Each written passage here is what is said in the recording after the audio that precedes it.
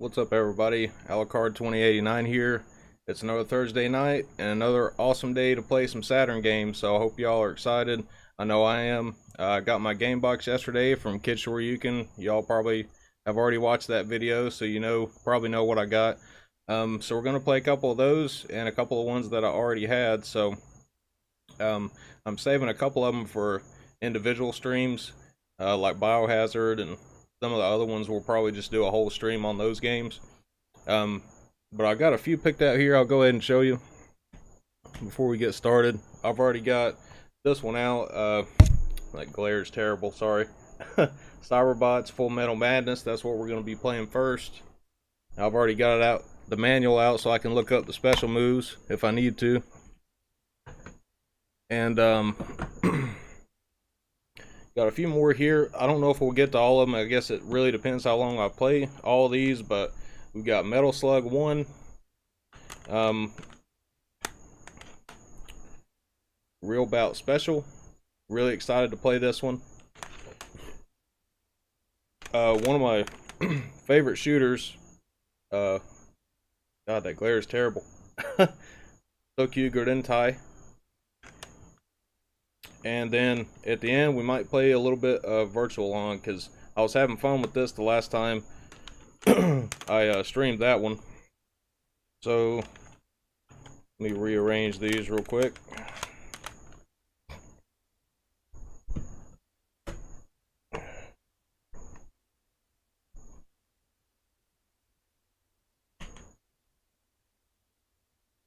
Alright, so we're going to go ahead and get started here. Let's see who's in the chat. We got Ring Fit Master, Brandon Wallace, and Robert Whipple. Hope everybody's doing okay and having a good night. Brandon says he's got the same shirt. Awesome, man. Yeah, I found this at I think it was Spencer's or something a couple years ago. And another one I really wish I could get. I was at a metal festival here in Florida in 2016. And one of the roadies had a shirt on. I know it had to have been from a band, but I don't know what it was, because I just saw the back of the shirt and it said good old-fashioned devil music on it. I'd love to have that one too if I could ever find it, but I don't know what band it was, or what it was. But yeah, we'll get into Cyberbots here. This one actually does utilize the RAM cartridge, and Metal Slug and Real Bout Special actually does as well. So that's 3 games here that use the RAM cartridge. And I've played this one just a little bit before on MAME, and I liked it a lot, but I'm anxious to see what the Saturn version is like. And I turned it on just to get everything tested, after I hooked everything up tonight, and it looks pretty awesome. So I'm going to go ahead and change the screen here. And we'll turn the Saturn on.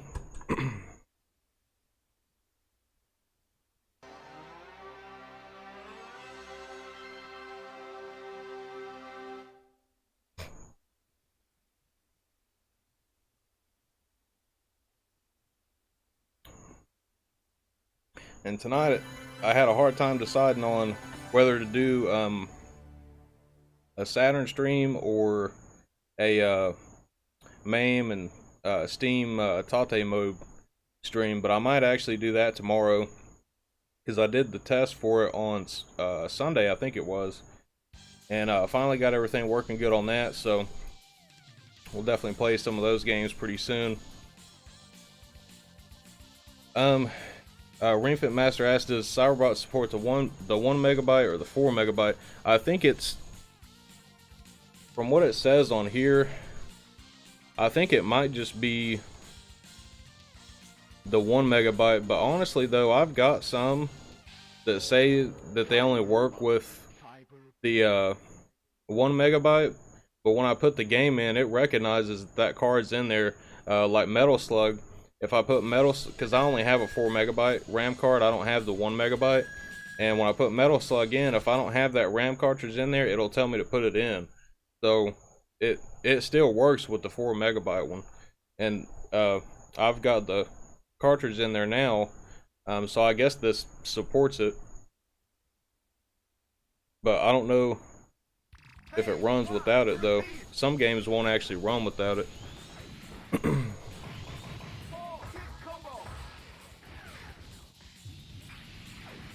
But if you're curious though, Ring Fit Master, I can, if you want me to test it, I'll take that cartridge out and try it to see if it works.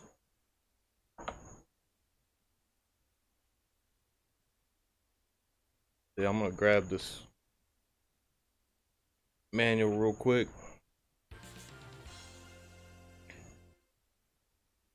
Damn, I've never looked through the manual before. Actually, this manual's fucking awesome. I want to show you guys, before we get started, I gotta show you some of this. Some of the stuff in this manual. If you guys have never seen it. Just gonna flip through it a little bit. Like, the art in here is awesome. I know it probably doesn't look that good on the video, but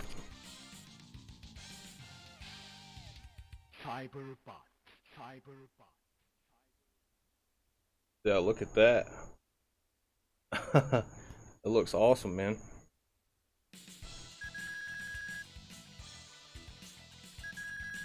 But I'm definitely keeping this out because I don't know the all the specials.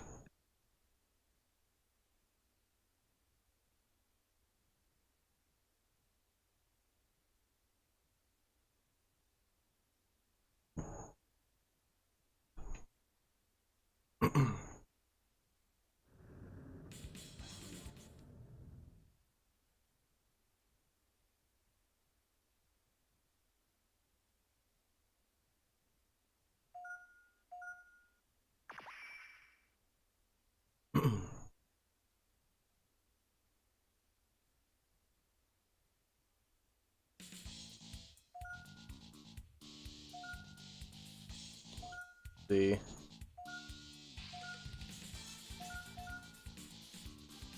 I guess each pilot has its own mech.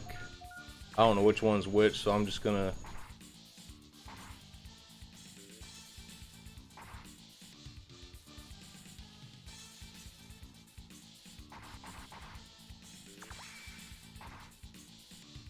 oh, I guess you can pick the pilot and the mech.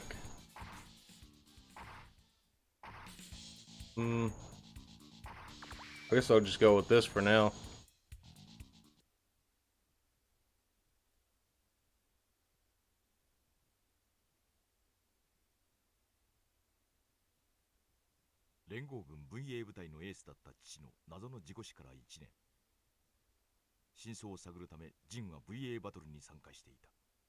Got a little story here.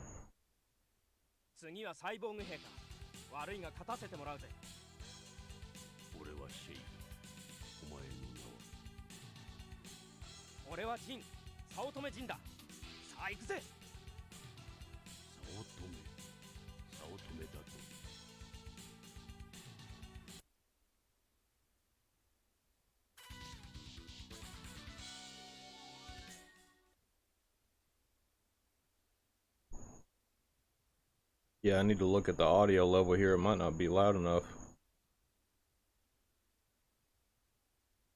Or too loud.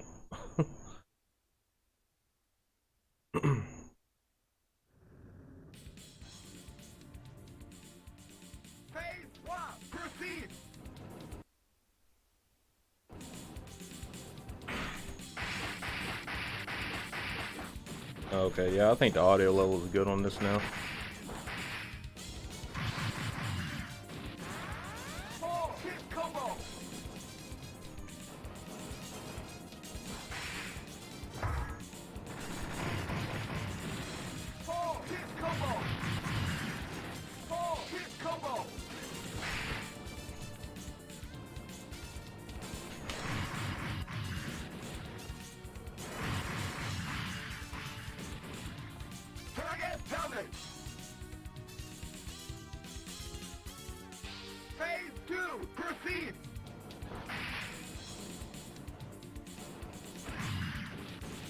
I don't think this game really uses the other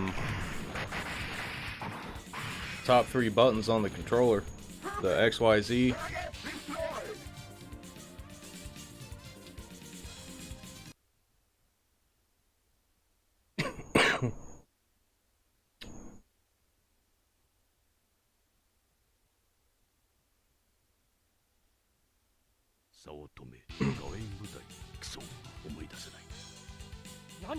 Yeah, I think there is a few Saturn games that specifically need the 1 megabyte one, but there is a few of them, like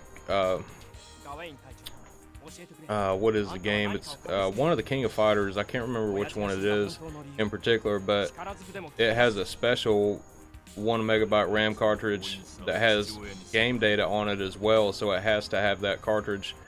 Same with the Ultraman game on the Saturn. You have to have that Ultraman cartridge as well, or it won't work.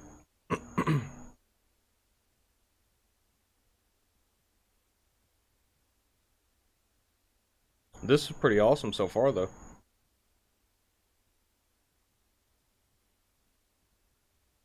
I remember watching those shows when I was a kid where, like, they build these robots and fight them and stuff like that. I don't remember what it was called, but that stuff was cool. This kind of what it reminds me of.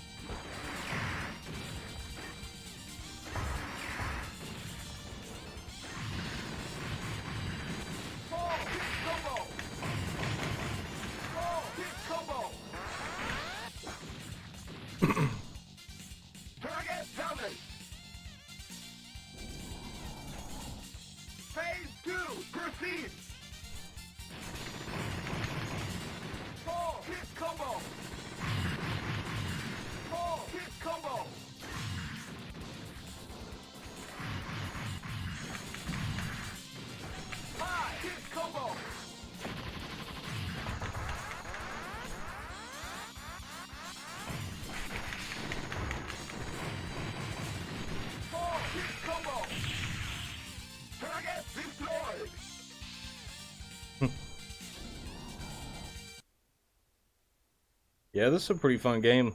I'm still kind of getting used to it, but cool though. わかった。すべて話そう。コロニーでの実験機の暴走、部下の全滅はそいつが原因だ。この事故は隠され、軍を去った私も口外は禁じられていた。親父もその時。行くのか、あのコロニーに。止めても無駄のようだ。宇宙用ブースターは街で手に入る。無茶をするなよ。連合軍か。私は逃亡中の捕虜を探している。かくまってはいないな。冗談じゃない。あんたに構っている暇はない。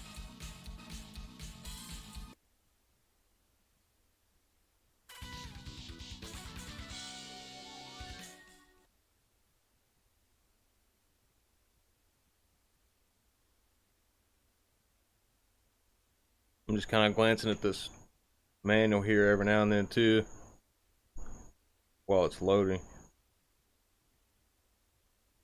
Phase 1, proceed!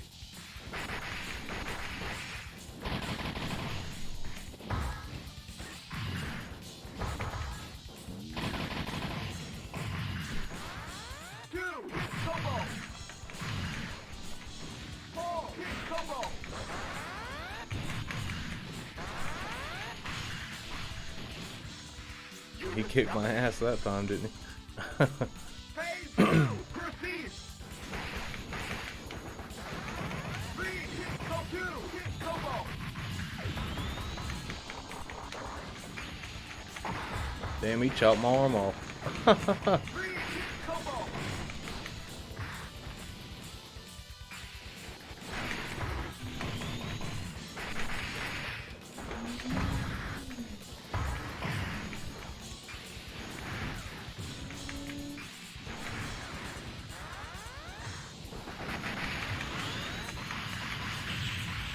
Mission terminated. Well, I lost that one. 20. 19.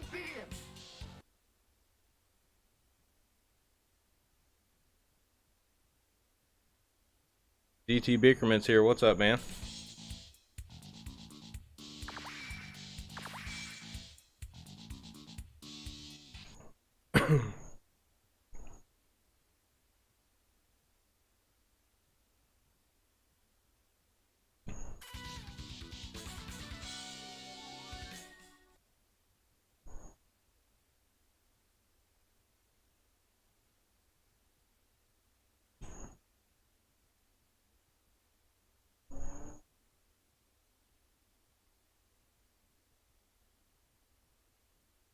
Phase 1. Proceed. I think the pilot part of it's basically just for like the story, because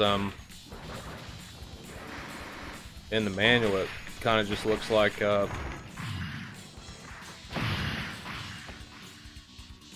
all the move sets are just for the mechs alone. I don't see anything Proceed. really about the pilots affecting that, the move set or anything. Combo.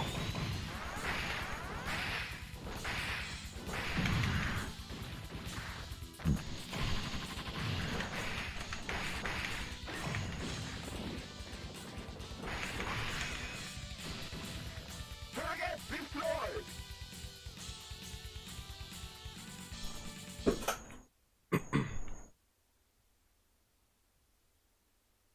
Oh, I don't know if you guys know this, but this game had a really cool collector's edition too. Eventually I want to try to get that one. したことが It's like a big box version of the game. 何を企んでいる？私は何も知らない。軍のプロジェクトの真相は上層部だけが知っているのだ。あんたがジャンク屋か。探したぜ。ブースターを売ってくれ。へい、勘違いすんなよ坊や。俺は腕の立つやつとしか取引しねえ。勝負だ。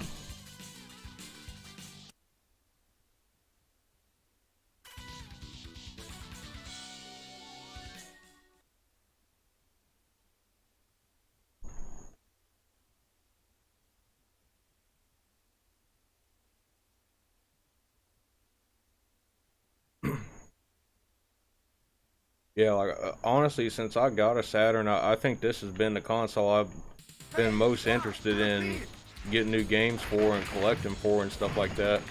Because I haven't had mine that long. I've probably had it close to 2 years now.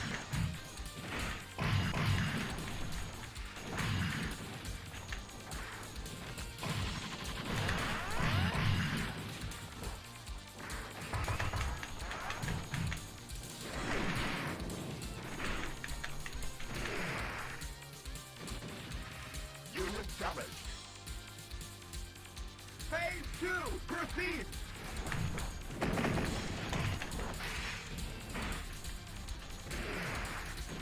Yeah, this guy can grab you like from far away.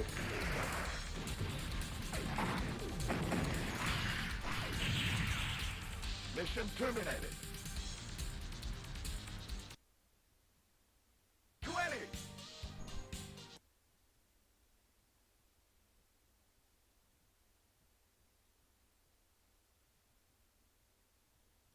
GT Biggerman said he watched the unboxing video too. That's awesome, man.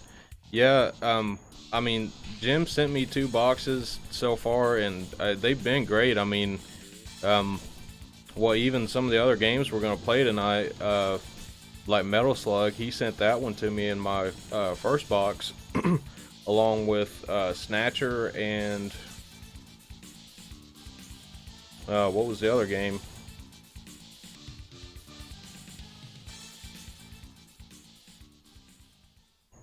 For some reason I can't remember right now. But Metal Slug, Snatcher, and he sent me another Saturn game too. For some reason I can't think of what it is right now.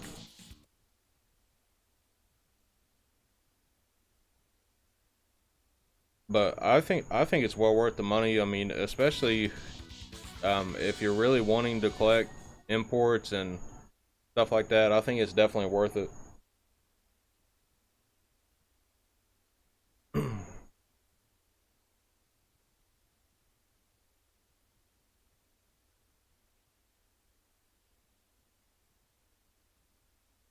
Because I think, like, in a lot of ways, what I'm probably going to do is I'm going to stay subscribed, you know, to the game box, and then for like really like more expensive games and stuff like that, I'll just buy those myself, like ones that are like over $100.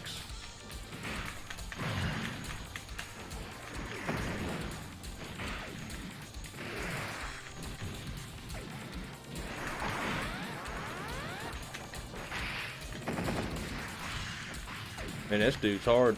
Unit damaged. Phase 2, proceed. But I mean, a lot of the games that he sent to is worth some money. I mean, Metal Slug 1 in the US goes for $100 or more here. So, 4-hit combo. 4-hit combo.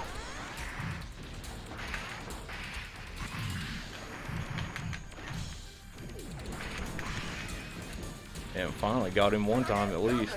Phase 3, proceed.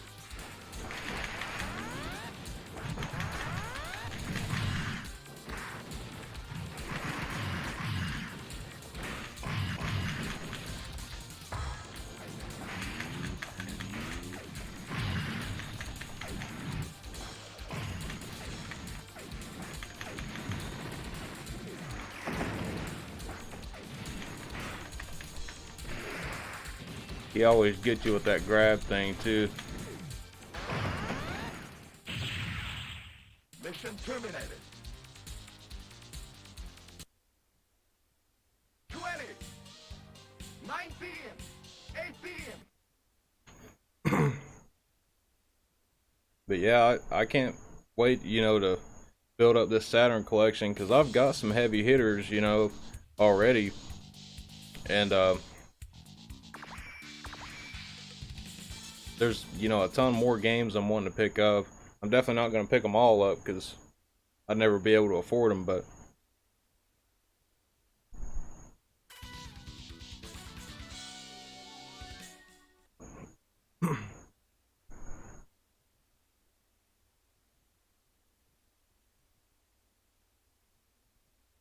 yeah, yeah, I've got Snatcher on the Saturn. I've also got the PC Engine version too, the CD Romantic version. That's actually the only one that's not censored, is the PC Engine one.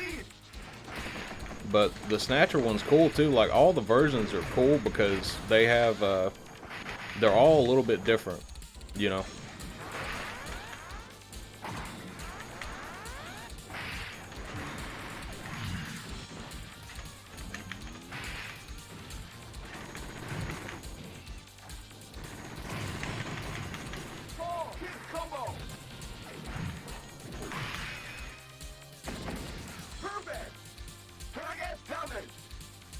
I guess I'm getting a little bit better then. I got it perfect on him that time. Phase 2, proceed.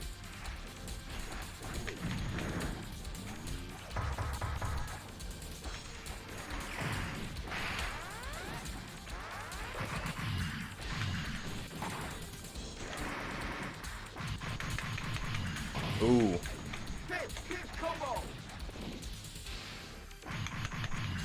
I haven't seen him do that move yet until this match.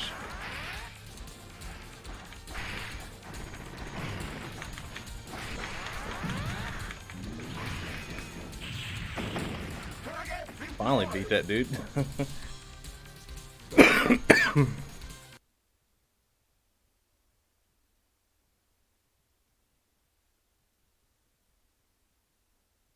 Oh, that's cool. GT Bickerman, he says he's got about 30 games, US and imports. I think I'm up to 18, I think now. Every one of mine are imports though. But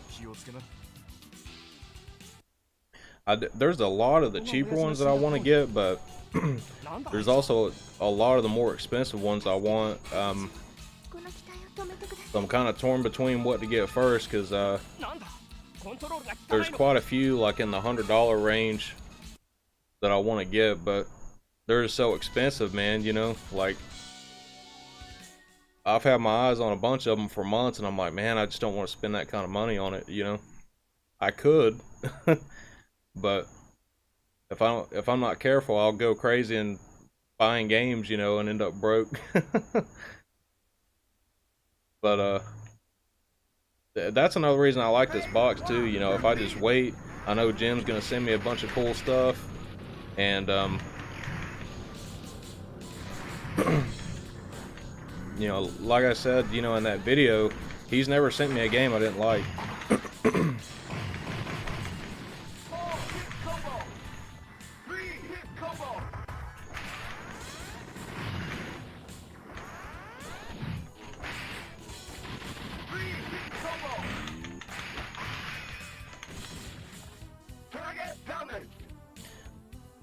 That enemy, that's a cool looking mech too. That's what, the Killer Bee? That's a cool looking mech.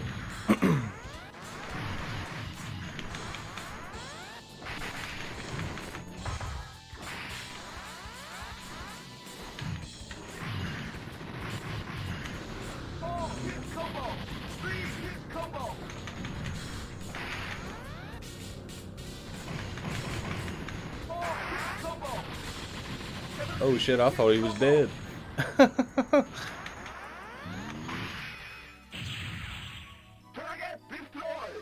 Well, I still beat him.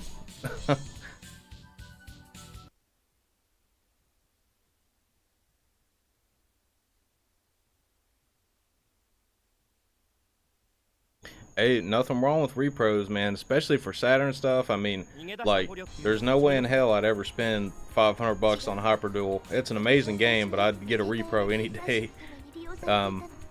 Same thing with stuff like, you know, Panzer Dragoon Saga. If I ever wanted to play that in English, I'd just get a repro, but I'm gonna spring for the Japanese copy. It's usually about $55. And sometimes I see US sellers, you know, selling all three of the Panzer Dragoon games in one lot for usually about $100 or so. And so I'll probably do that eventually. Definitely want to get the Shining Force 3 trilogy as well, the Japanese ones. And I still don't have the Nights games, Nights into Dreams or Christmas Nights, but most of the time, honestly, when I see people selling them on eBay, they just want way too much money for those, because in Japan, those are like dirt cheap. I mean, you could probably get those for $2, you know, and some people want like $40 or more, like just for a regular copy of those games, and I'm like, no, that's just crazy prices.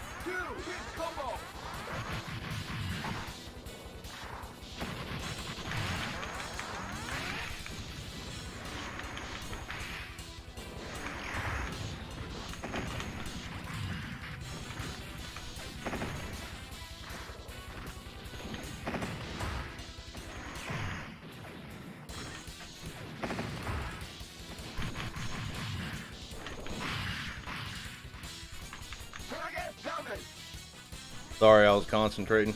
Before this guy kicks my butt.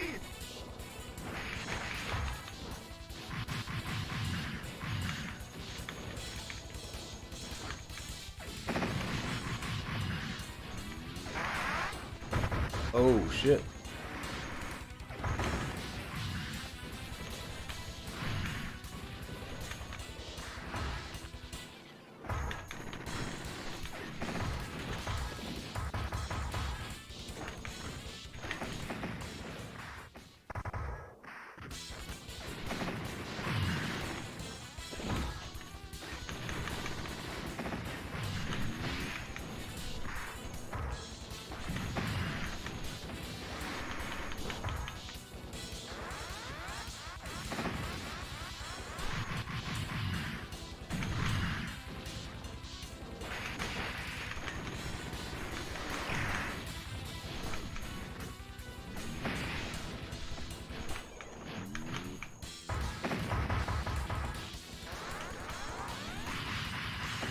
Ah, man. Mission terminated. That was pretty close. 20, 19, 18, 17.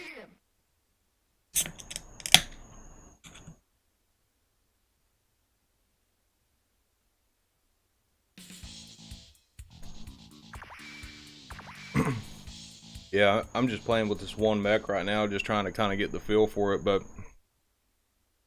I'm definitely going to check out some of these other ones before we turn this off.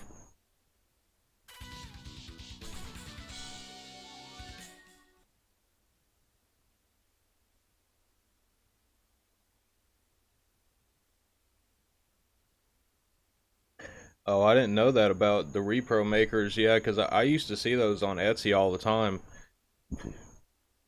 And I was planning on ordering some of those, so I didn't know that. Proceed. So they're on Facebook now, huh?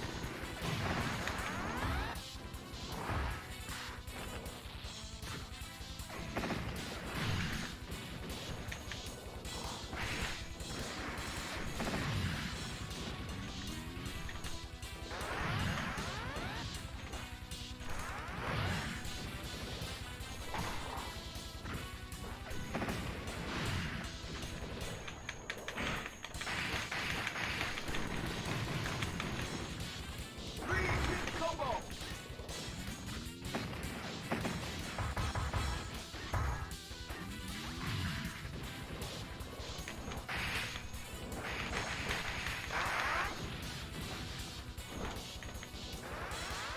Two-hit combo.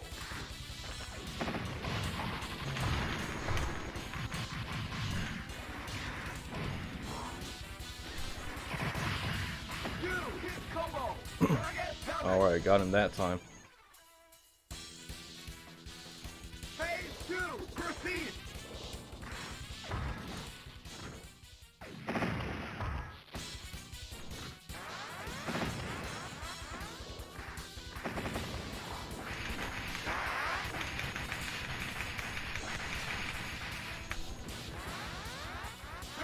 Hit combo. Shit, that was probably the best combo I've done so far. 13 hit combo.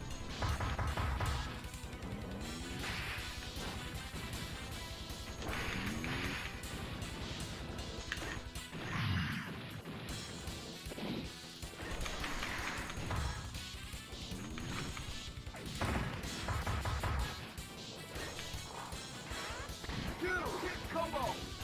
Four-hit combo.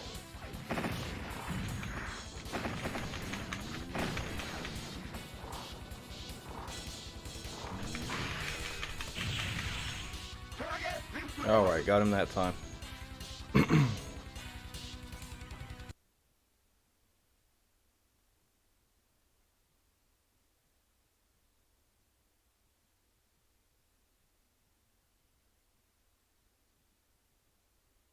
己、正義の力とはとても強大なものなのか。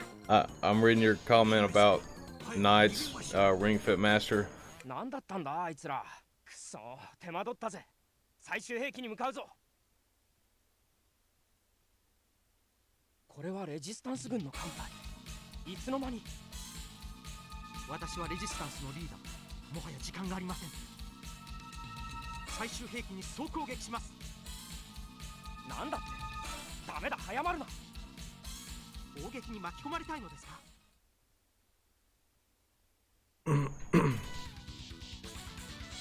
Yeah, like for me, I know there's like a few Saturn games that didn't come out in Japan that like only came out in the US, but when I got mine, I just went with a Japanese Saturn and just all import games.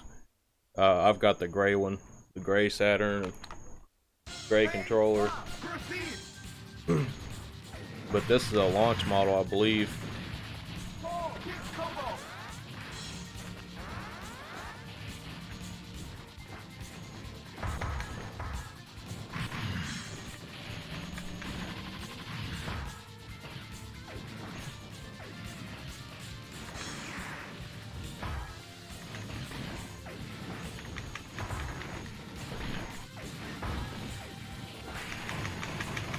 Four-hit combo.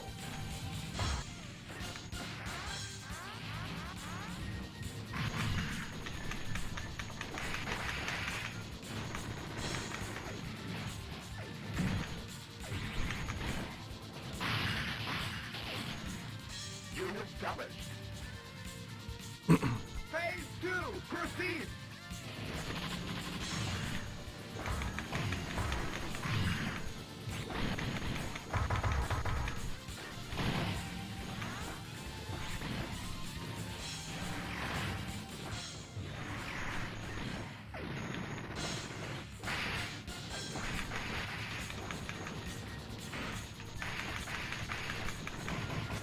Three hit combo.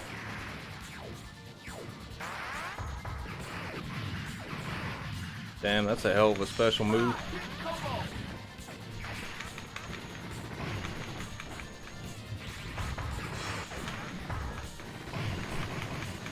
Four hit combo.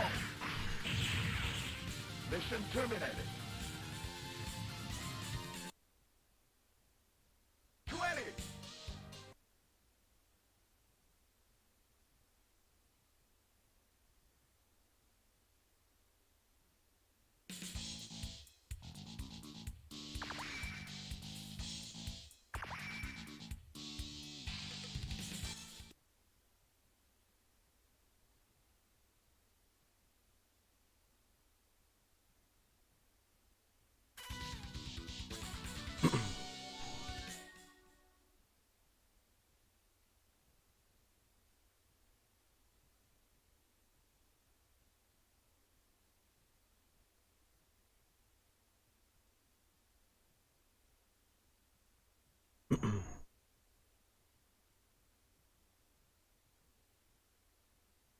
Phase one. Proceed.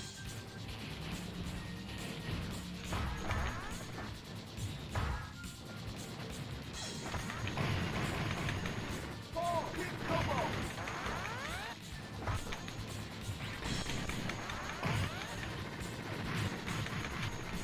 Four hit combo.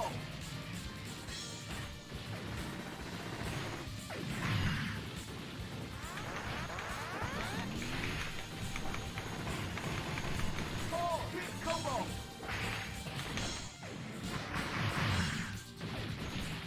Four hit combo. Target downed. Phase two. Proceed.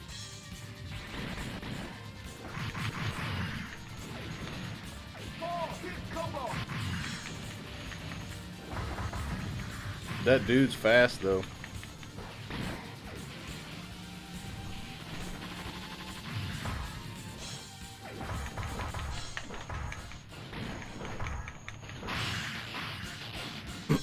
Unit damaged. Phase three. Proceed.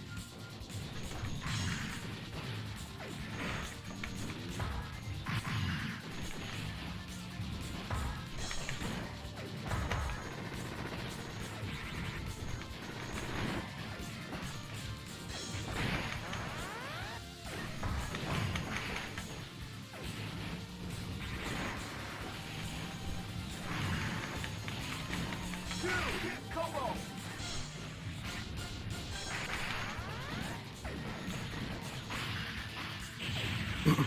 Mission terminated. Yeah, this dude's pretty hard because he's so fast. 20. 19. But yeah, like those long box games though, I don't have a whole lot of those. The one that I got was it last weekend or the weekend before last? I got the Riding Project on PS1 and the plastic long box, and then I've got Twisted Metal in the cardboard long box, and I think that's the only two long box games that I have, I believe. I don't have any Sega CD stuff or US Saturn stuff.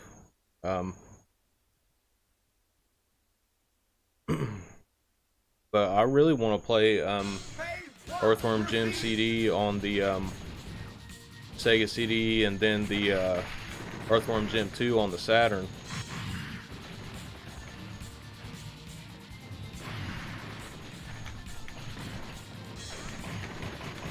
Four hit combo.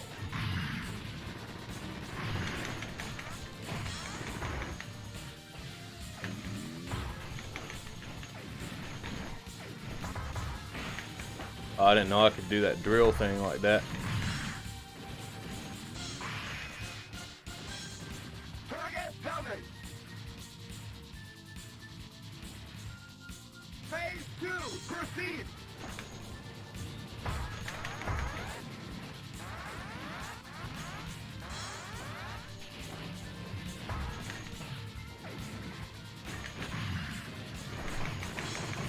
Fall, hit combo. Fall, hit combo.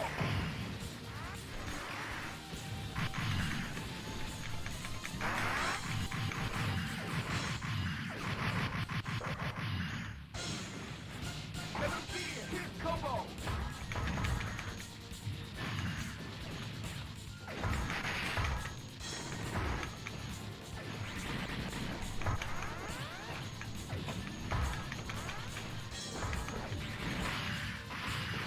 Three hit unit damage. Phase 3, proceed.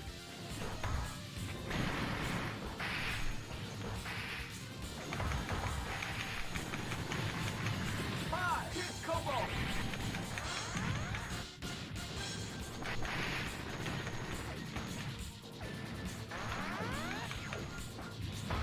Damn, that dude teleported or some shit. Three hit combo.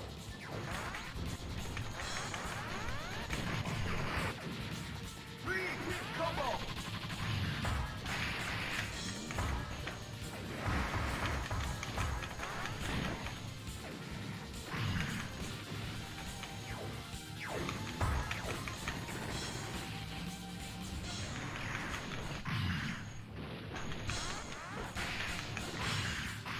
Damn, that was so close, man. Terminated.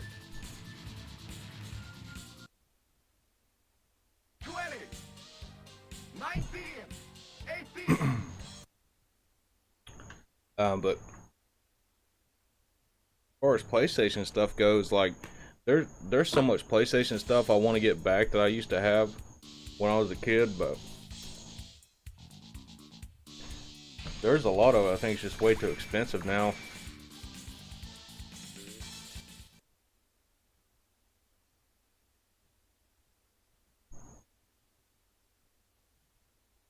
You know, with like stuff like the Saturn, you know, I never grew up with one or knew anybody that had one, so you know, really anything that I get for the Saturn is going to be, you know, a new experience for me, really.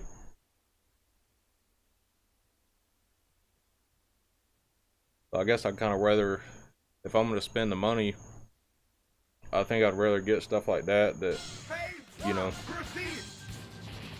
that I've never played versus something I played to death when I was a kid. Fall, hit combo.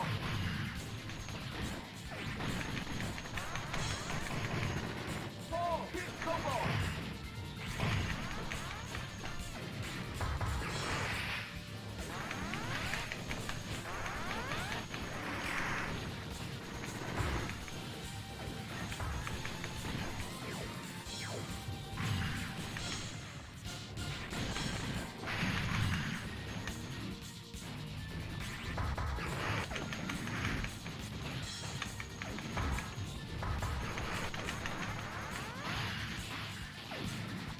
Unit damaged. Phase 2, proceed.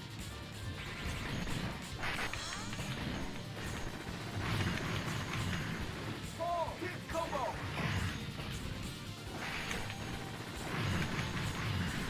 Fall, hit combo.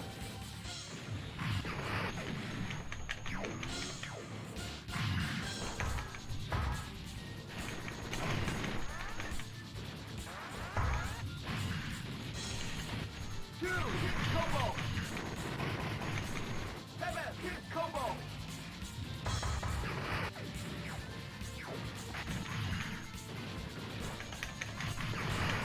Three, hit combo. Four, target downed. Alright, I gotta win this next one. Phase 3, proceed.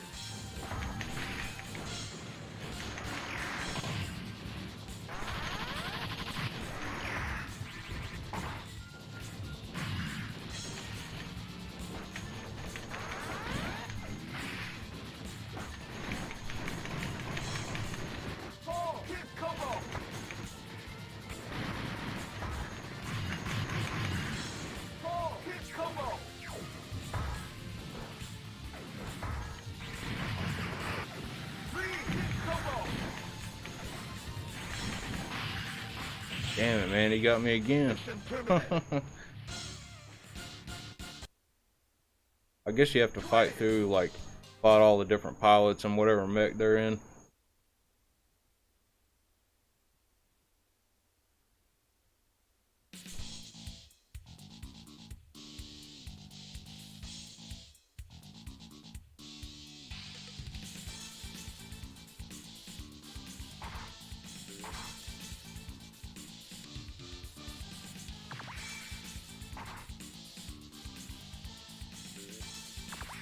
I guess I'll try one of these other mechs.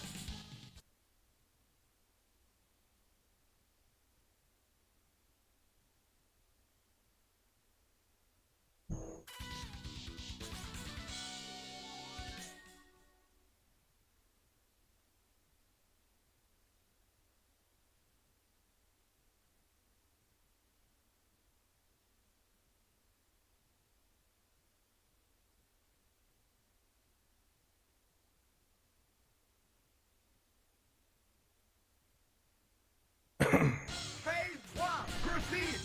I don't know if we'll do another Saturn stream this weekend, but I know at some point I'm gonna stream Symphony of the Night, and that'll be a whole stream because we could play that for hours, you know. 2, combo.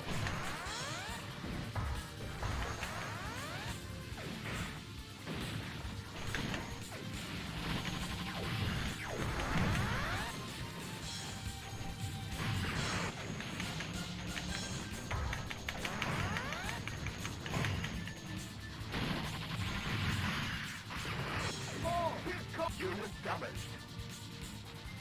2, proceed.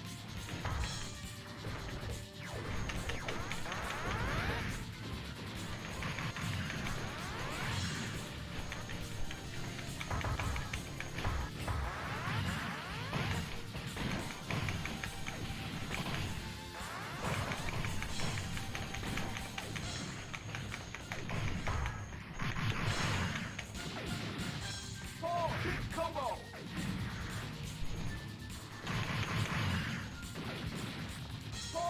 Combo. Damn. Combo. Mission terminated. 20.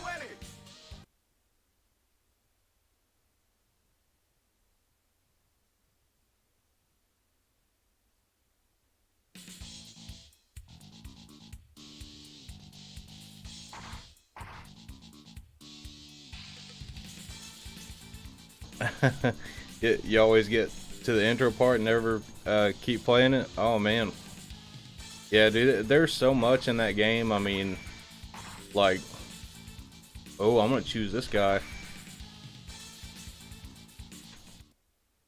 But it's a game. There's just, you know, a ton of stuff in there, a ton of secrets. You know, that's what I love about that game too. Is just like the crazy number of secrets and just stuff you can get, weapons you can get. Before I actually moved here to Florida years and years ago, it's probably been 9 years ago now. I was playing the PS3 digital version, and I got tired of going back to the library to see the bestiary because I wanted to get all the items, like all the rare drops and stuff like that from enemies that I haven't gotten them from yet. And so I actually made a notebook with all that stuff in there and wrote down what all the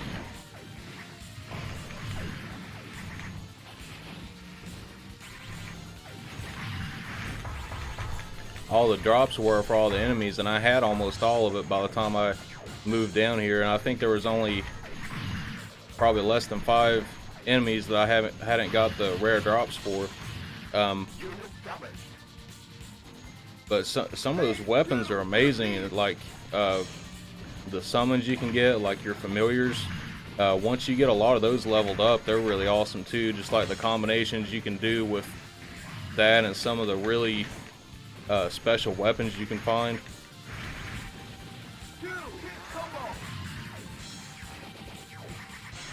And I remember the first time I played it was actually on the Dracula X collection on the PSP, because I unlocked it and played it on there. And you know, I beat the game. Well, I got the bad ending, and I thought that that was, you know, it. And so I think I played through it a couple more times after that, and I was talking to a guy I used to work with, and he's like, "Did you find the upside down castle?" And I'm like, "The upside down castle? No, I didn't even know nothing about that, you know." And so I didn't know how to do it, so I looked it up on the internet, you know, and figured out how to do it. And then I was hooked on it again. I couldn't stop playing it. Mission terminated. 20. 19. And you know, I've been in some other people's streams before, you know, where they'll be talking about like who's the most hated villain in a video game or whatever, and I always say Dracula, because you know, in some of these Castlevania games, you know, you kill Dracula and then you gather all his parts and you put him back together just to kill him again. So he hates him that bad. He's gonna put him back together and kill him again.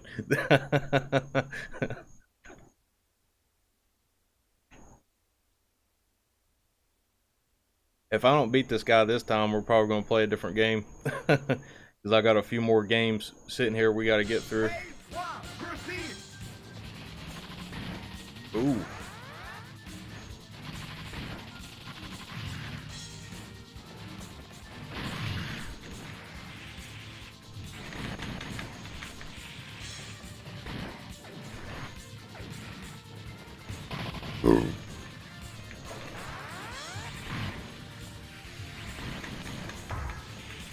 Guy's got some pretty crazy moves.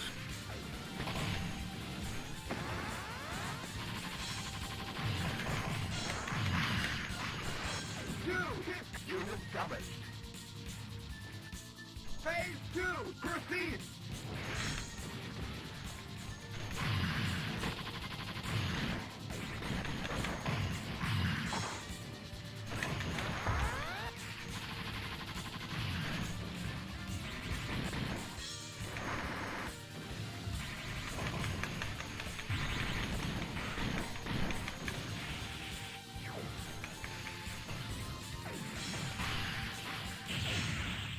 Mission terminated.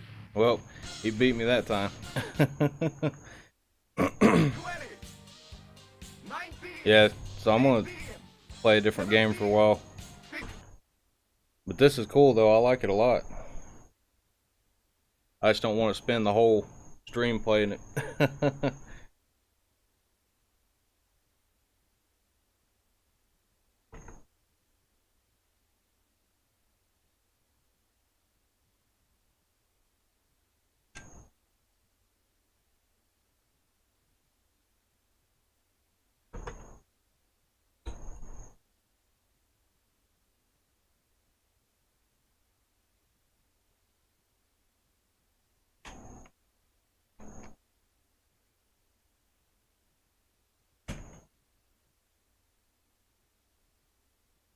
Alright, and next one we're going to play is Metal Slug.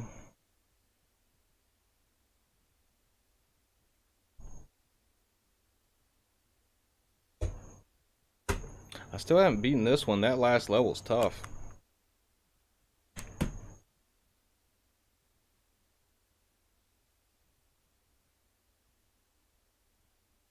I'm just going to read your comments real quick before this comes on.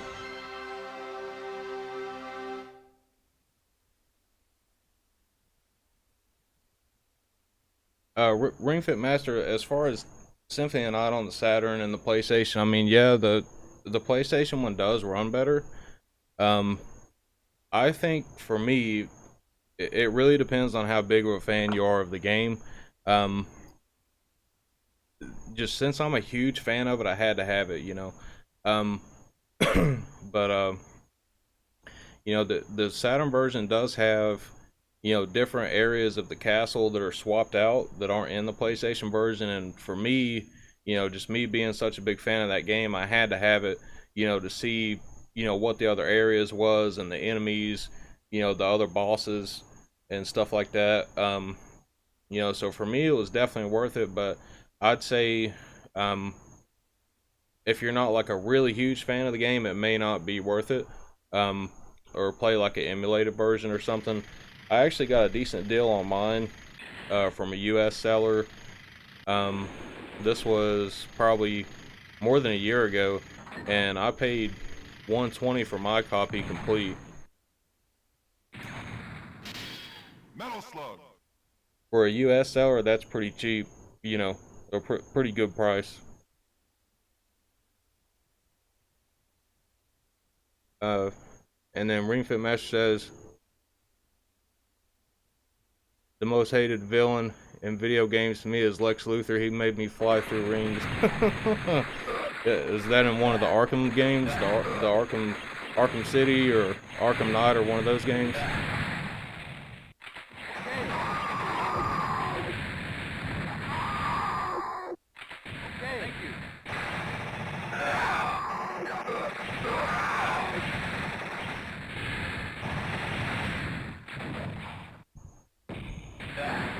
Thank you. Thank you.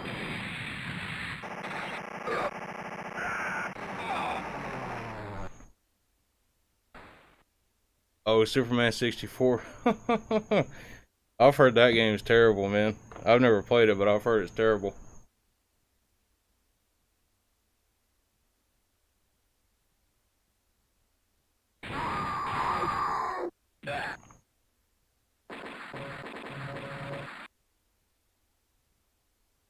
Yeah, we'll get into some Metal Slug here. This is an awesome game.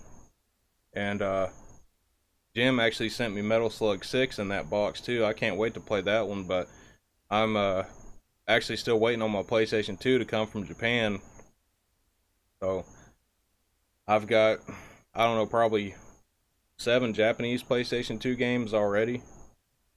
I'm just waiting on that to get here. I've actually been looking at them the last couple days on eBay and stuff, but the US sellers want way too much money for them, to be honest. And since I've been waiting this long for that one to come from Japan, I don't really want to order another one from Japan and then have to wait even longer or something like that. But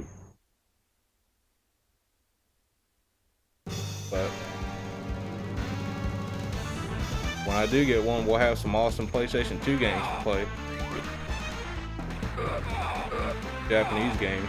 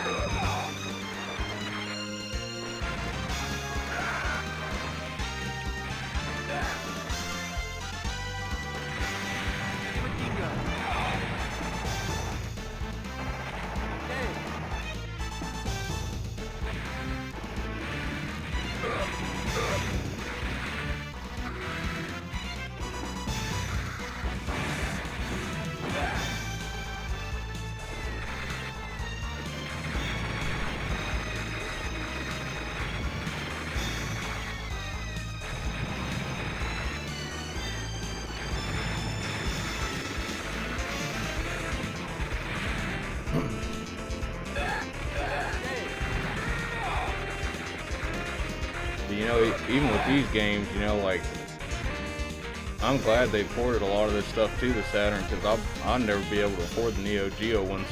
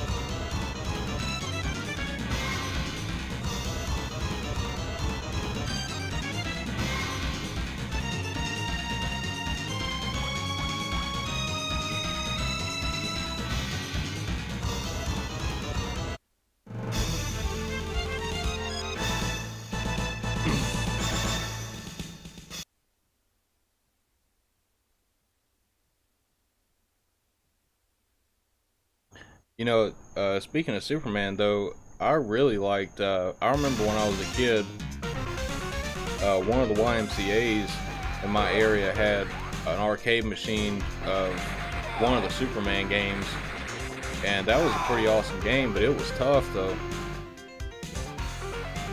He was always spending quarters in that machine trying to beat it, and I actually watched one kid beat it. But there was a level where you have to like. It's like a flying level, basically. And that was like insanely hard. I don't know how he beat that, but he finally did it.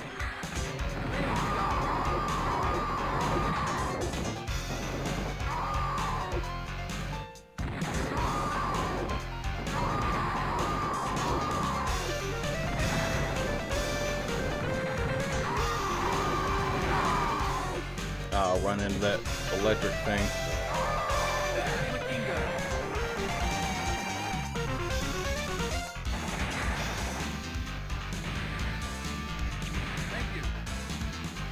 Rocket launcher.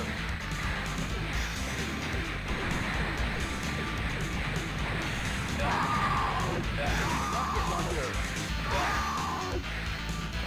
Yay, thank you. Rocket launcher.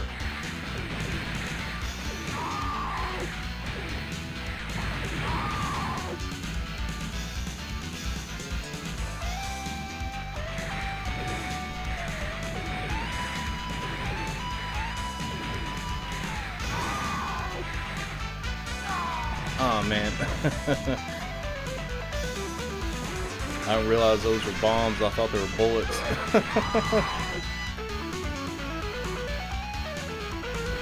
I was trying to duck, not realizing there were bombs, and they were gonna fall on me anyways.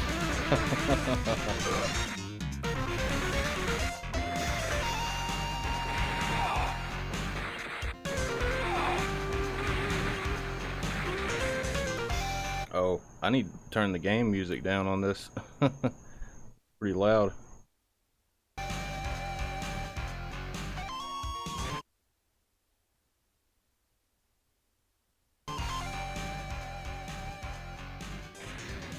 There we go.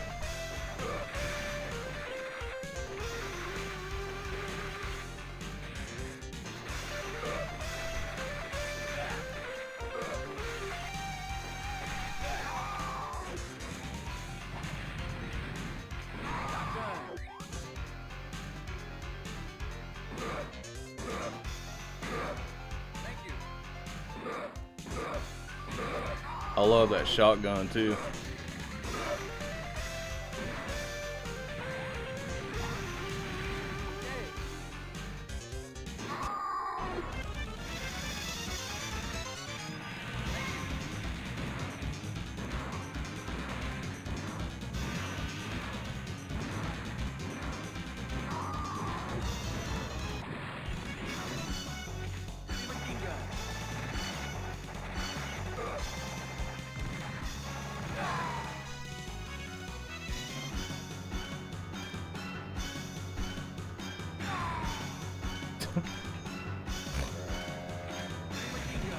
I'm not the best at these games, but they're fun as hell though.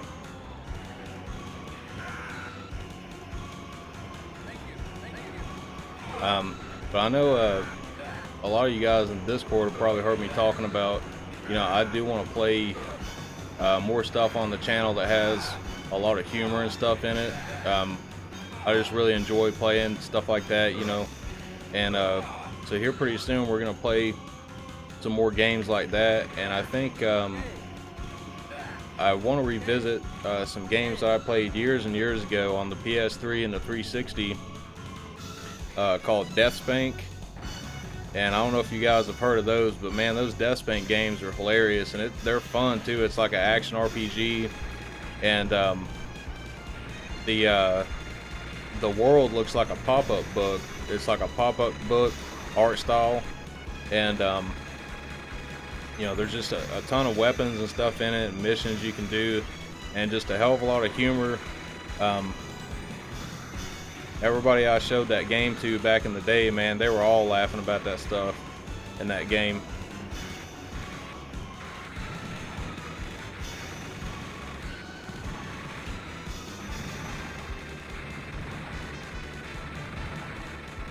But there's 3 of those games. There's the first one, and then Death Spank 2, Thongs of Virtue, and you have to collect all the Thongs of Virtue across the land.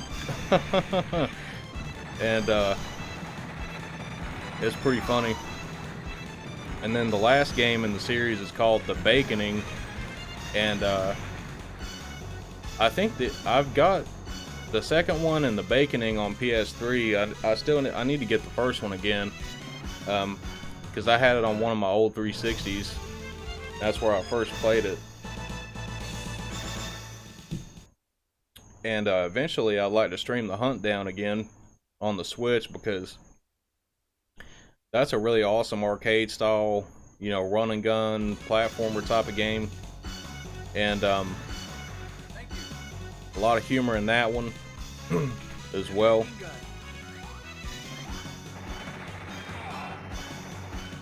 And some of those bosses, man, I was dying laughing at some of that stuff.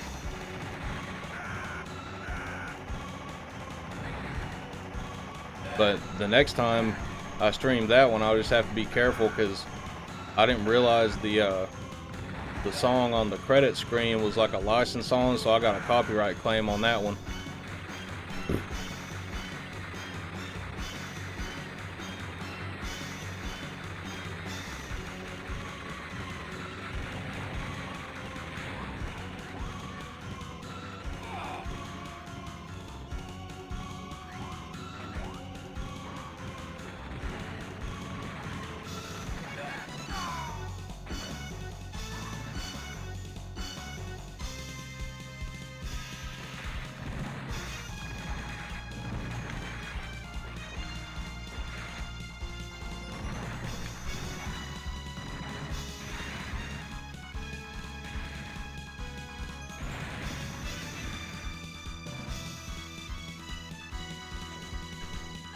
Oh, well, I fell down.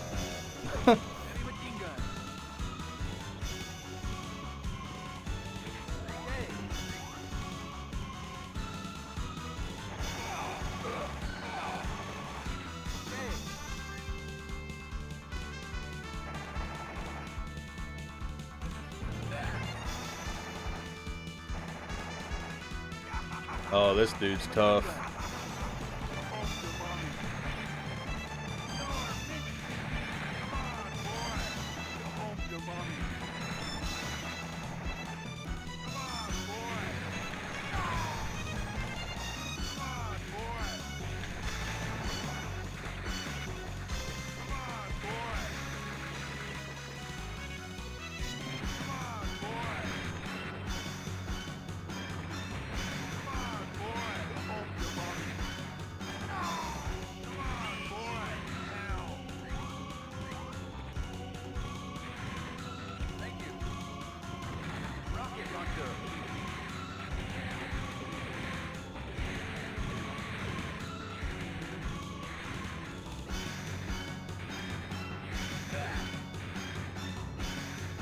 Also, like, in these games, I don't know how the hell to get up to some of these areas. Like up there. And there's some other levels too that I have no idea how to get up there.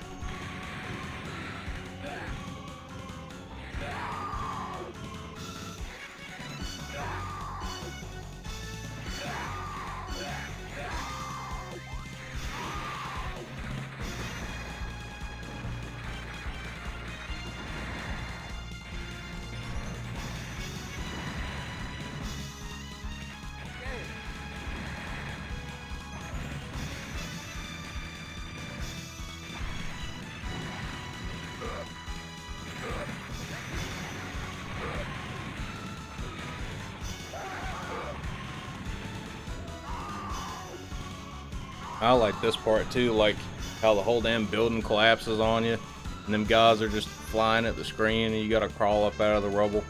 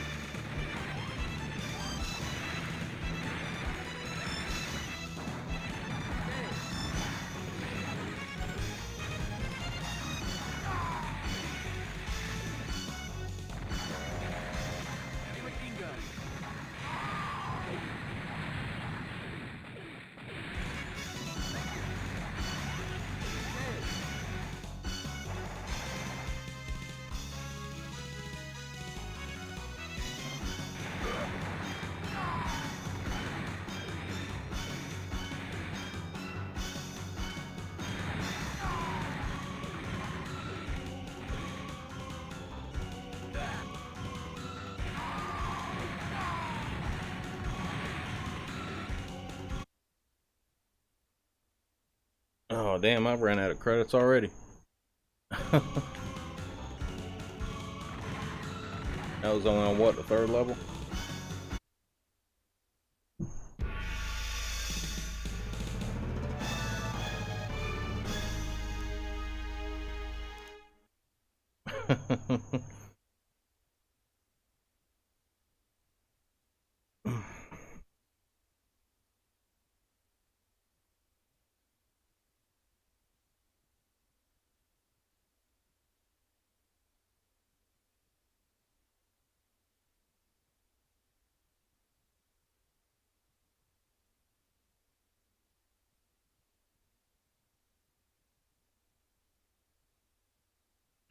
Yeah, we'll play this one a little bit longer.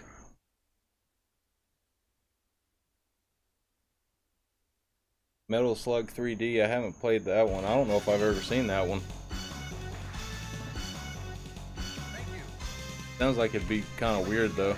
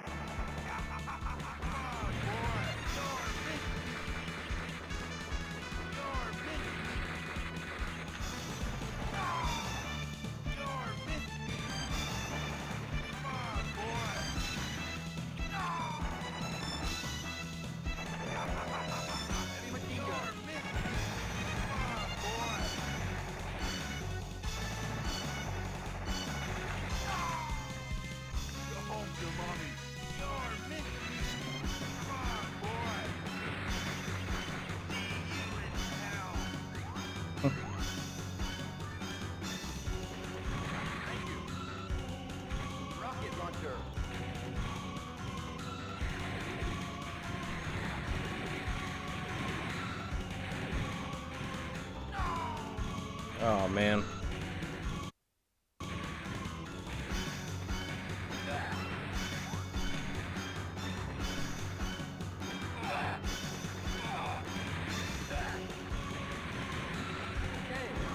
Oh well, I guess you can't get up there. You just gotta shoot it and make that stuff fall down.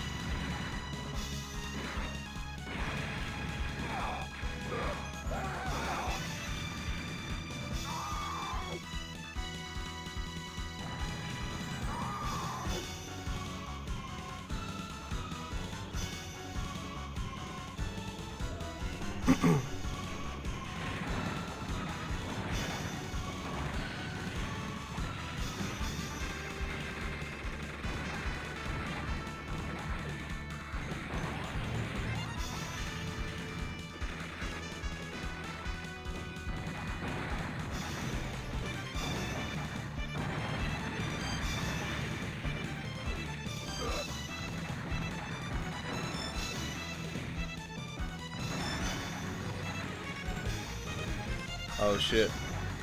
I don't have no more missiles left or whatever.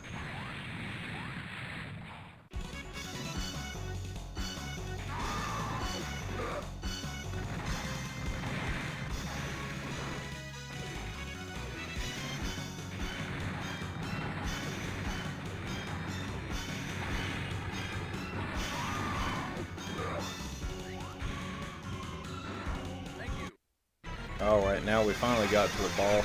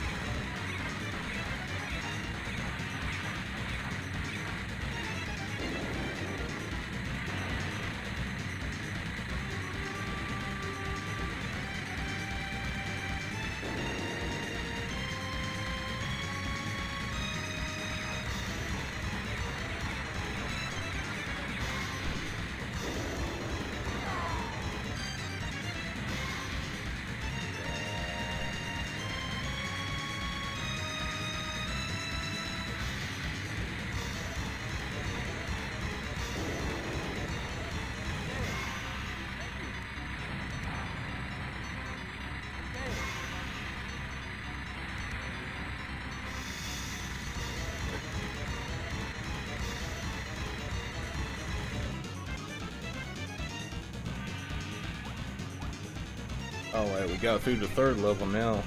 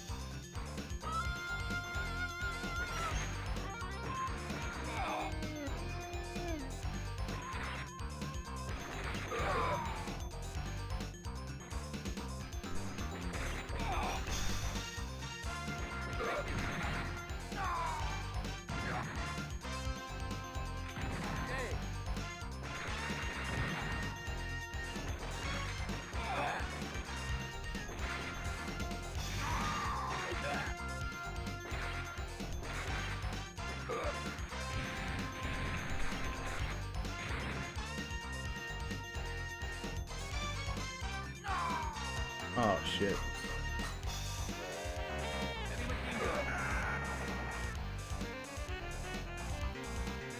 Well, I finally figured out how to get up there. I've always wondered how you're supposed to get up to that part.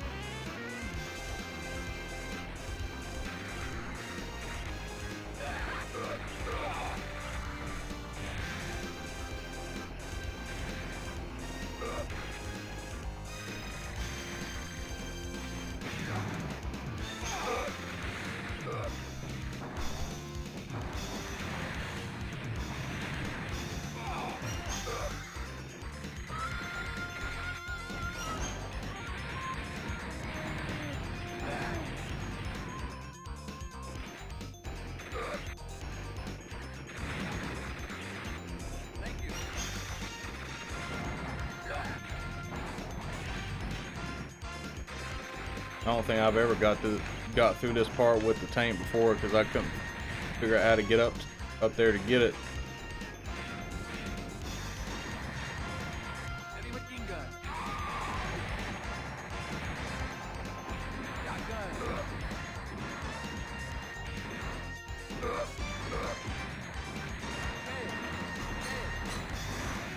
Heavy machine gun.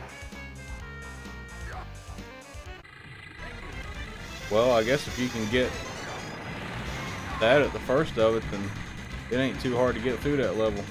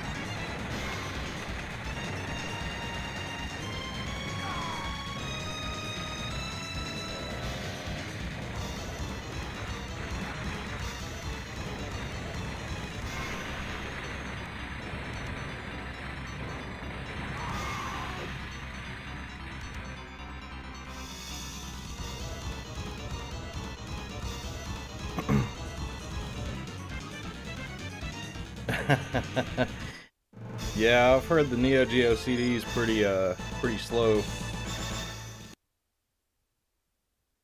Um, but I am out of beer, guys, so I'm gonna take a quick break just for a second, just to run in the house real quick. I'll pause this, and I'll be right back.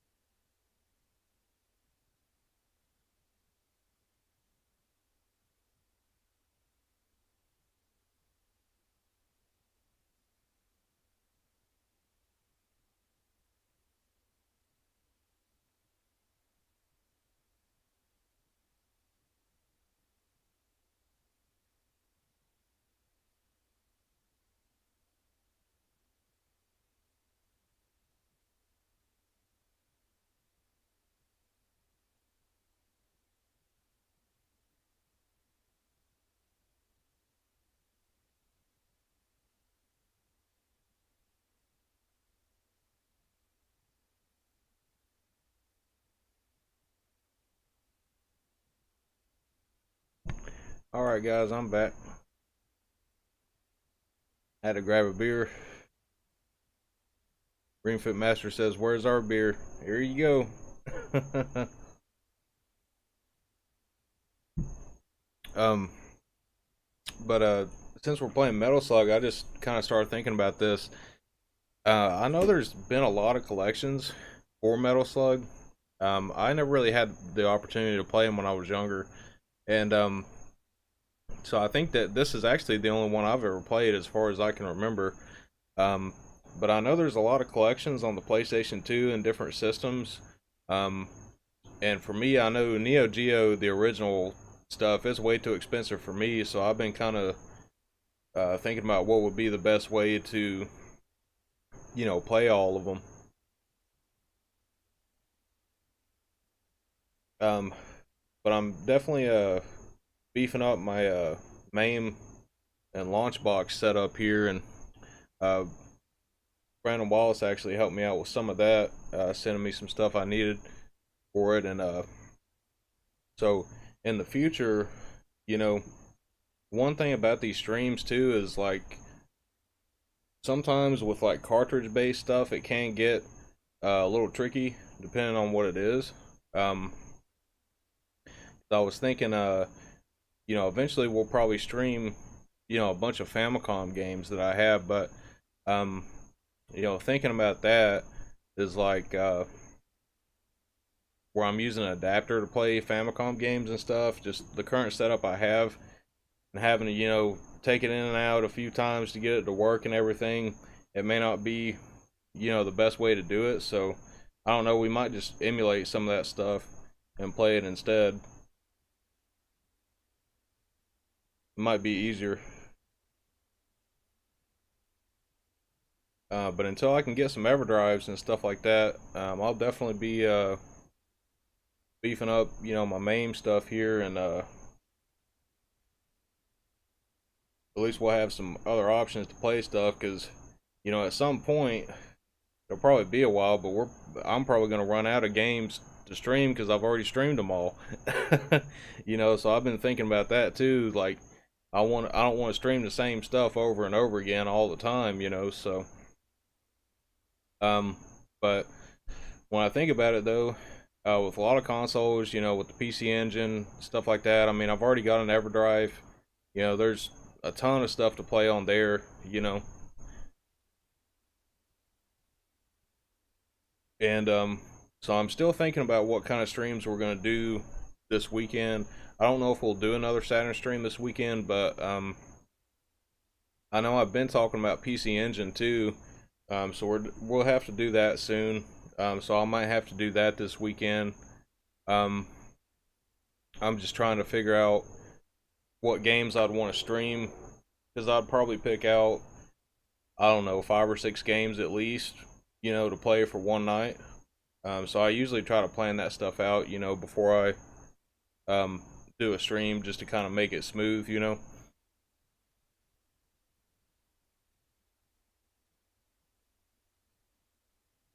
Limited Games just released Metal Slug Anthology last month. I don't think I knew about that one.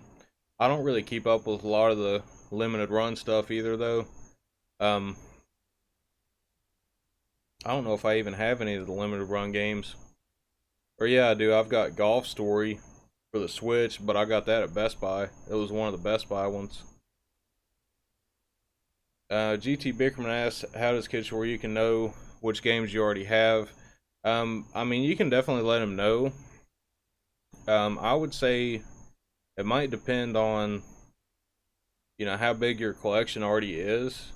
You could definitely let him know specific stuff you're looking for too, because I've done that as well. Let him know, you know, that I was looking for a certain game, and the ones that he actually sends out to us, if I remember correctly, I think he keeps a log of like what games he sends us, you know, so that he doesn't send like duplicates in the next boxes and stuff like that.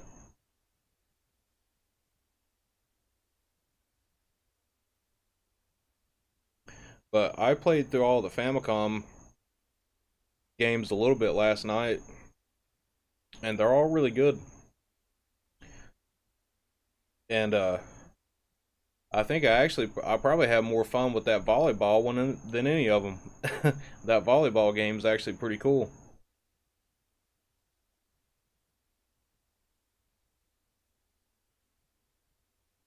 But yeah, the Famicom stuff, like, we could stream it on the hardware I have. You know, it just might take me a minute to get a game working or something like that, you know. But eventually I'll get one of those retro USB AVS systems and just use that for NES and Famicom stuff. I just don't want to spend $200 on anything right now.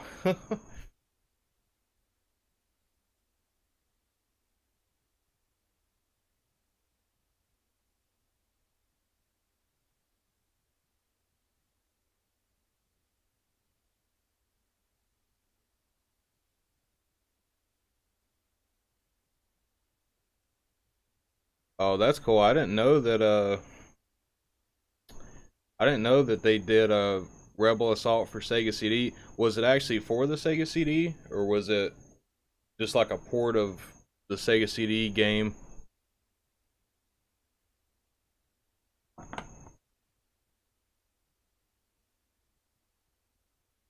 And like with me, where I didn't actually collect retro games for a long time, because honestly I really didn't have the money to. I always wanted them, but I just didn't have the money to get them. And then when I did, I kind of went crazy buying stuff, but a lot of it was newer stuff, you know, like when the Switch came out, I went crazy for that. I was trying to get everything for that, like all the different Joy-Cons and the accessories, and then it just got to the point to where it just blew up, you know, there was just tons of Switch stuff coming out almost every day, it seemed like, and I just couldn't keep up with it. um, but as far as modern consoles, though, the Switch is definitely the one that I will keep on collecting for. I still, for a lot of, I mean, I have picked up like DS and 3DS stuff here and there over the years, but during those times I didn't really have a lot of money either. But um, there's like countless DS and 3DS games I want to pick up too, because I still really like that system. You know, I don't play it a whole lot anymore just because I've got so much other stuff to play. But you know, the 3DS and DS were amazing systems. I've got a Japanese new 3DS and then a American new 3DS XL.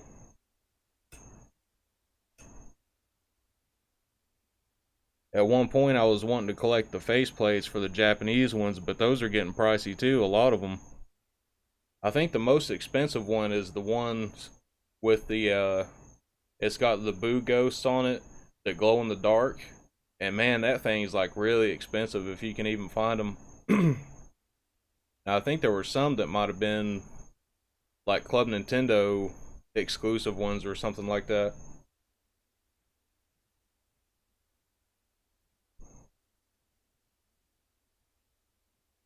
But I know one of these days when I do finally go to Japan, I'm gonna be bringing a ton of stuff back. I know that for like every system. I'll have to like really pick and choose what I buy though, and bring back. Um, really want to get more of the 360 shooters and stuff like that too. Most of those you can play on MAME though, or probably all of them actually, the arcade versions.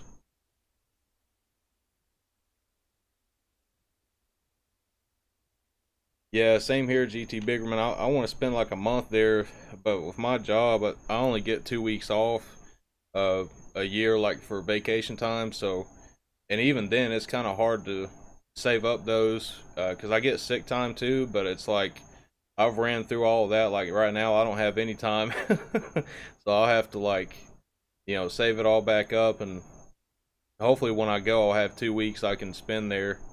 Because if I just spend a week, you know, a week and you're on I can't even remember how long that flight is. What, like 14 hours or 17 hours, I think, or something like that from where I live. Um, and then when you get there, it's, you know, like 14 hours later anyways than it is here. So just going for a week would be really tough.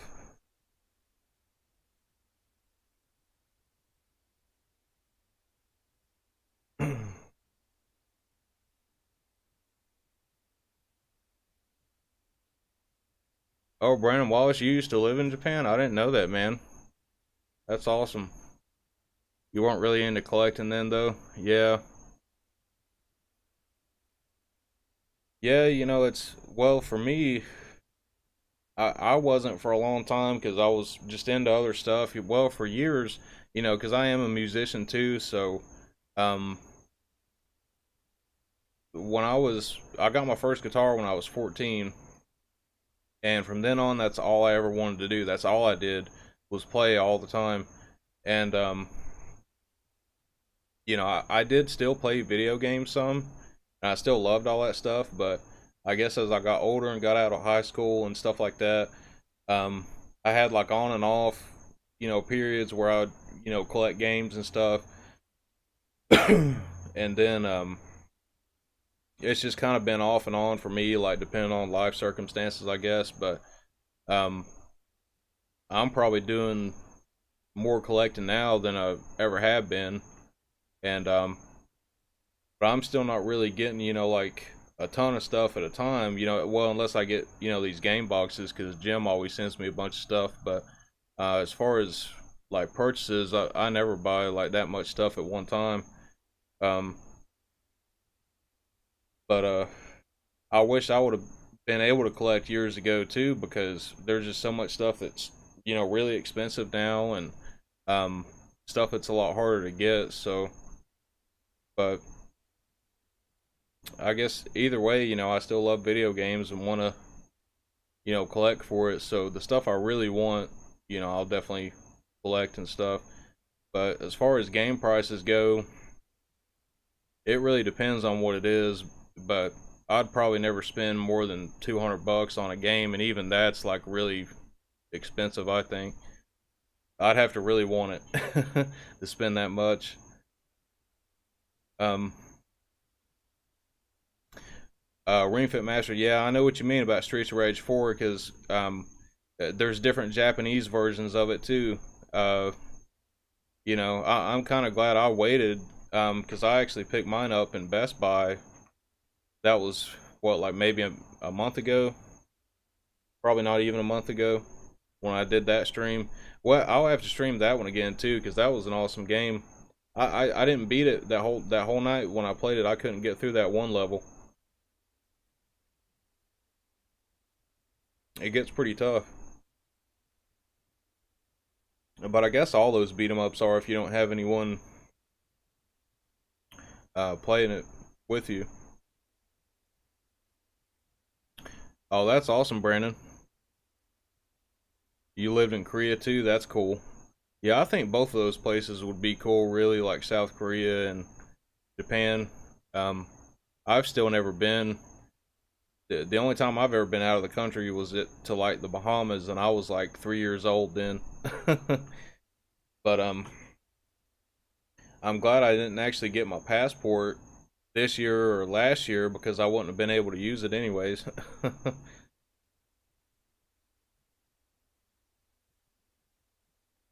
But I'm gonna turn the gameplay screen back on so we can try to get through this one and start the next game.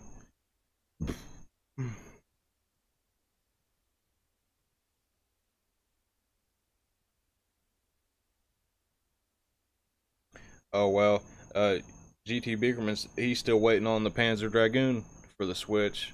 Well, yeah, I thought about pre-ordering that. That's been a while back. When that came out, did you get the one that looks like the Sega CD case, or just the regular one?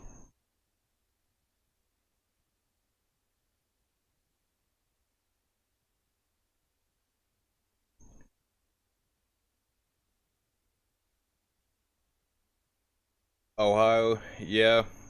Yeah, I'm in Florida, man, and I mean, I like it to a certain extent, but I'm not really a big fan of it, honestly. But then again, I've asked myself this question for probably all my life. Where would I actually want to live in the US? I don't know. Because there was a couple times when I was a kid, where we went, all the way up the East Coast and back. I've never been to the Midwest or out west at all. So really, I don't know where I'd want to be. you know, if I had to pick a place, I have no idea where I'd go.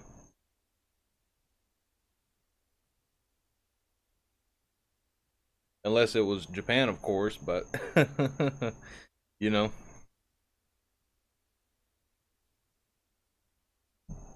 me living there might be a pipe dream, because just the way the visas are, and I don't really want to go back to college. I've already done that twice, and it just didn't work out for me.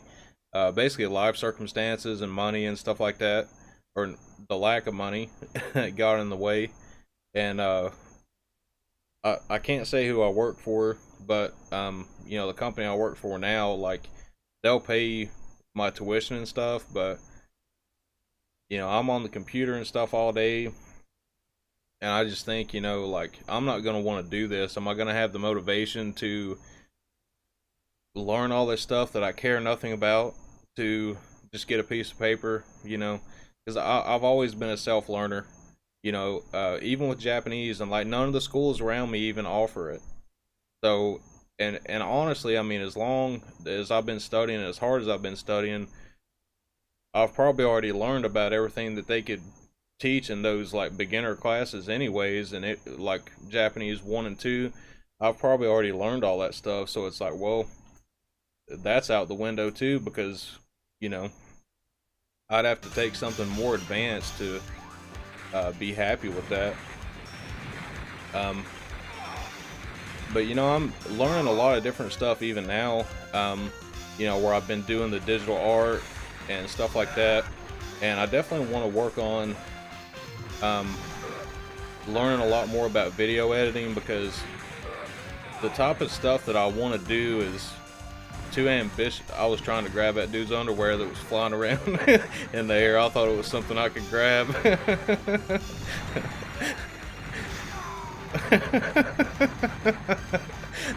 Oh man, that's funny. But anyways, you know, I want to learn how to, you know, make good quality videos on YouTube that's, you know, more interesting to watch, because the ones I've made have just been really simple, and there's really nothing wrong with that, but it's just, you know, it could be a lot better. And so I want to learn that. I want to learn animation, you know, and I have a lot of the tools at my disposal now to finally be able to do that. But I was always an artist growing up, and until I got into music, I kind of put the art stuff on the back burner. And then since I've been in Florida, most of the jobs that I've had up until now, like I literally just work myself to death. You know, 6 or 7 days a week. You know, sometimes 12 hours, 15 hours. The longest I've ever worked in a day was probably 18 hours at some of these jobs. And you know, I just didn't have any time to do anything. And now I do. You know, thankfully now I have 3 days off a week. You know, I've got plenty of time to, you know, work on all the stuff I'm wanting to do and learn, and teach myself how to, you know, get to the point to where I want to be with a lot of these projects. And my only problem is just staying up too late and getting my ass up out of the bed in the morning and not sleeping till in the afternoon, you know. So I'm trying to work on that too. I got up a little bit earlier than what I typically do on the weekends today. I think I got up at like 12 or 12:30. Usually it's like 3 or 4.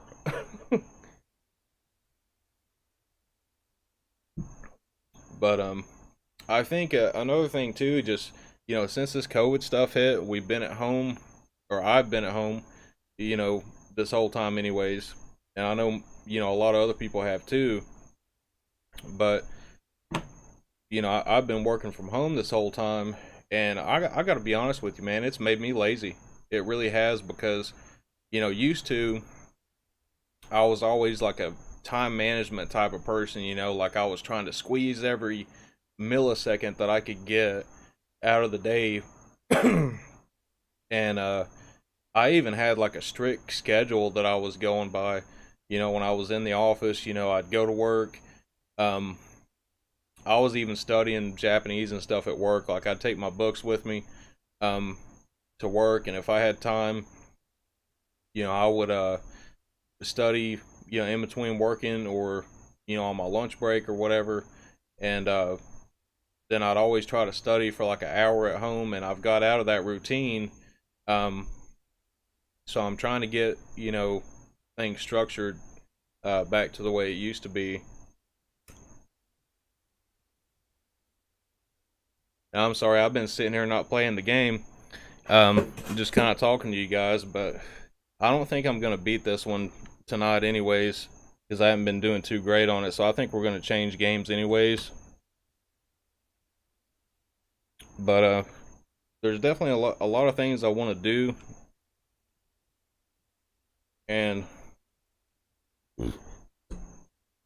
for me, I believe I can accomplish that without having to go to school again. But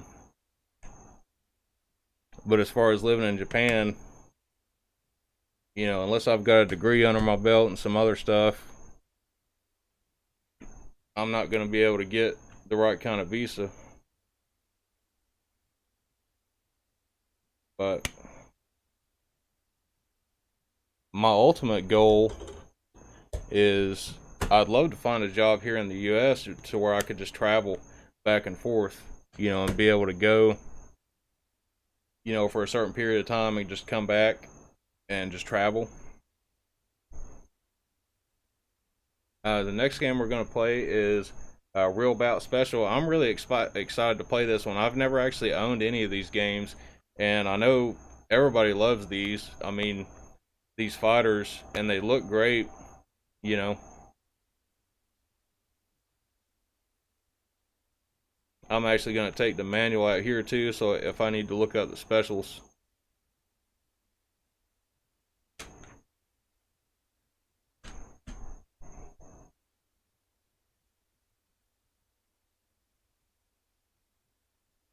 Change the game name here real quick.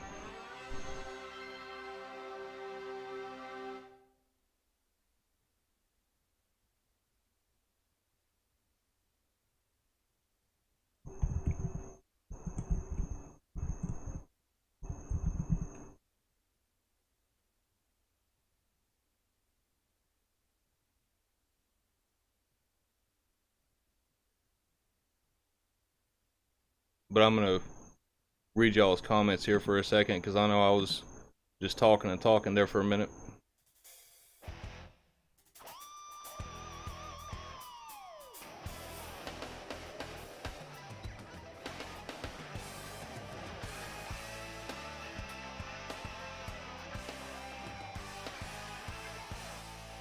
Are you still in the military, Brandon?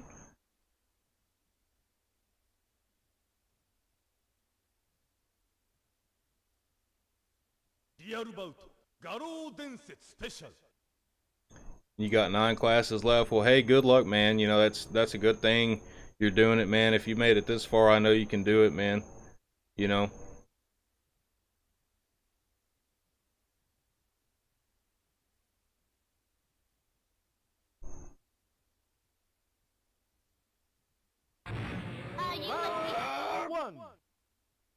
Yeah, down here in Florida, all we have is summertime, and it's not as fun as you think.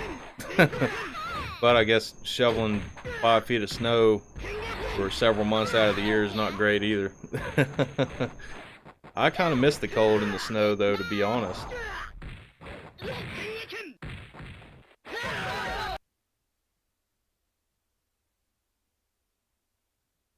Yeah, I've never been to Texas, man. Texas looks like a cool place. My roommate's actually from Texas, from Dallas.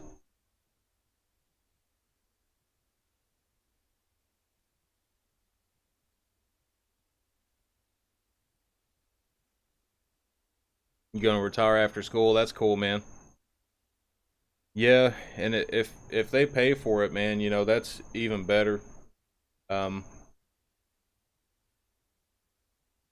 you know, with me, that's like my company will pay for it, but there's certain things, there's certain stipulations about it. And we get graded on a lot of stuff, and if our numbers aren't good enough, then they might refuse to like pay for that part of it, for that semester or whatever.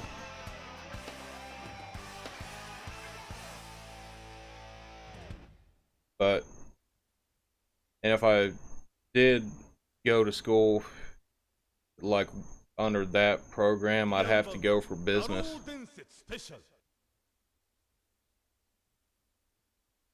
But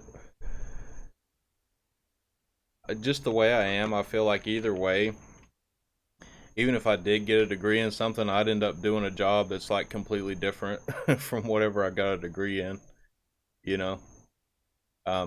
Hopefully, I mean, my ultimate goal has always been to try to make a living, you know, doing something creative, you know, whether it's in art or music or, you know, video games or just anything, you know. But honestly, the jobs that I have worked, you know, where I was working that long a day, it prevented me from doing anything like that for a lot of years. So, you know, I can't get those years back, but, you know, I can still keep on trying to do it. I don't know what characters is good, but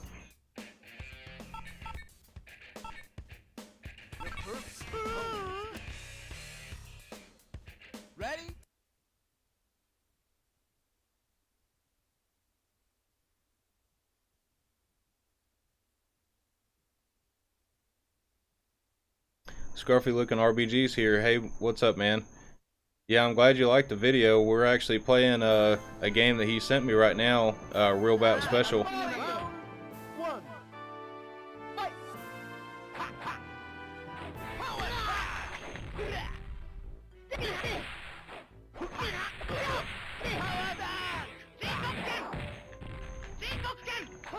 Now, I've never played these before, so I don't know what I'm doing.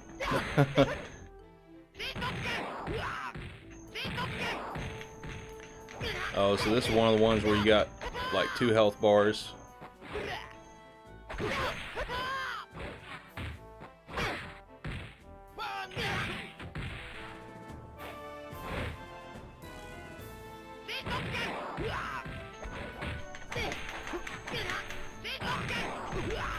KO. 話になりません。 Round 2. Fight.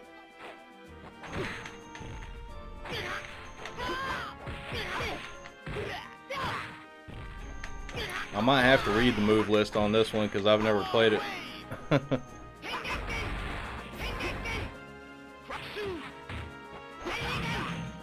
I'm figuring out some of the specials here on my own, but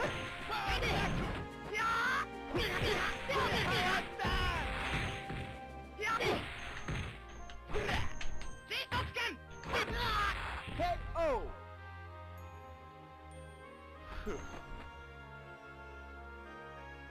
Final round. Fight.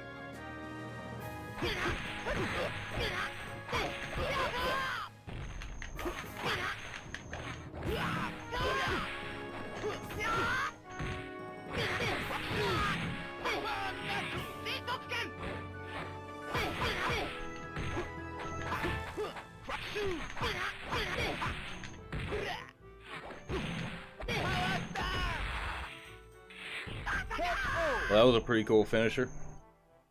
But I've got a special, like a power gauge down there. I don't know how to do those I don't know how to do those moves yet.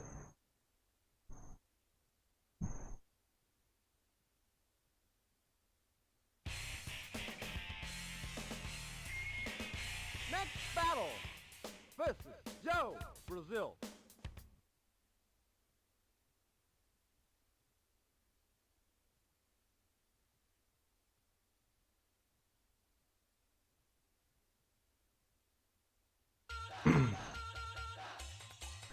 Yeah, 20 years, that's a long time, Brandon.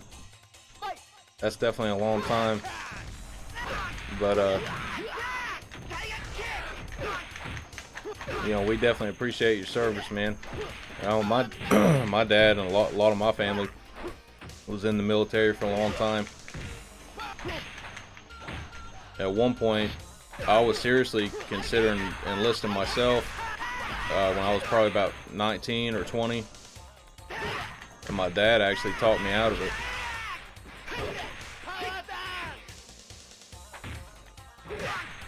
Oh, so we've got 2 lanes here of fighting that we can go to. Okay. Oh, aridayo. It's finished.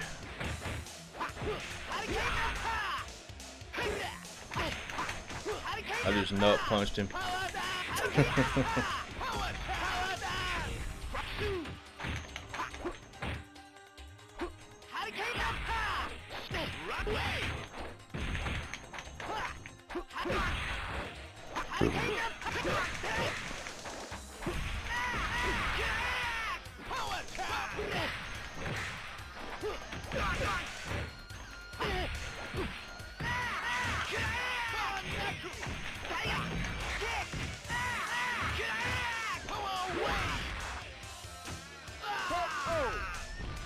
This is an awesome game, though.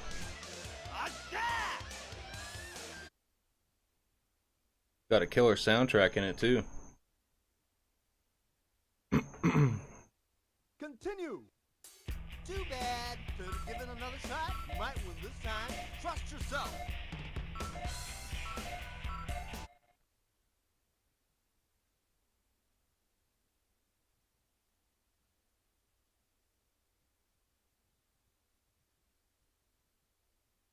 how's it going, dude?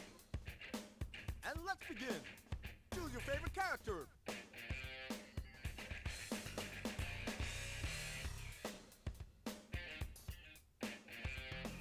Oh, GT Bickerman was in the military as well.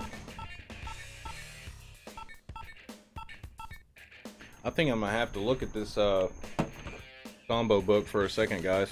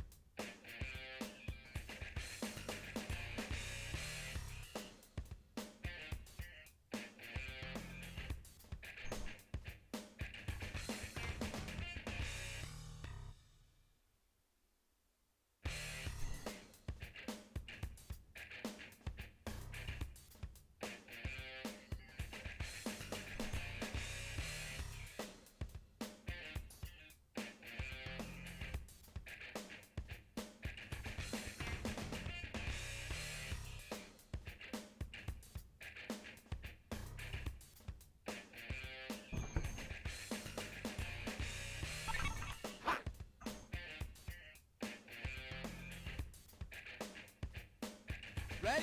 Go.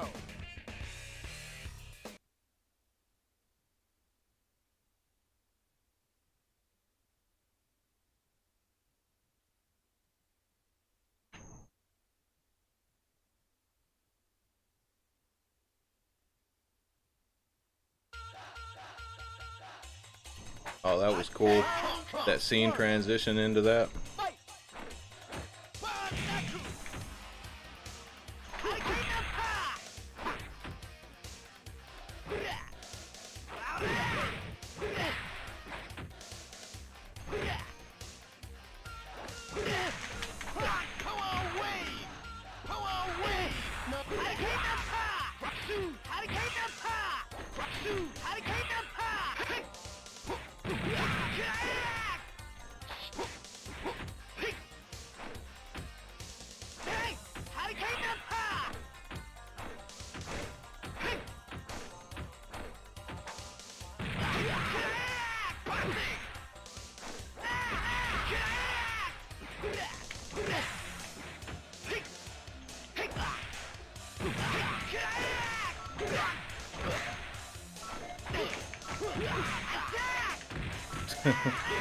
I'm just getting my ass kicked.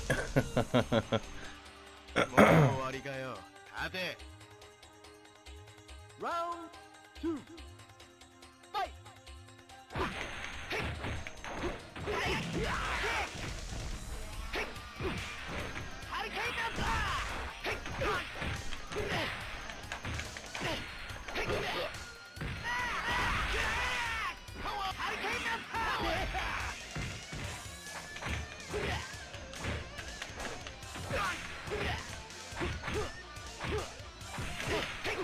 Can't you do grabs in this game?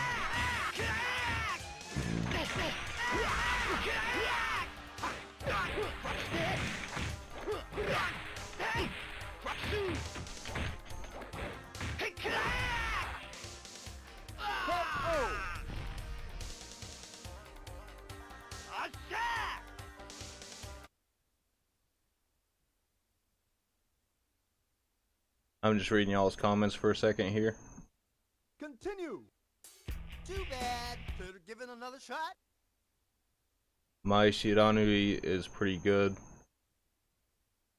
Yeah, hey, I like Felicia though. I like Felicia in the Hey, how's it going, dude? Darkstalker series. And let's begin. Let's see, who is that? Is it her? Mai? Or her? Yeah, that's her. That's Mai. Yeah, I kind of like her too. She kind of reminds me of like Ready? Go.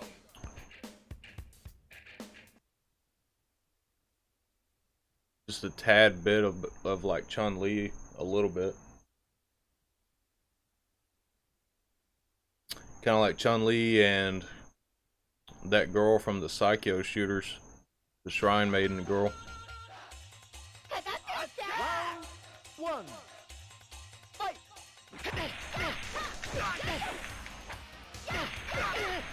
Damn, you can see her ass hanging out and everything.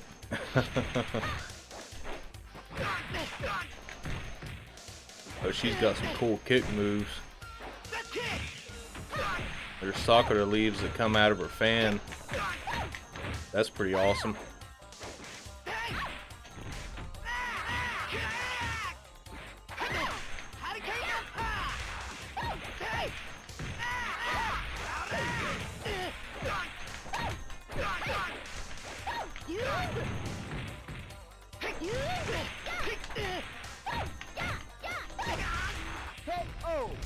Well, it wasn't graceful, but I beat him. Round 2. Fight!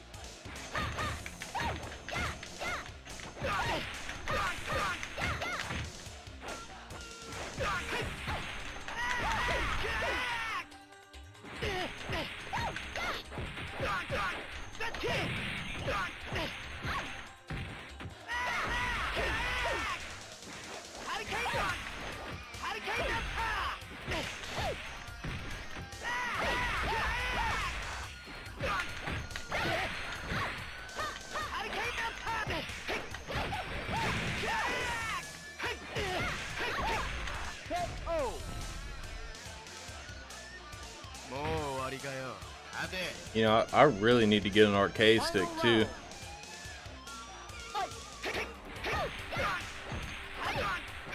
I bet these fighting games would be awesome with a proper arcade stick. I know there's quite a few on the Saturn, but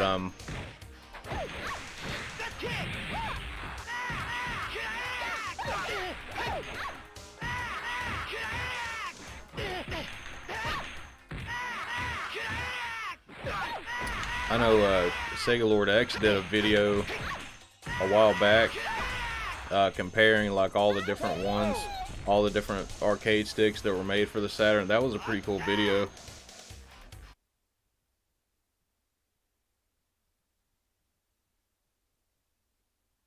But I'd like to get one at least for my Saturn, and something that works with the PC and the Switch. And for the Switch, I've been looking at the Hori Hayabusa Rap 4. And let's begin. Choose your favorite character. I'm just going to try out different characters here because I've never actually played this game.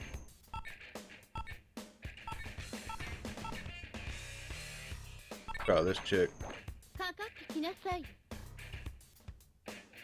Be tough or be dead, big guy. Ready? Go.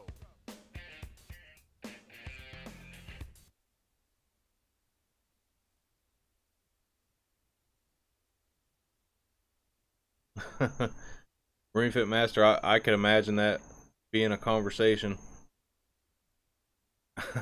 about those characters. Round 1.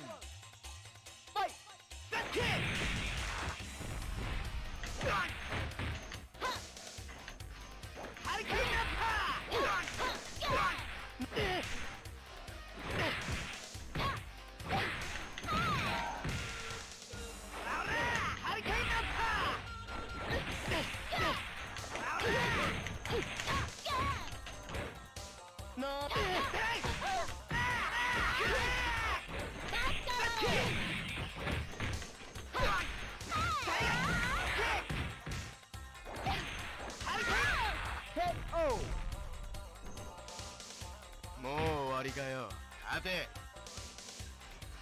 Round 2. Fight!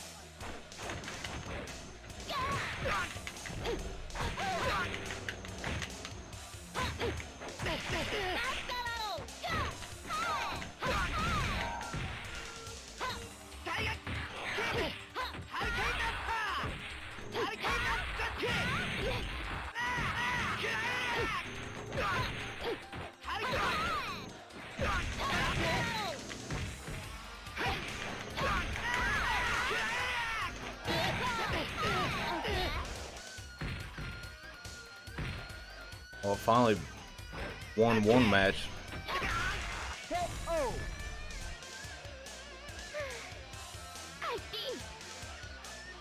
Final round. Fight!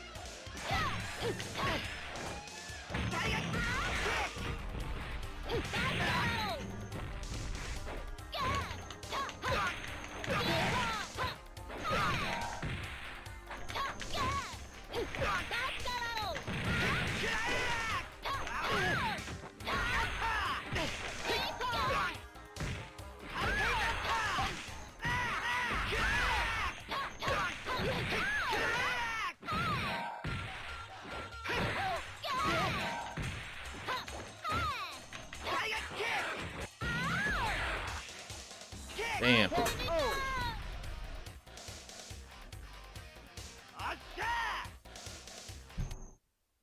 I definitely got to spend some more time practicing these fighting games. Another one that Jim sent me was the All Japan Pro Wrestling featuring Virtual Fighter. And it looks awesome, but I know that one's probably going to take a lot of practice. So that's why I didn't want to play that one tonight. Because in the case it actually had a huge poster that's like a move list for all the characters, and I was like, God, dude, like, it'd probably take a while to get good at that game.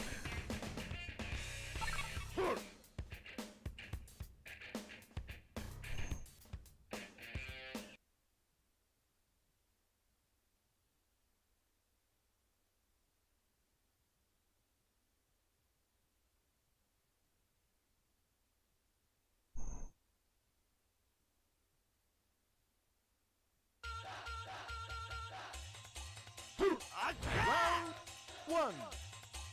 Fight! Damn, that's a big dude.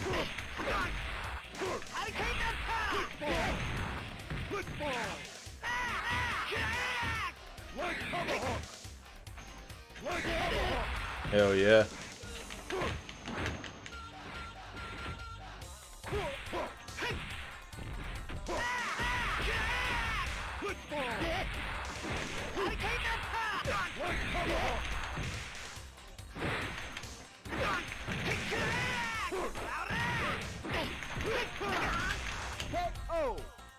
I think I'm doing better with this guy, actually.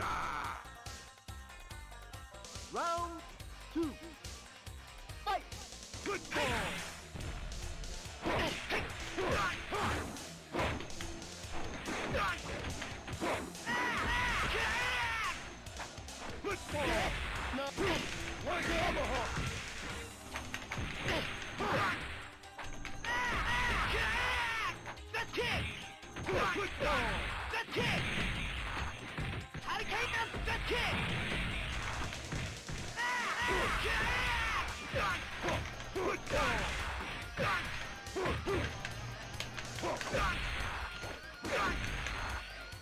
Well, I finally beat that damn guy.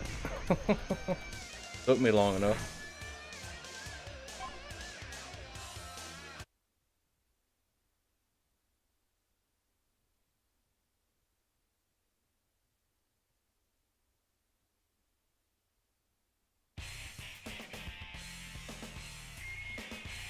Next battle.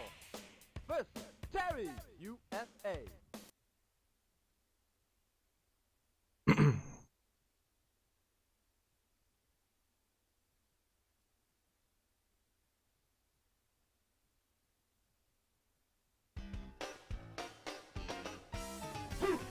Round one. Fight!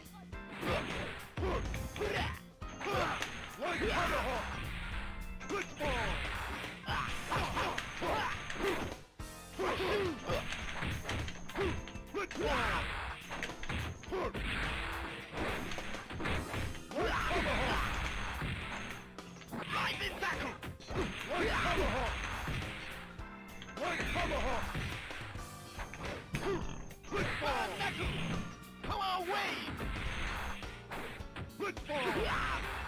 KO!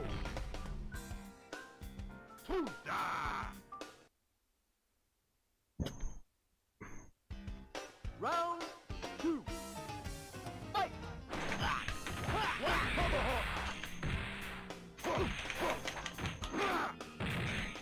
Oh shit. That was a badass move. I guess you can do grabs in this game. I just ain't been able to figure out how to do it yet.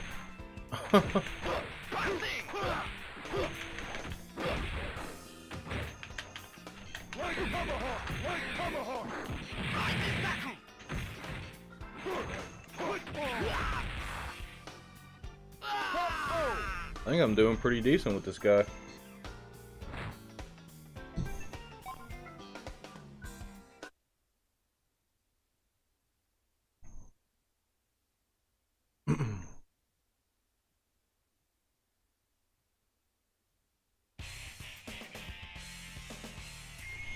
Next comes. Wow, looks tough and really angry. Fight! You know, I really want to get back Dragon Ball Fighters. I sold my copy to a friend about a year ago. And I want to get that back. And also to test out that Retrobit Saturn controller on it, and to play it with an arcade stick and stuff like that.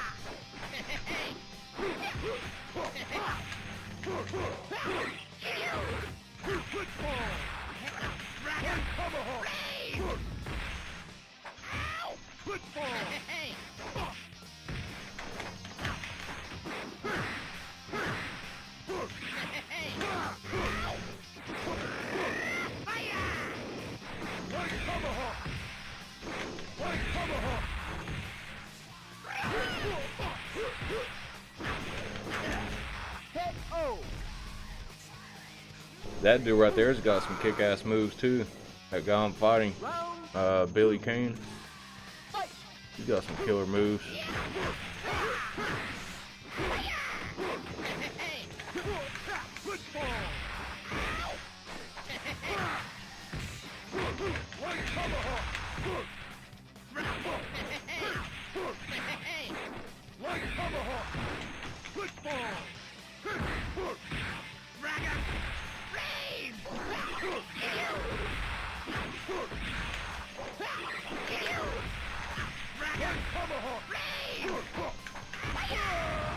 Oh shit.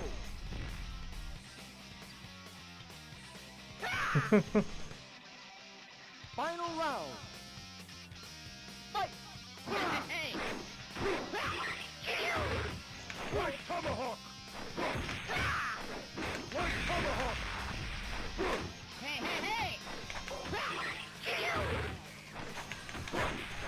Trying to figure out how to do like some special air moves or whatever.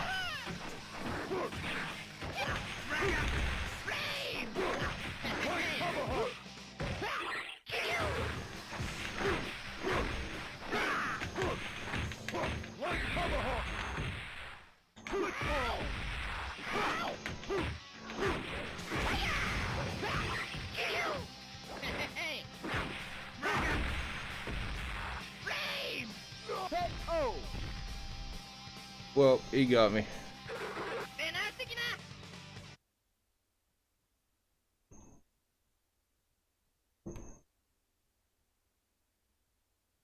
Continue.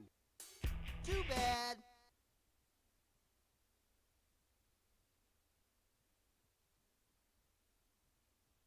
We'll look through this manual for a second. Hey, how's it going, dude? And let's begin. Choose your favorite character.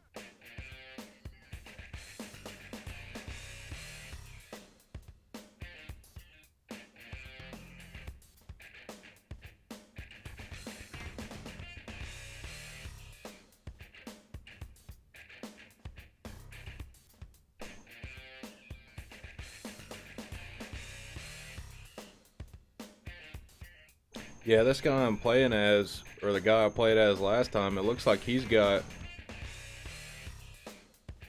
His moves are kind of like multi-phase, I guess.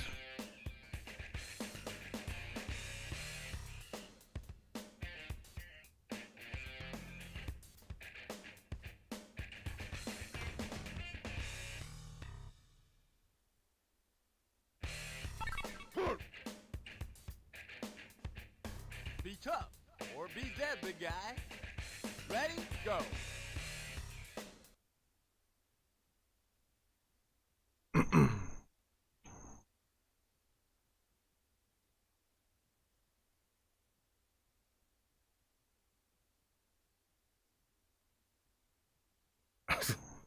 Lara Croft and Smash Brothers. Round one. That's another game I haven't spent a whole lot of time with. Actually, I got it when it came out, but I haven't really played it too much, to be honest.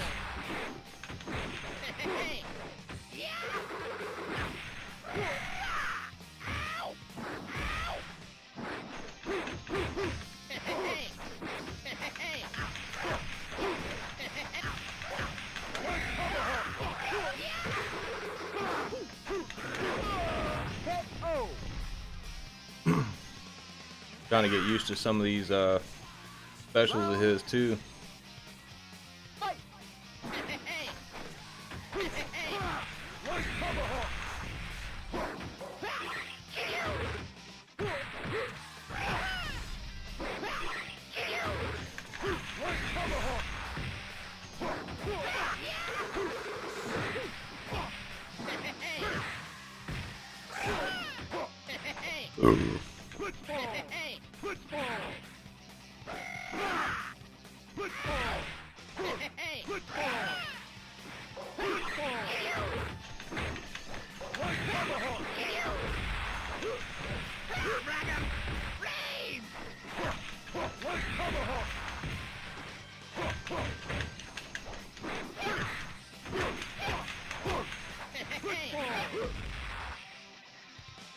Damn.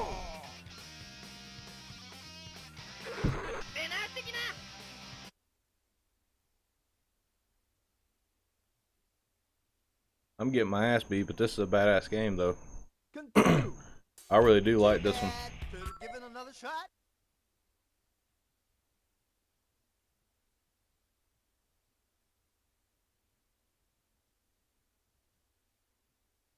Hey, how's it going, dude? But I've definitely got to get more shooters for the Saturn. I've only got 2 right now. I've got Sokyu Godentai and Strikers 1945. And I've definitely got to get more shooters.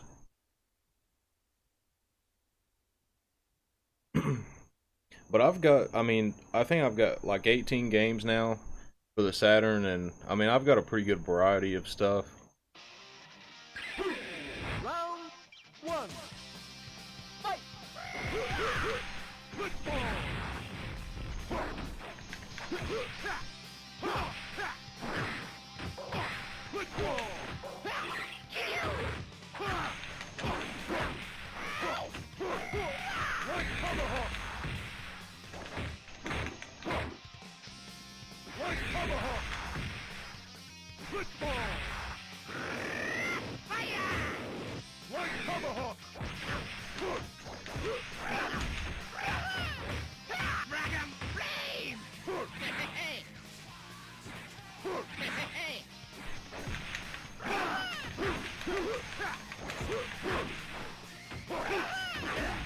KO.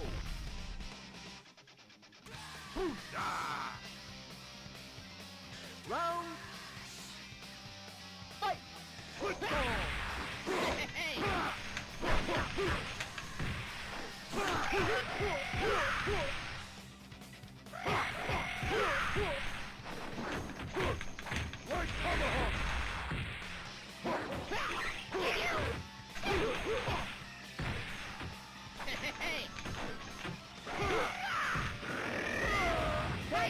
Damn. Damn, that's a powerful ass move he's got. Final round. Fight.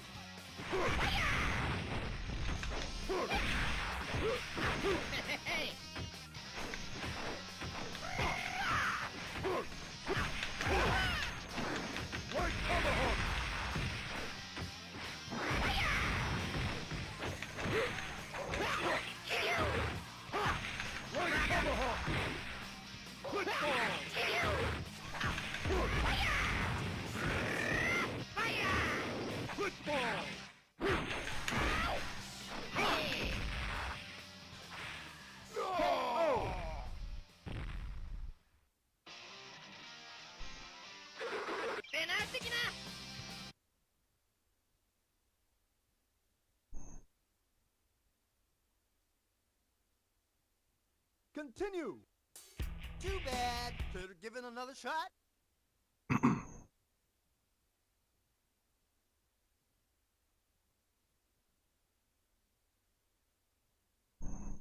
Hey, how's it going, dude? And let's begin. Choose your favorite character.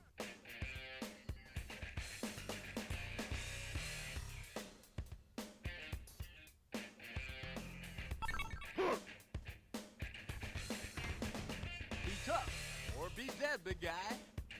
Ready? Go.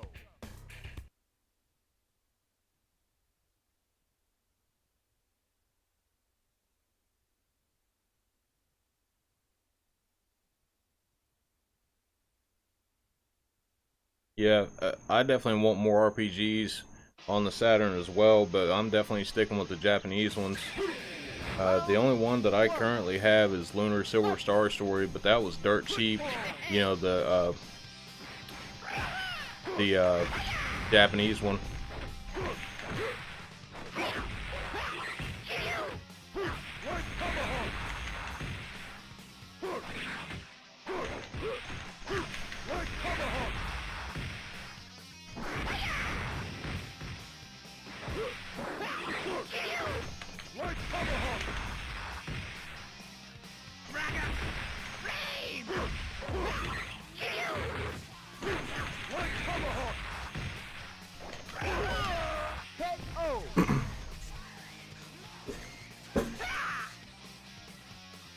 Round. Fight.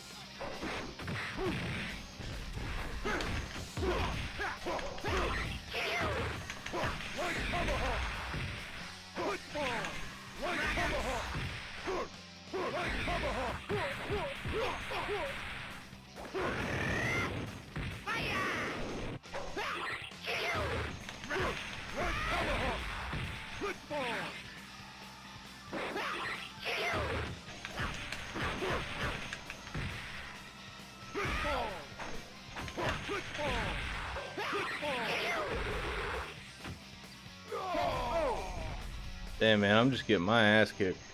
Y'all probably laughing at me.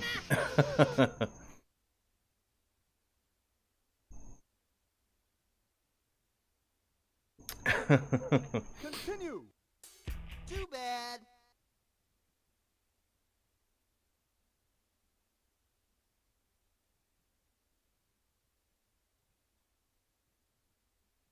Hey, how's it going, dude? And let's begin. But yeah, I think eventually I might do the ODE thing for a lot of these consoles, but it's just expensive to do it, and sometimes you have to buy a console that's compatible with it, like a certain model.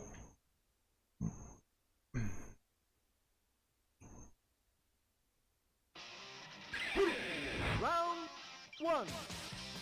Fight.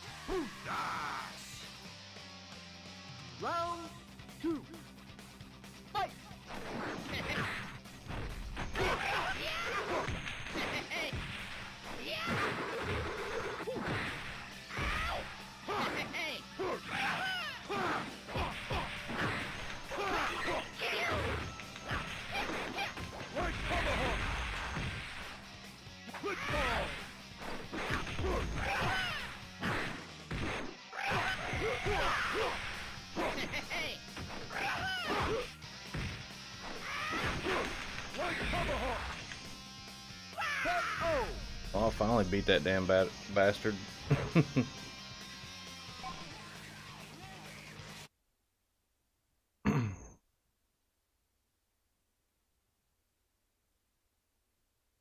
Yeah, that's true about the ODE. Is that's another reason it's expensive, is because you basically, if you want to play the disc that you still have, I mean, you basically have to buy another console anyways. So, um,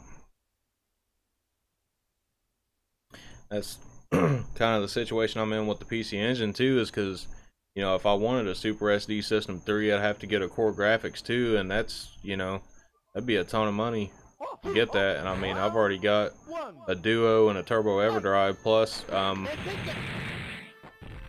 you know, I can burn CDs and stuff and play those. So I mean, that's why I'm not really too worried about it right now.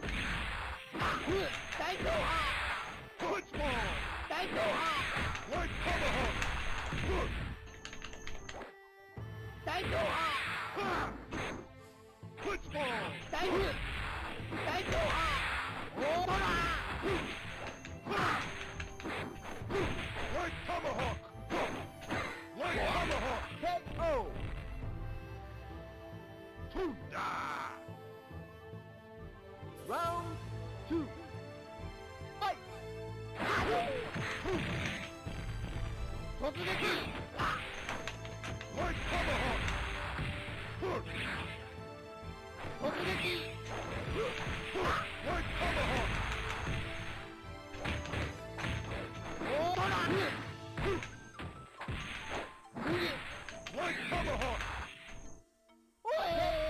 Well, I didn't do too bad that round.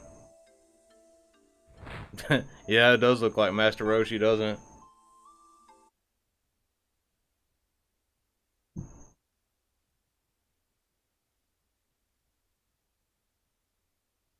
Oh yeah, yeah, I definitely want to get a Super SD System 3 one of these days. I just Next battle. it'll be a while.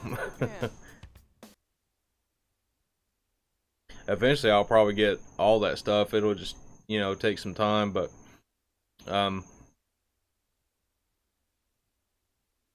you know, one thing I've really been wanting to do for, well, ever since it came out, is that DC HDMI mod, but I don't really have many soldering skills right now, but I would like to get that mod one day, but I'll probably have to have somebody install it,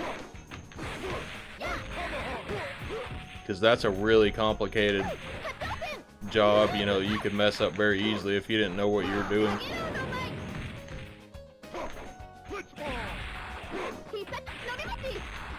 Oh shit.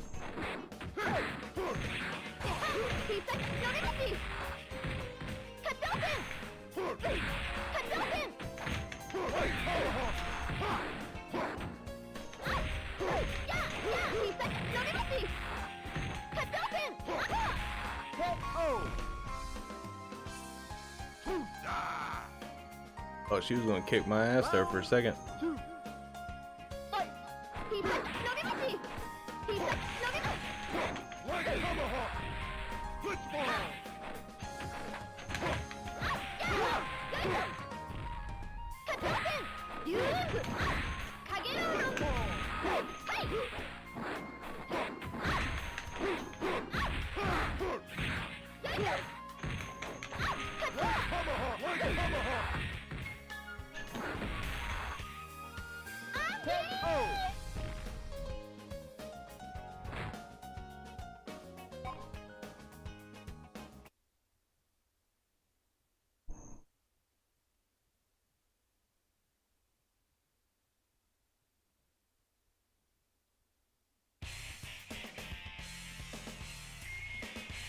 Next battle versus Jing, Hong Kong.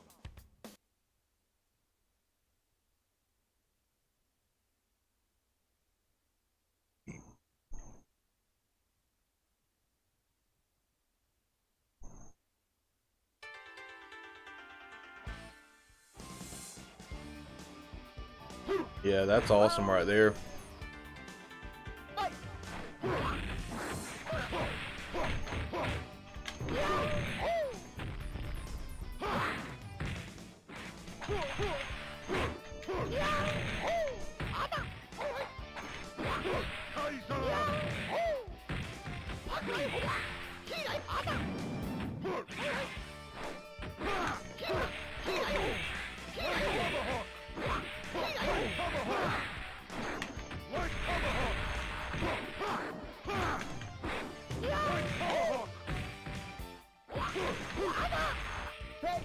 Barely beat that dude. Round. Fight.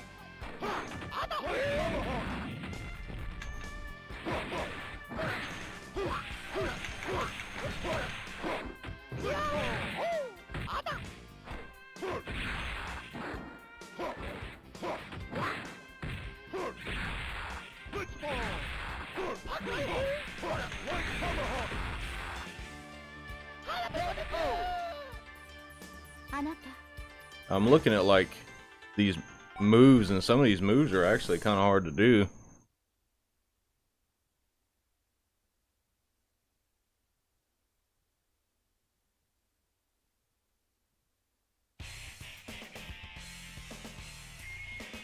Pull yourself together. This opponent looks ready to kill. Stay tough and good luck.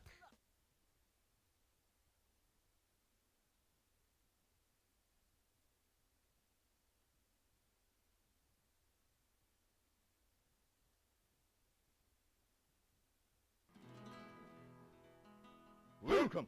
Round 1. Fight.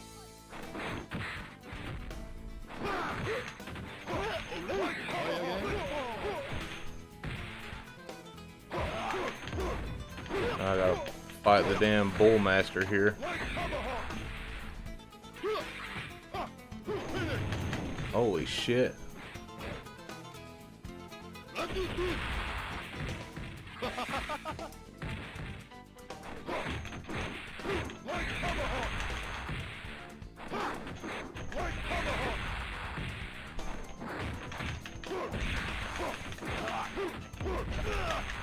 KO. I thought I was gonna slam him through the door. Round 2. Fight.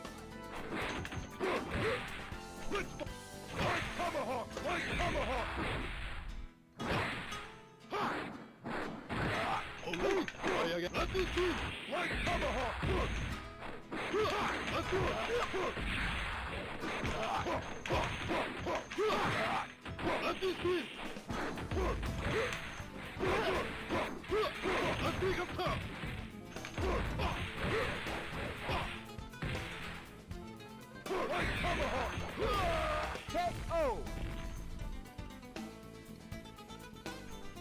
Olay. Final round. Fight.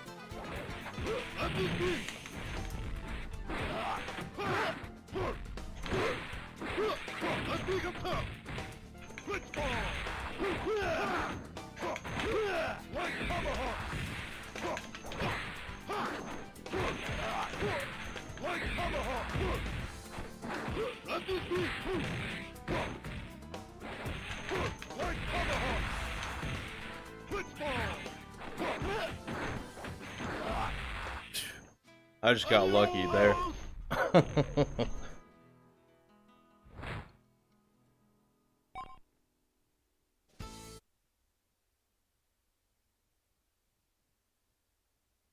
Yeah, I'm just reading y'all's comments and stuff, but yeah, I think eventually I'll get all the new gen systems. I'm just gonna wait a couple years. The Switch is definitely my favorite thing right now.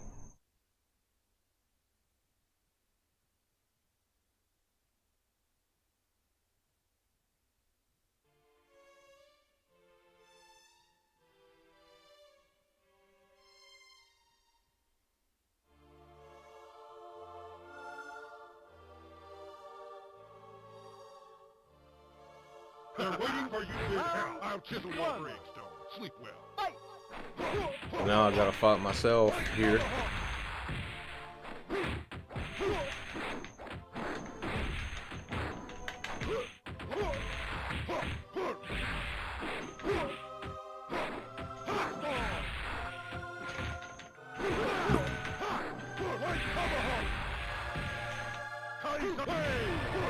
Oh shit, how do I do that move?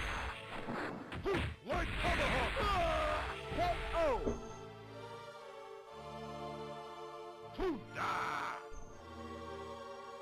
Round 2. Fight.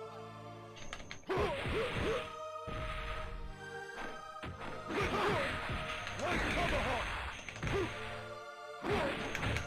Blitzball.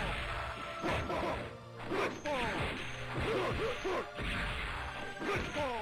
Like tomahawk.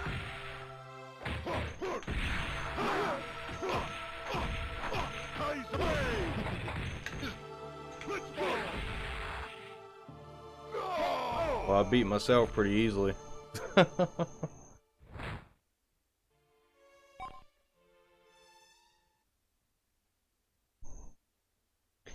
I didn't even know that Microsoft had reward points. Congratulations! Well done! You swept blood and came a long way. Now kick back, champ. Till we meet again. Stay cool.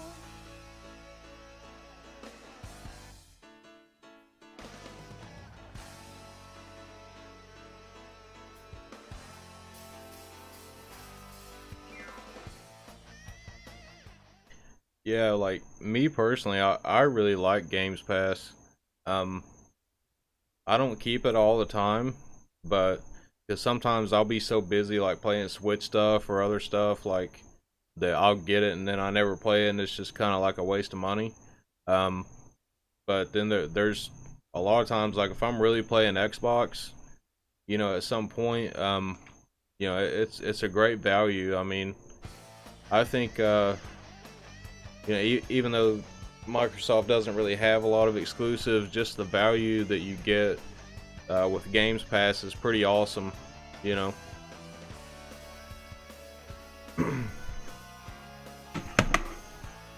But I am going to take a quick break real quick, and I'll be back in just a second, guys.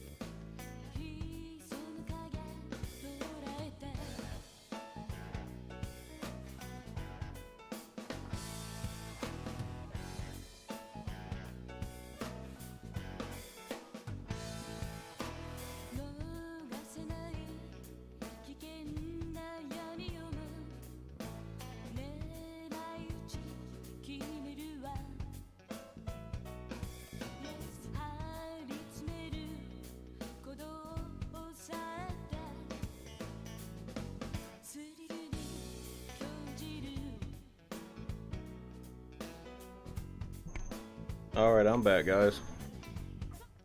Yeah, this is pretty cool too. I didn't know there was this intro here.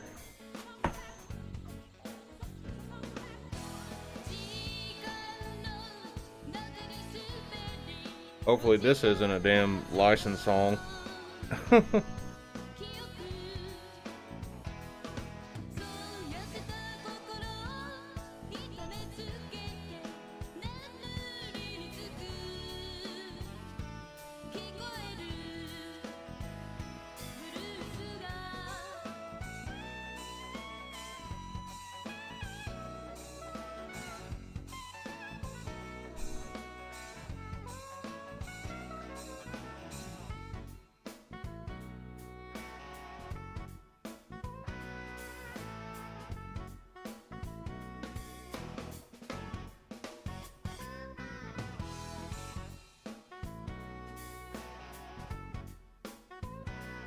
I'm pretty impressed with this, to be honest.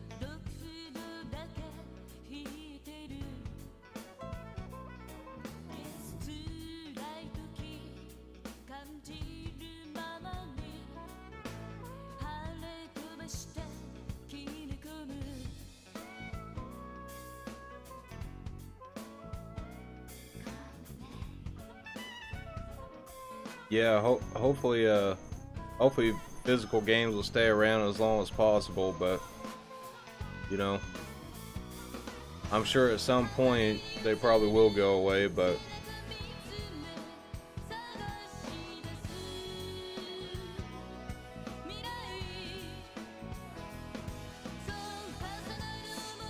I mean, honestly though,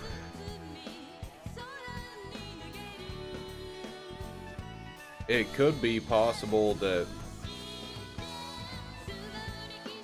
maybe I mean, honestly, I think cartridges are a better medium than discs anyways.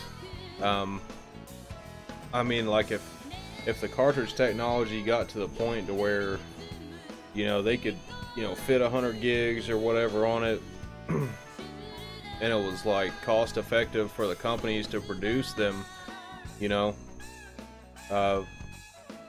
I mean, if all these consoles just went back to cartridges too, I'd be happy with that. But I think I don't know, it could be more likely that the disc stuff phases out first, like you know, PlayStation and Microsoft stuff.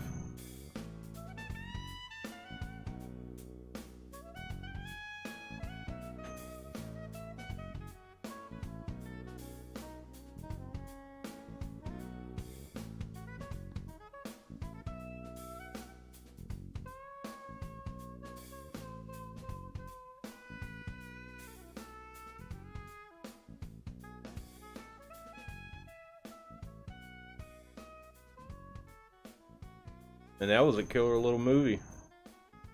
I didn't even know that was on here.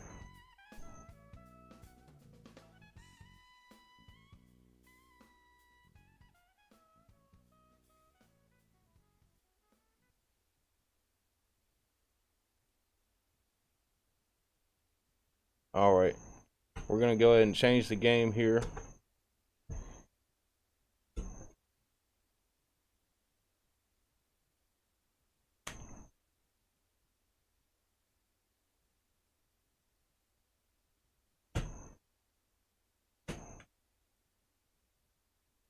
and we're going to be playing Sokyu Gurentai.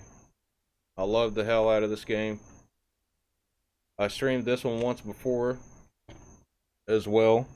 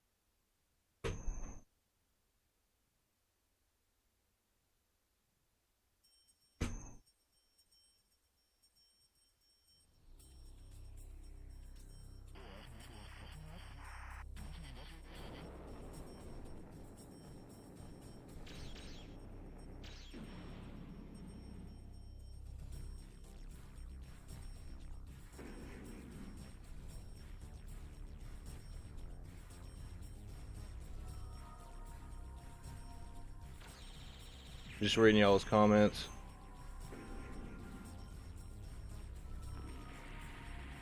Hey, I'm sure Wings is here. What's up, man?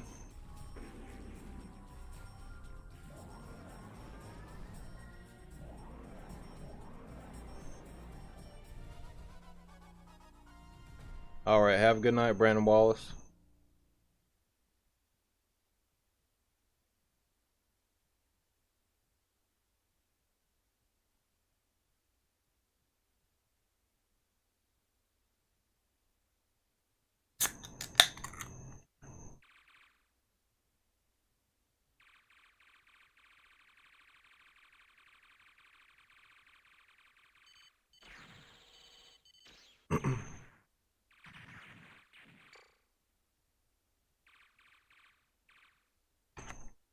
But this is a killer shooter. I really love this game. And even this one's hard to find for a decent price. Sometimes I waited for months to find a good price on this one.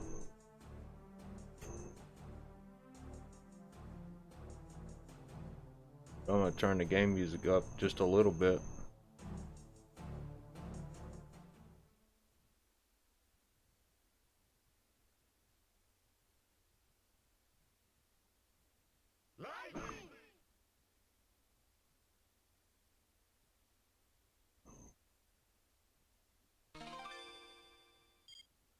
But as far as like shooters that are somewhat more affordable for the Saturn, this is an awesome one, and a lot of people say, you know, this is their favorite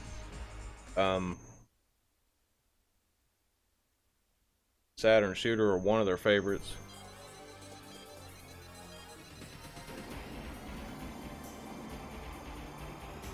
But honestly though, I wished I would have known about a lot of these shooters when I was younger, because I had no idea about a lot of this stuff.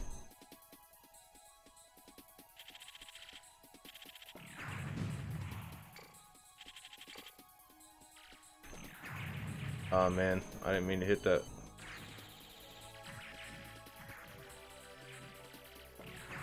Damn, I did it again. Sometimes I play so many games I forget the buttons.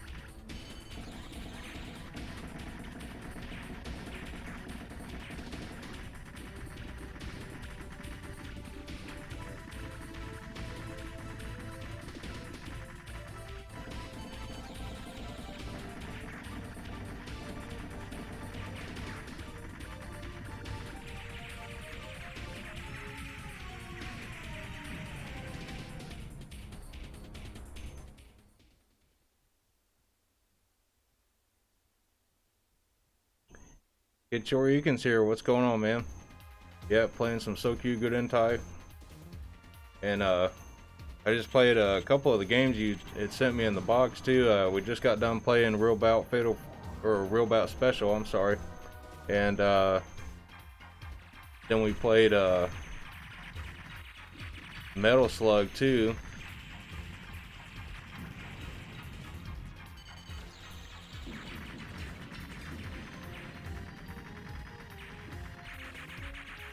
I definitely need to get me some more Saturn shooters. I love the hell out of this one though. This one never gets old for me.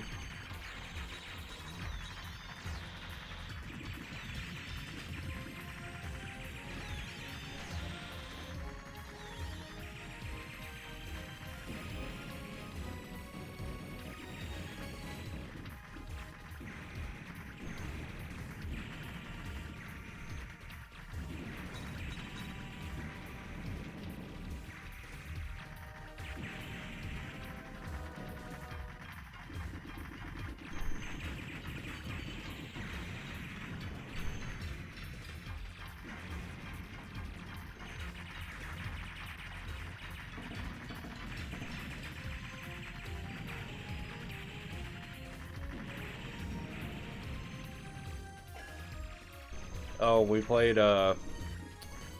Cyberbots as well. That was the first game we played.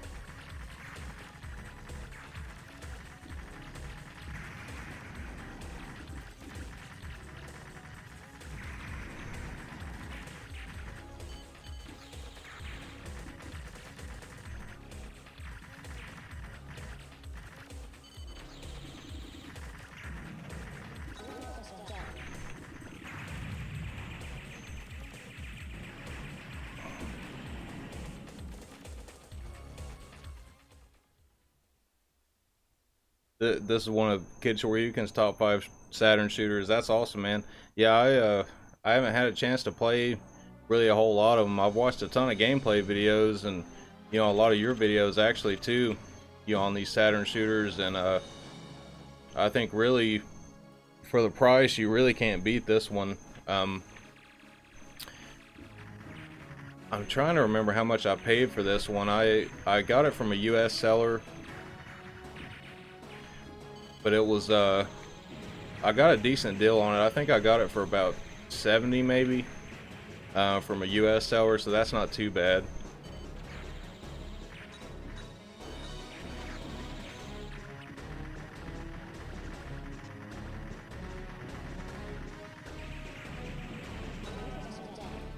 Got a little bit too close to that bullet there.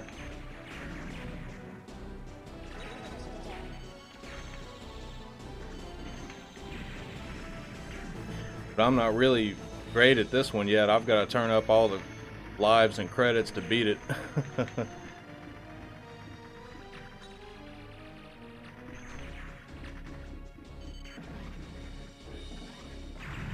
I'm just dying like crazy right here.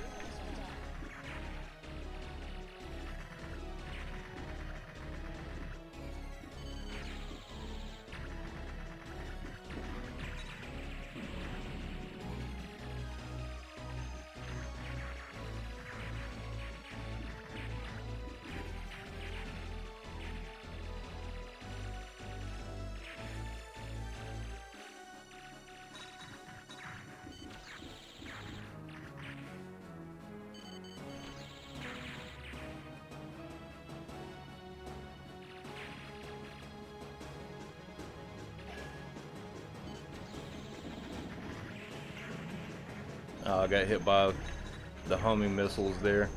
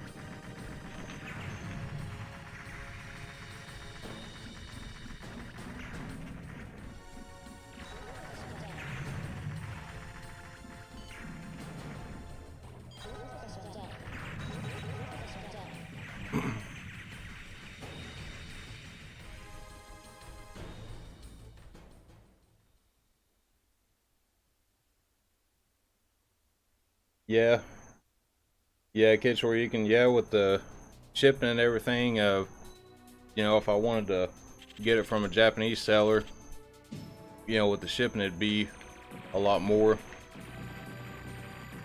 I've really been wanting to get Dodonpachi though for a long time, and I've got a couple of those on eBay I've been watching for a while, but it seems like that one's hard to get for like, you know, under $100.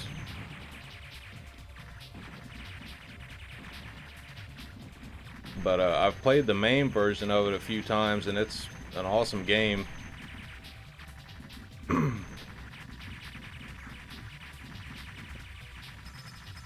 Eventually I want to try to get all the Saturn shooters that actually have Tate mode on it, so I've been looking at a lot of those. Some of the Capcom generations games that have some games that have Tate mode, like there's one that has the 1943 games on it that have Tate mode, and there's one or two other Capcom ones that have some games that run like that too.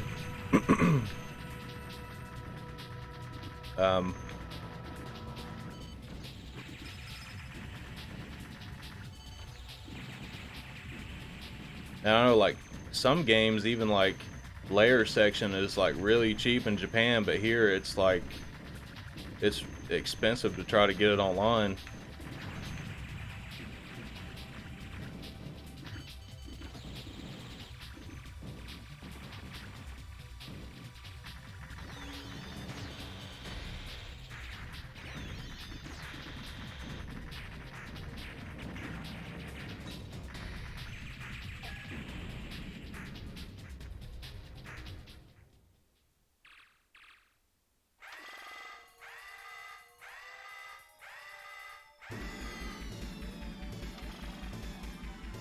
I'm just reading y'all's comments here.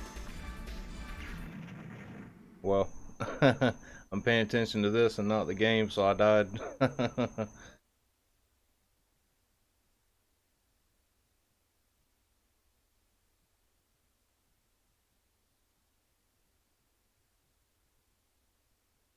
Yeah, yeah, we'll have to see what happens with, you know, physical media in the future, but at least Nintendo is keeping the cartridges around. I hope they actually stick with cartridges. Even with their next system, I hope they stick with cartridges. Because I know I've had long discussions like that on some of my streams, talking about Blu-ray discs and the pros and cons to all that. But, you know, I think for movies they're great, but, you know, really the only reason they're using them is because You know, it's the only kind of disc that can fit that kind of memory on there.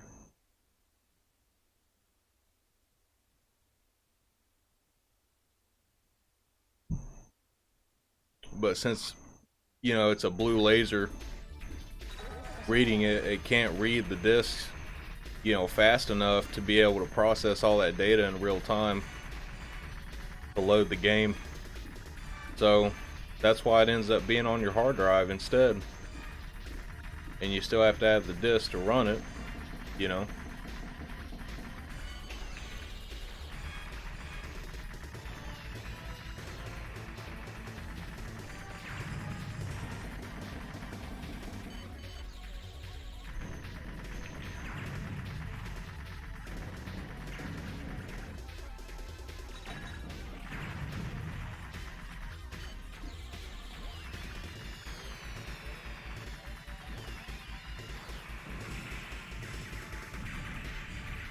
Alright, we beat Akitaka.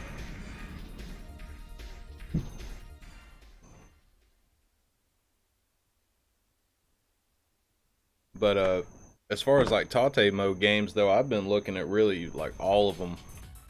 You know, like for any game system.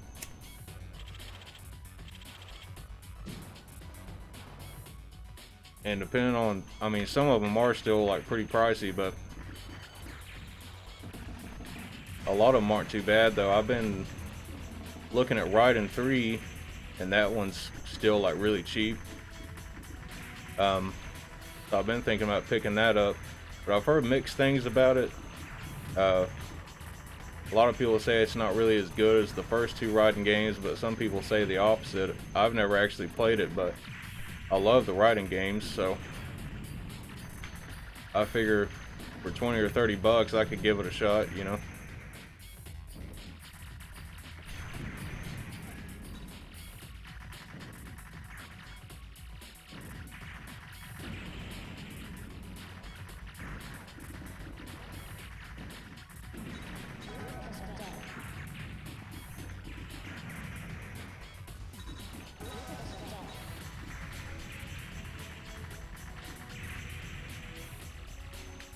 I've never really figured out a strategy to get through this level without dying a lot.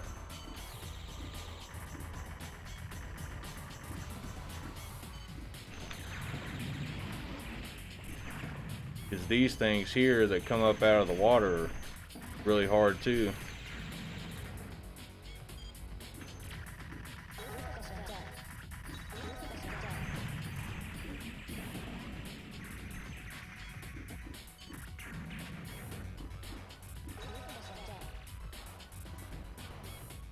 I think we're coming up on the boss now.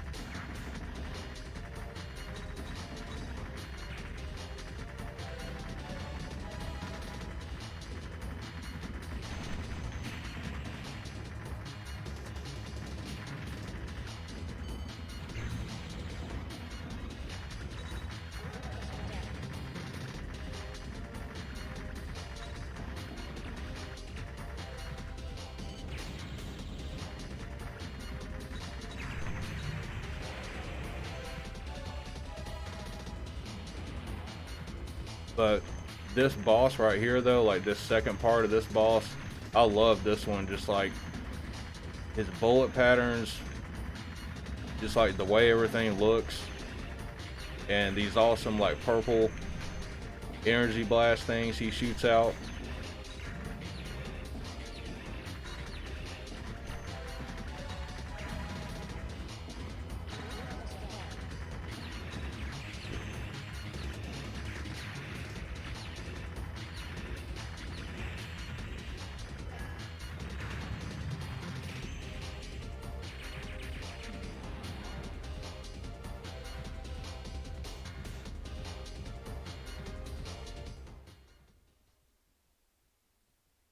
But this is one hell of a game.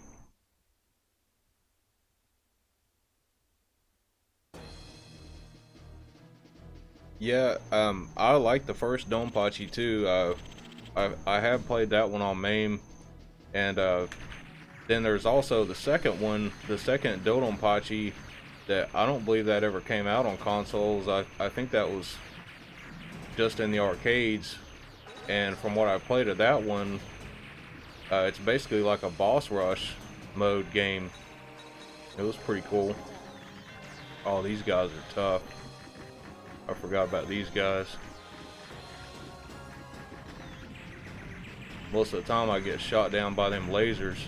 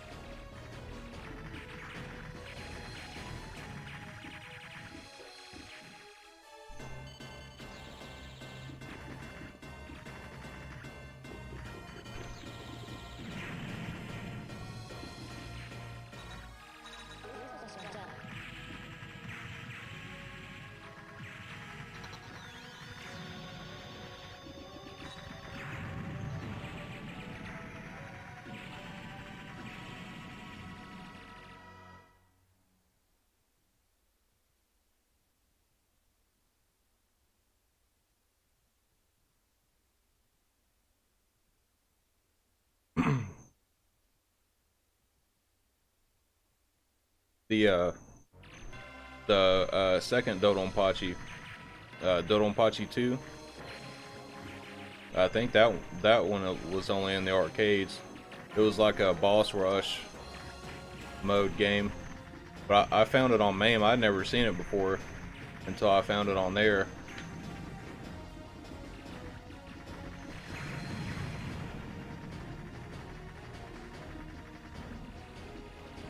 I know there's PlayStation versions of those too, but I don't know really how much better the Saturn versions are over the PlayStation ones.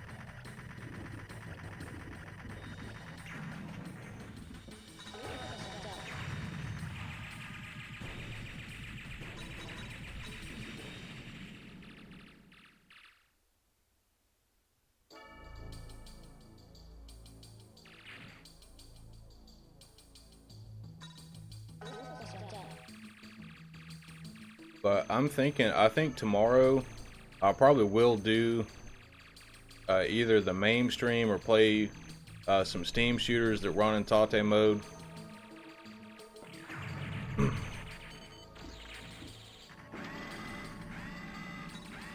And play, you know, a lot of the stuff that we didn't actually get on consoles.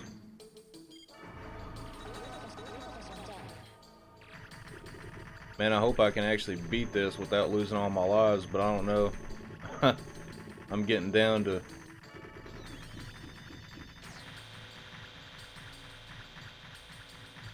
my last credits and stuff here now.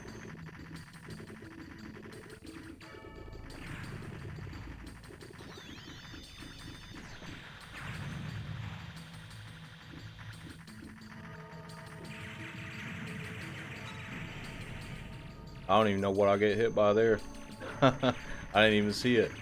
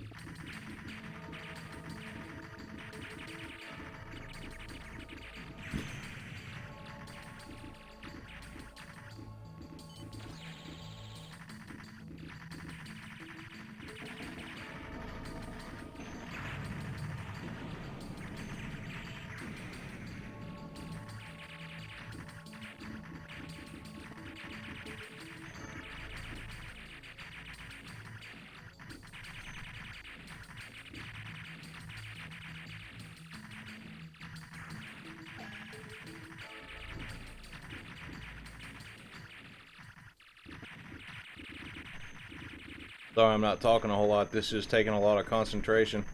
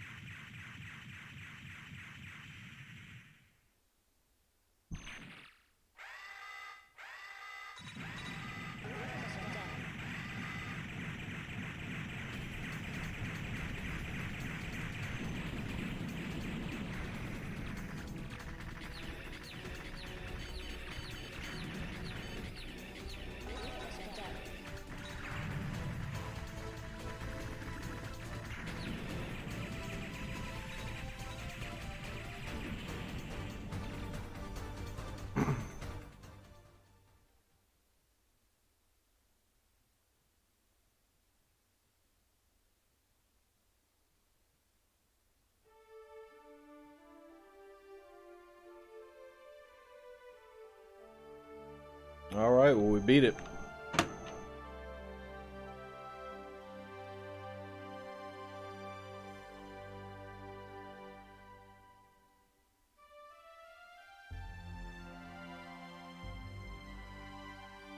Yeah, I remember playing Road Rage when I was a kid. I used to love that game.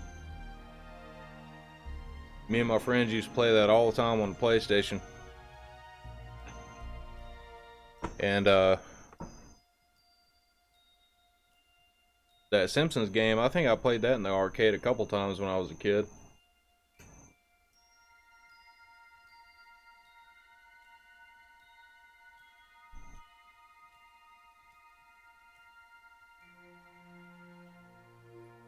But yeah, man, this is an amazing game. Like, each ship feels really different too. There's a lot of replay value in it just because it's so well made. Even though there's only 3 ships, like, I never get tired of running through this game, you know. And I don't think I've played anything made by Rising and Aiding that wasn't a good shooter, you know. A couple of games I actually want to mention that I'm definitely going to be playing on the streams where I do the MAME Tate mode shooters is Armed Police Bat Force, or I got that mixed up. Armed Police Bat Rider. That only came out in the arcades, and then I think it's called Demohu. I believe that's what it is. That's part of the same series as Sorcerer and Kingdom Grand Prix, which Kingdom Grand Prix had a Saturn port as well. But those are all awesome games. And you know, I plan on keeping the Tate mode streams around for the foreseeable future, honestly. And you know, with MAME, it opens a ton of doors. You know, because there's over 600 games, arcade games, that ran in vertical mode, even if they weren't shooter games. You know, there's just a ton of them to go back and play.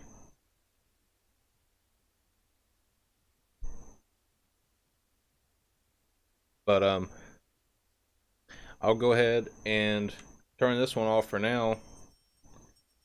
And I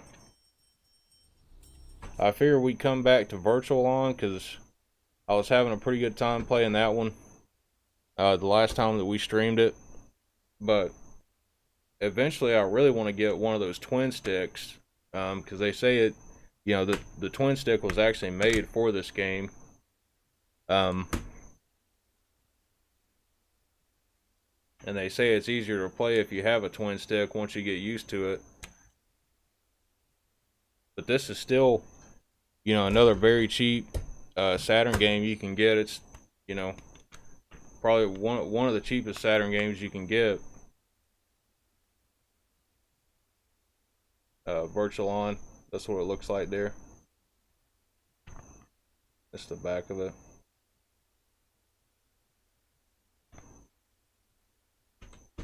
But I'm going to change the game name here real quick.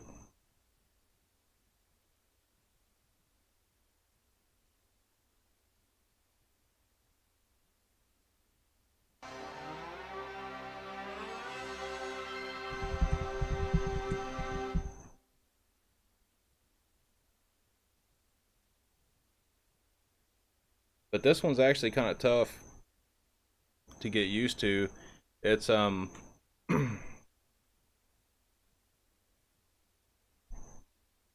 I can do okay at it, but I don't think I've ever actually, you know, beaten it or went through like all the rounds on it. Select your machine.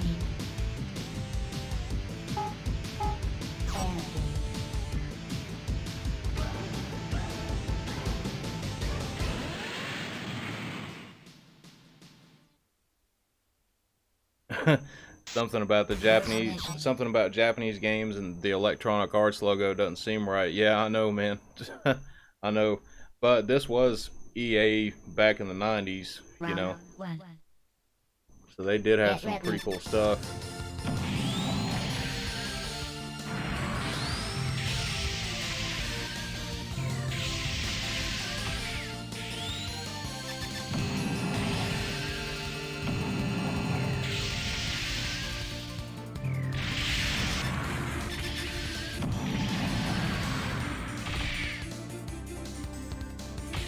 Another game I really want to get is Bulk Slash.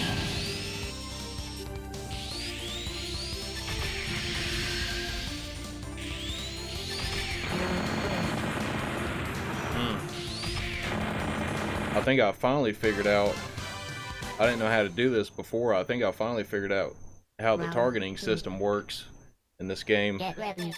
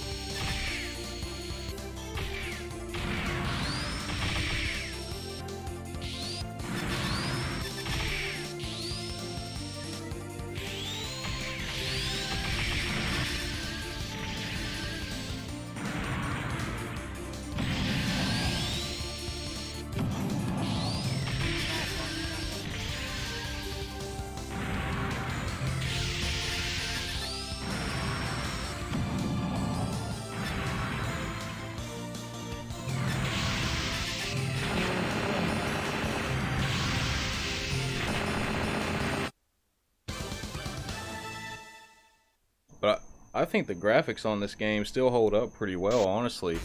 Like, even the graphics in this game remind me a little bit about Bulk Slash, if you guys have ever seen that game. Round 1. Get ready.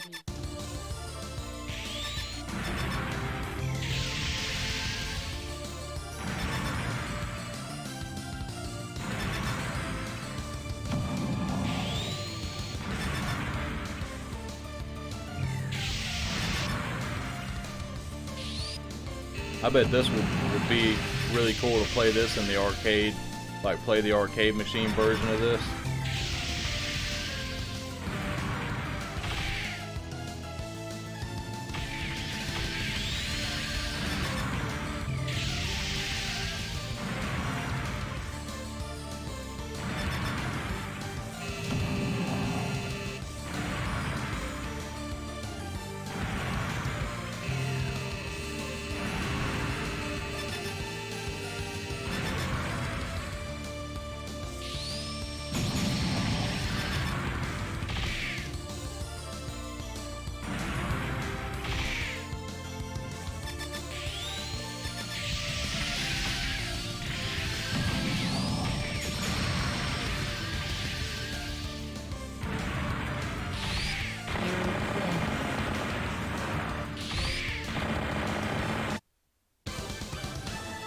I think it's funny how that little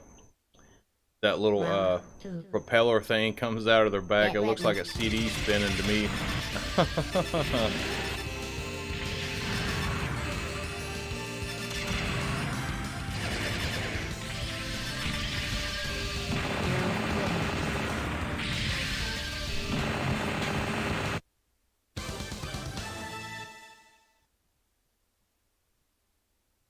Yeah, the camera angle is definitely, it's hard to get used to, but I actually just figured this out though a couple of minutes ago, how to do the targeting thing. So that definitely makes it a lot easier. Round 1. Get ready.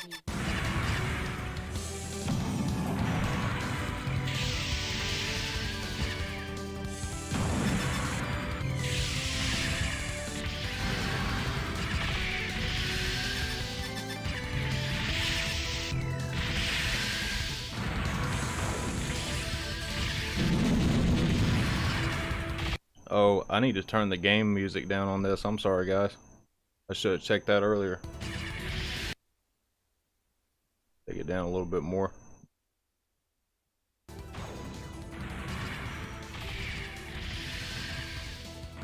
I remember last time I played this, I was getting wrecked by this guy, but now I'm actually doing pretty good. I think it's because I figured out how the damn targeting system works.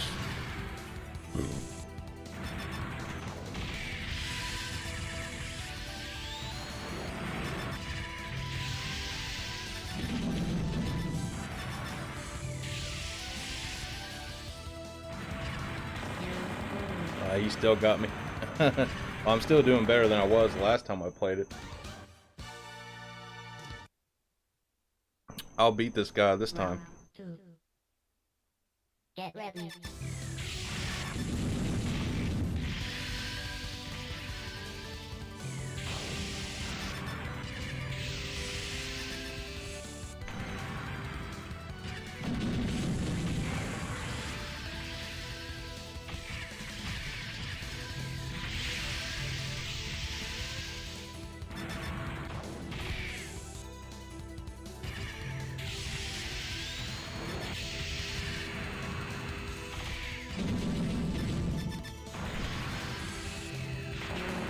Hell yeah. But, man, really anything with like mechs and stuff in it, I love stuff like that. Round 3. Get ready.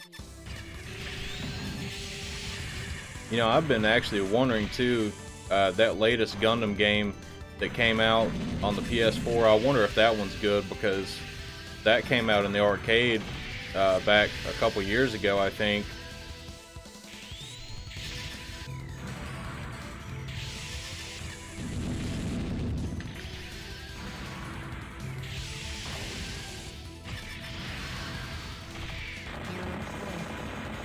Yeah, got him that time.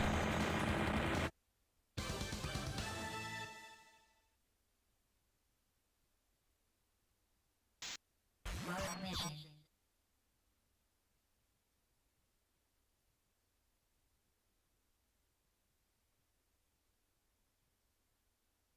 Round 1.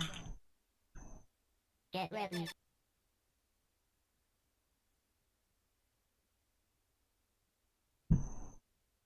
You know, they had a virtual on game for the Dreamcast as well. I'd like to get that one eventually. That one's still really cheap.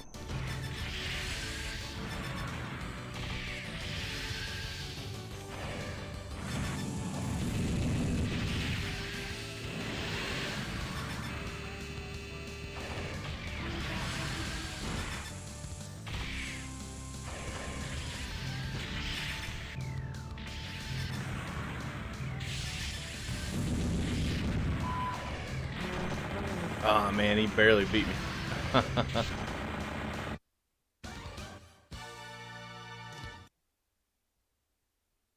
Round 2. This is a fun game though, when you get used to the controls and kind of get used to how to play it. It's really fun. I'm gonna have to invest in one of those twin sticks one of these days.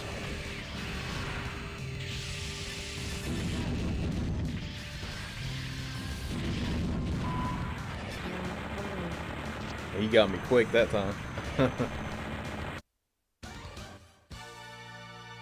But you know, when I was a kid, the fighting game that I would play the most is definitely Tekken 3. Um, I played the hell out of Tekken 3 when I was younger.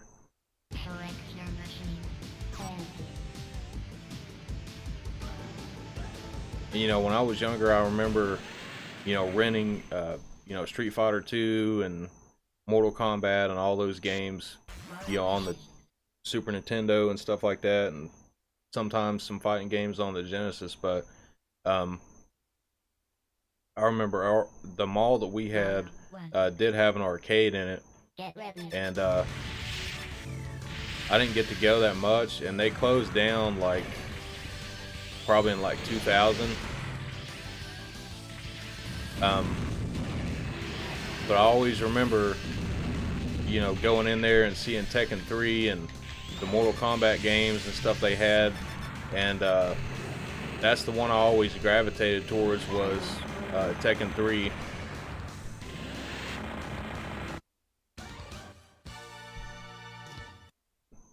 And I still don't have that one now. I think I have either the first Tekken or Tekken 2.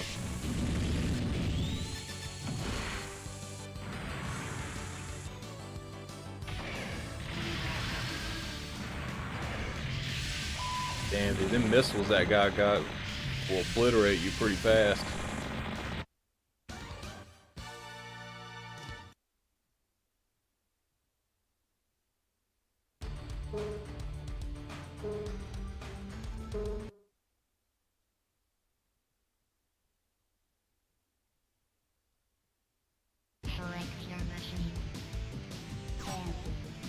Yeah, a lot of those big third-party companies have kind of went to shit over the years.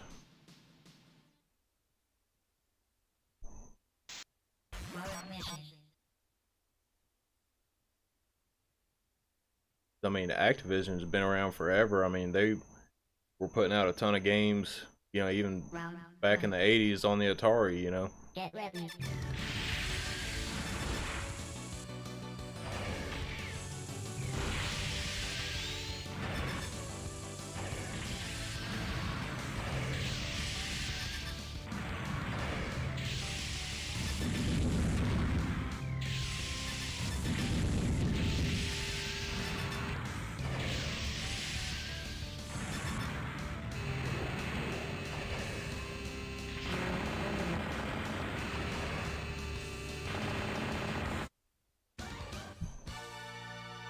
Yeah, this guy right here is pretty tough.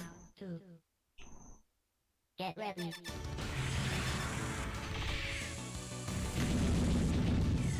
And he does like that strafing thing all the time too. I don't know if I can do that or not. If I can, I haven't figured out how to do it.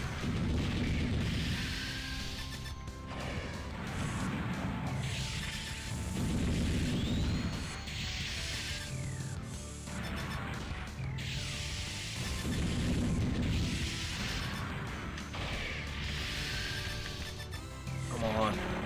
Finally.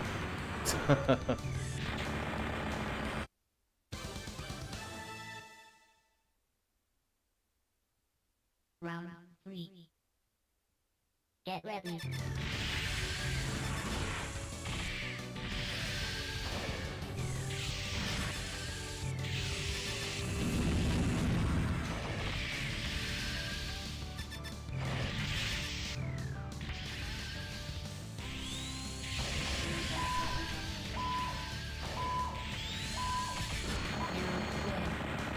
Ooh, I got him.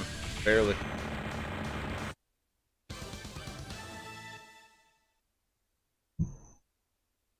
This mission.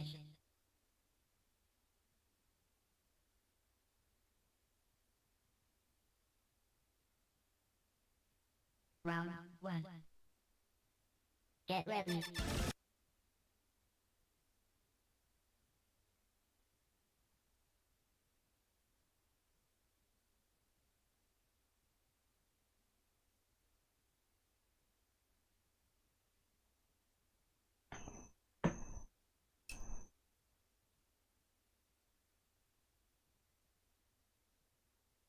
You know, and the Atari stuff, I don't even know a whole lot about, honestly. I actually bought one a while back for my cousin because he needed money and I was just helping him out. But I haven't even tested it yet. There's a few games and stuff with it, but it's got to be cleaned up. It's not really. I'd have to do some work on it, you know, to clean it up and everything.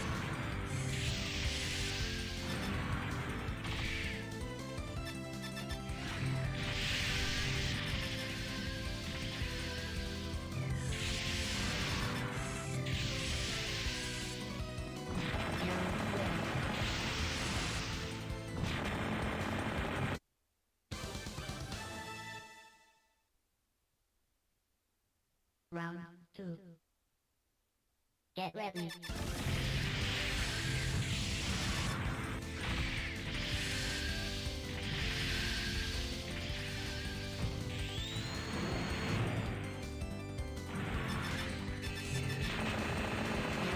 Hell yeah, did you see that?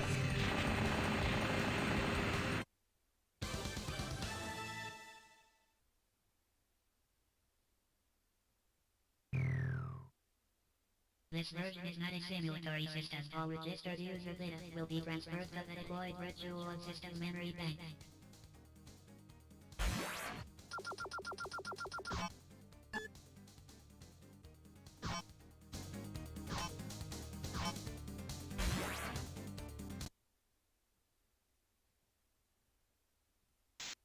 First area.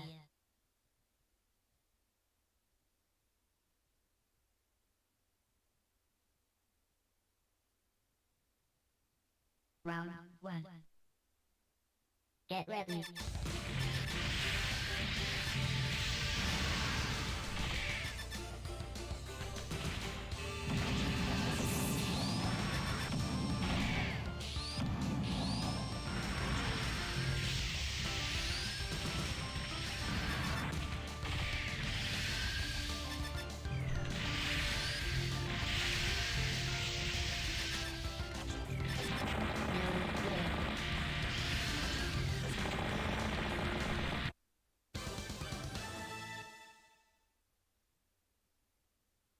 Round 2. Yeah, that is actually interesting about Atari and everything.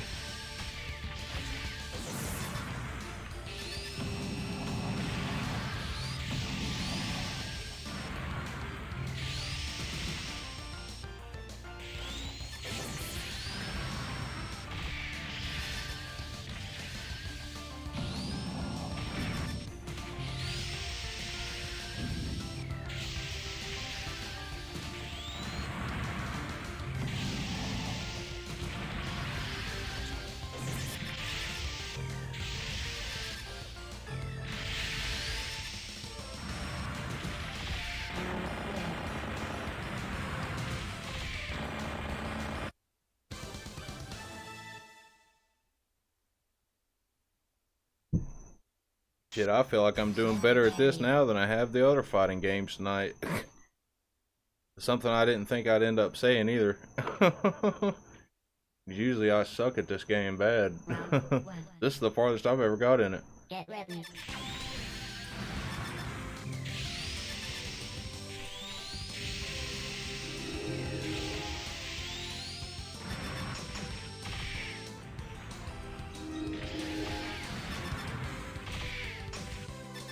Wish she got a love gun.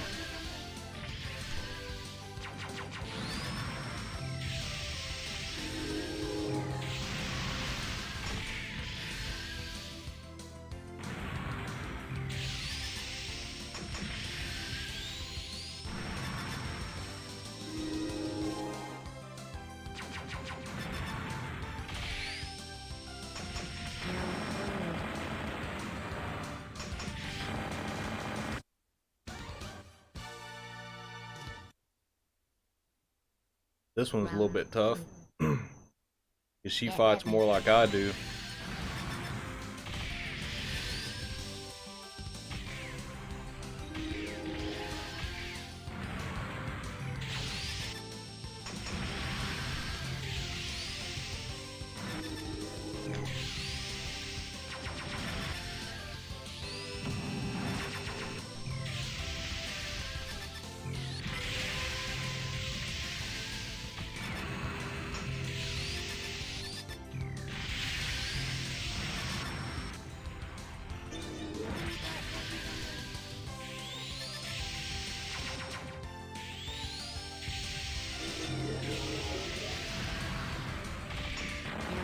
She got me before I got her.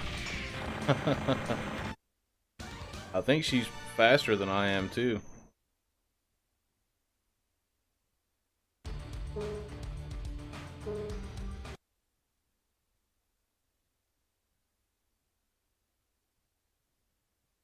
Select your machine.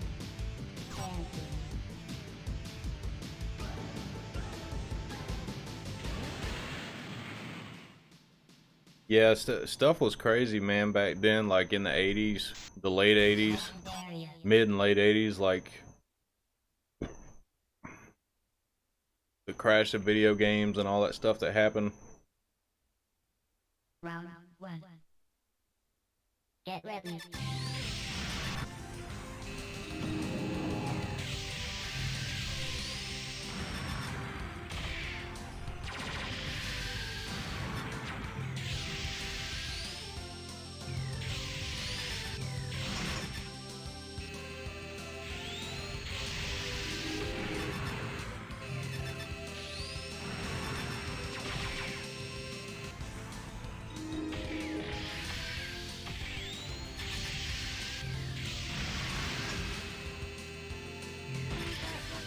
Yeah, she's definitely faster than me.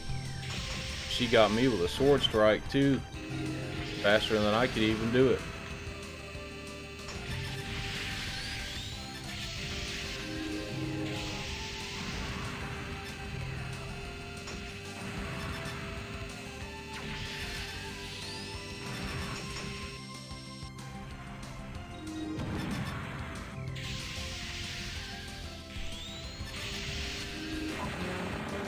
Damn.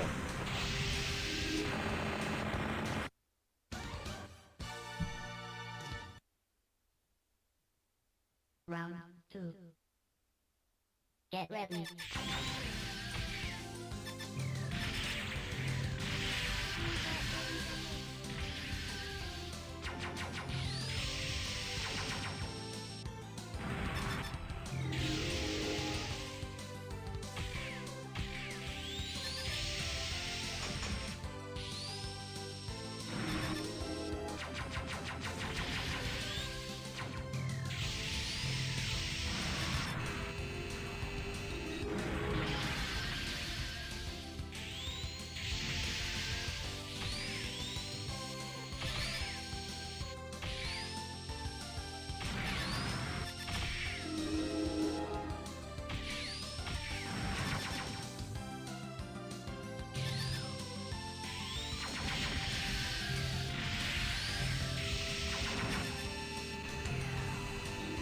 Seems like my sword doesn't do a whole lot of damage to her or something.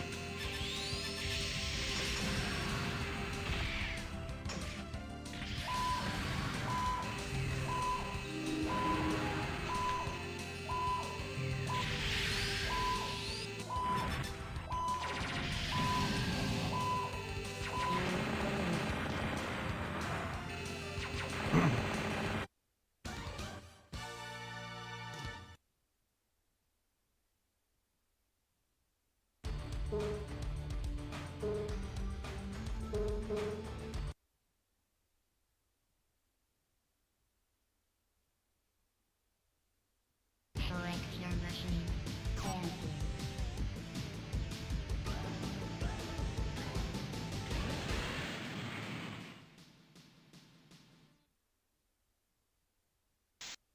Second area.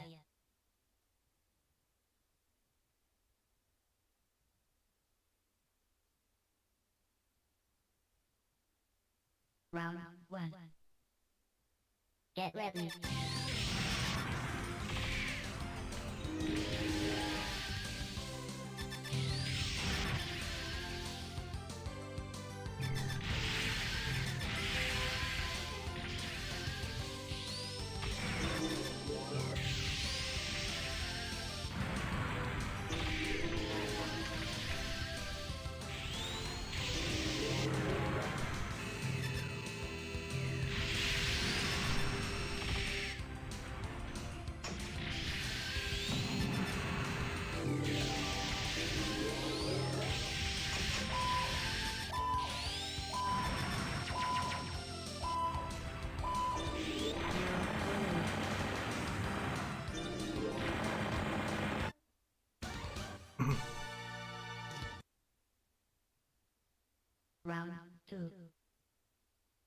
Get ready.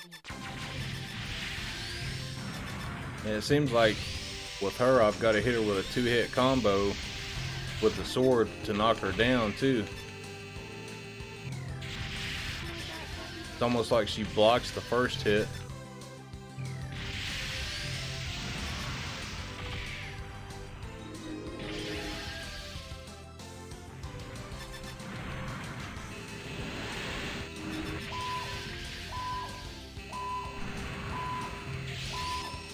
If you can block in this game, I haven't figured out how to do it yet.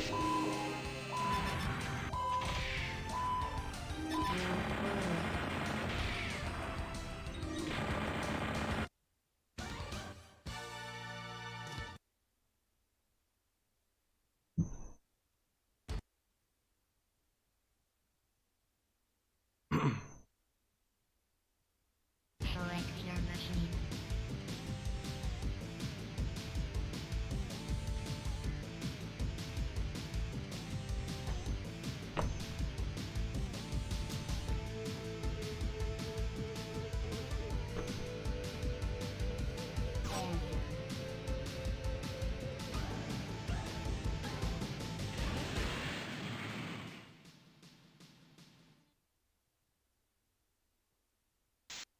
Secondary.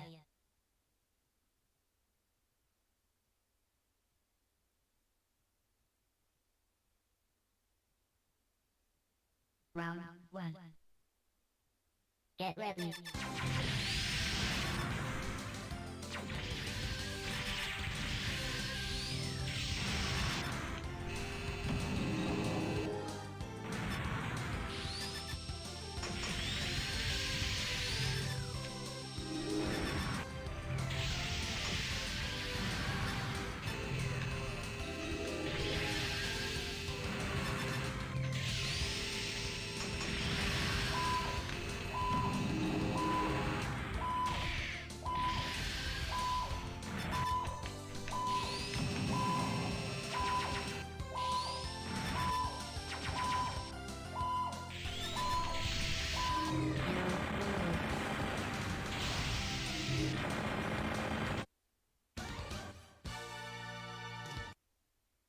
Yeah, this one's kicking my ass bad. Get ready.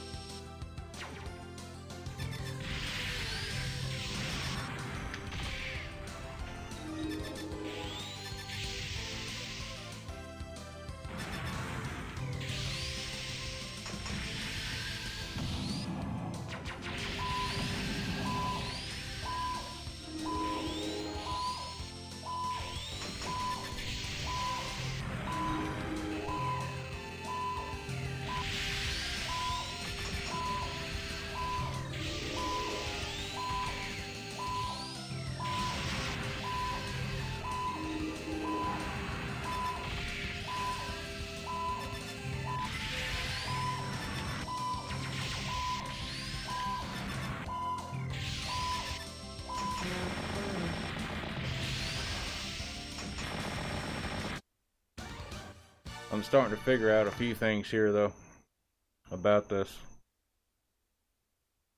Because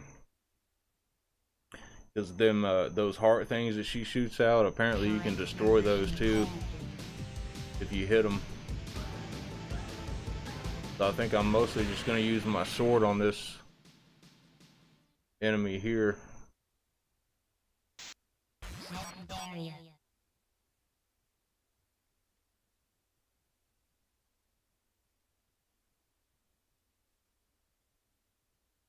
Round 1. Get ready.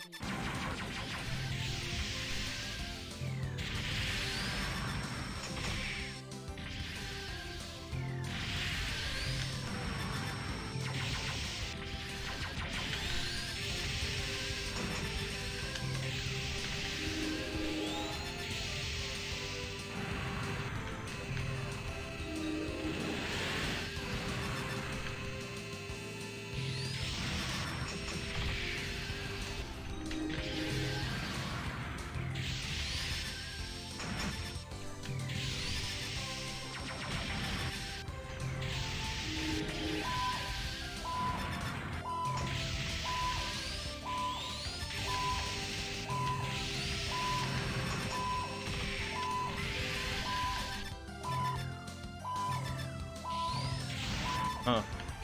It's like she dodged all that somehow. How did she do that?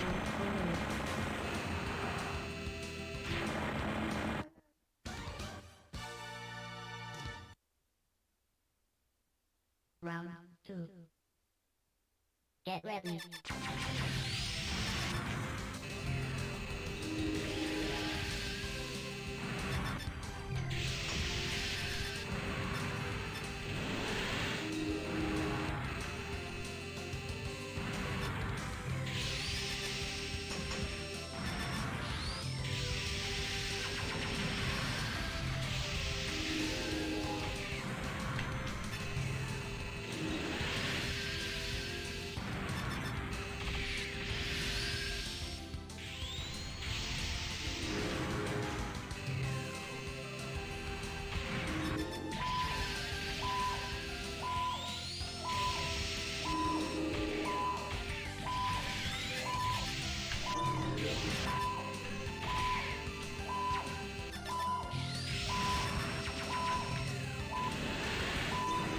If I could just hit her with like these like sword thrust attacks, I could finish her off in no time, but she's fast though. Select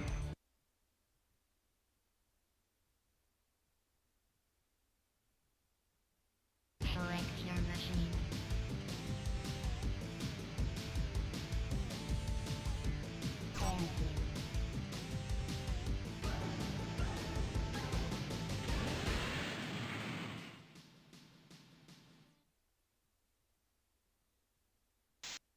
Secondary.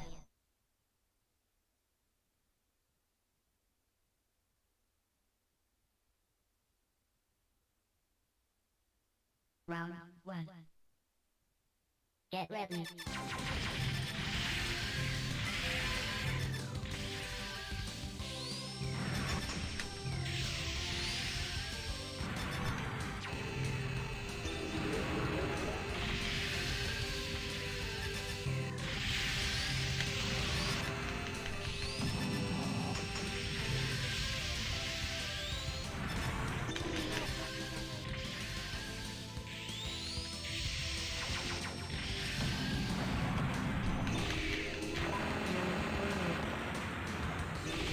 Well, I was doing pretty good at first, but and I've been reading y'all's comments Round 2. as I've been playing this. This is kind of fast paced.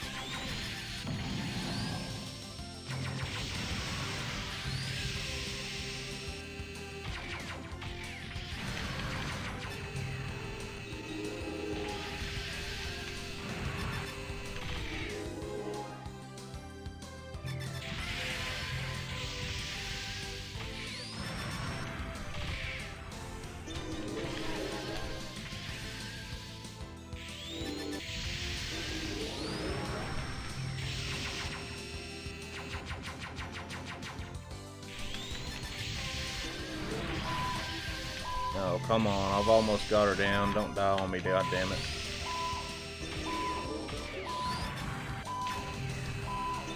Well, I'm done for. That's the only thing that sucks about that thrust attack thing is like you can't like break out of it once you start doing it. And then if she turns around and shoots, then I'm just a sitting duck waiting. Select your machine. Well, this game is really fun though. Like when you get into it,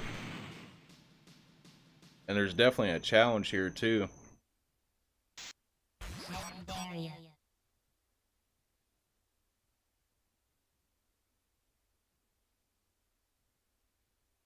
But even like on the inside of the case of this game and the manual, like it even has like Get ready. the specific controls, like for how the twin stick works and all that stuff too.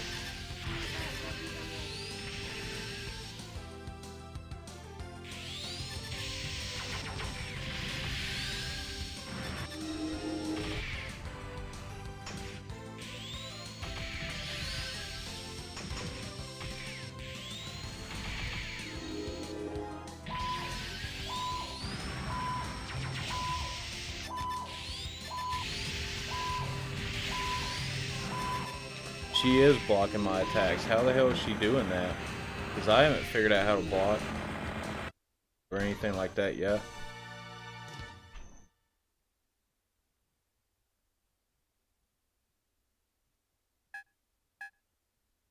That's me if I want to save the game or not.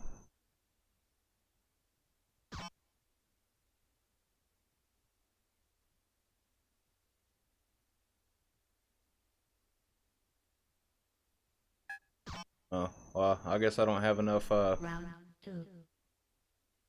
Get ready. memory to save it. I'll have to move my stuff over from the battery to the cartridge I have, the save cartridge.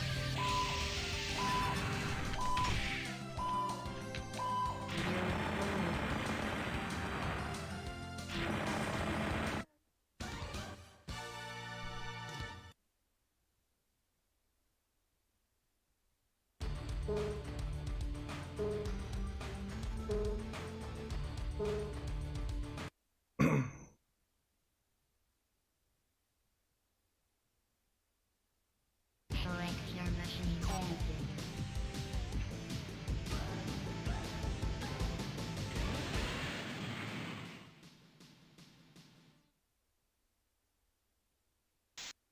Secondary.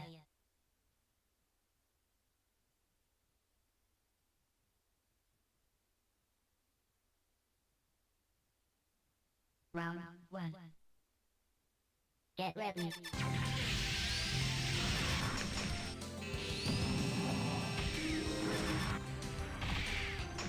It seems like I can never hit her with the fucking rifle either, man. And she counterattacks too. Like if I hit her with that beam saber, she counterattacks too a lot of the time.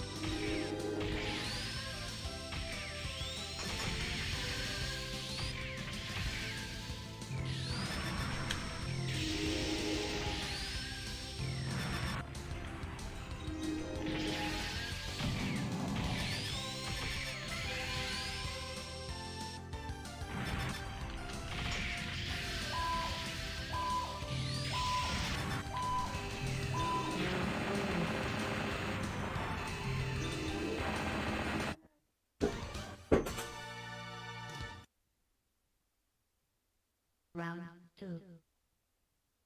Get ready.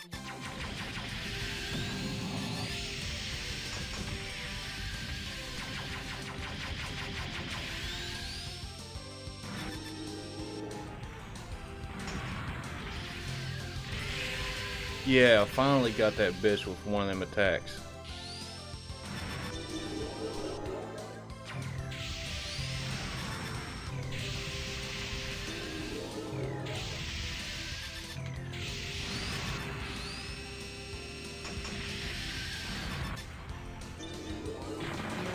Fuck.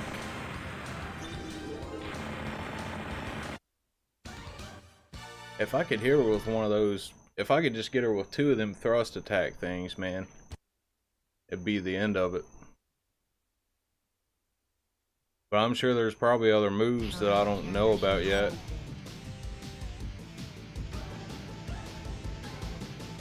And somehow she's blocking some of my attacks, and I don't know how she's doing it. Because none of the buttons I press on here blocks.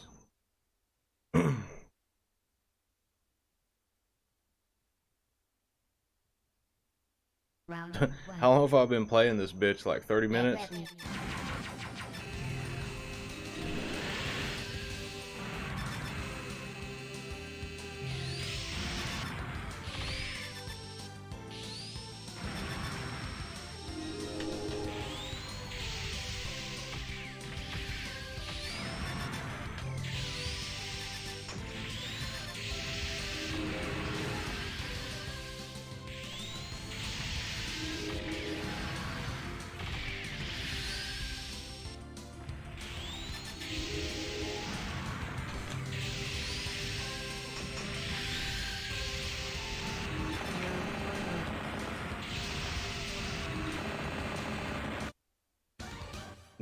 At least 30 minutes. Round 2. Get ready.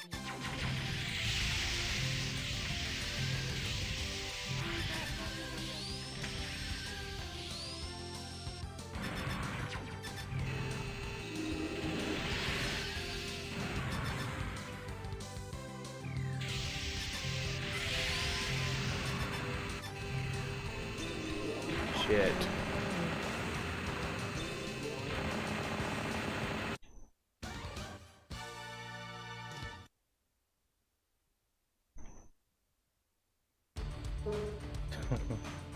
Well, I think I've tried my local virtual on tonight, but I don't think I'm gonna beat this one.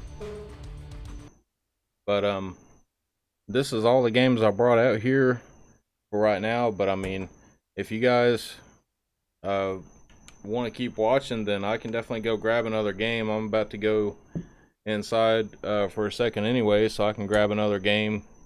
Might play some Vampire Savior or something like that.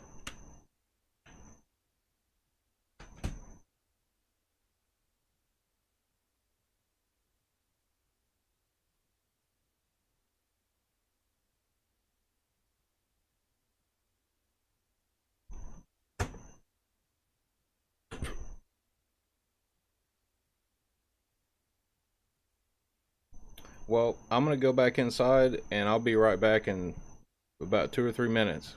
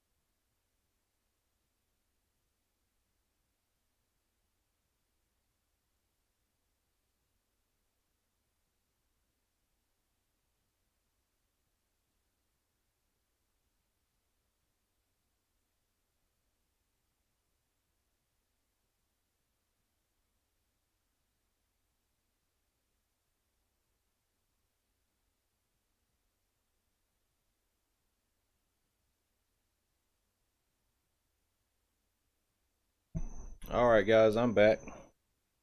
And I got Vampire Savior put in the Saturn. And just started thinking about this for a second. I know you guys have probably already watched it. What do you guys think about the PlayStation 5 UI?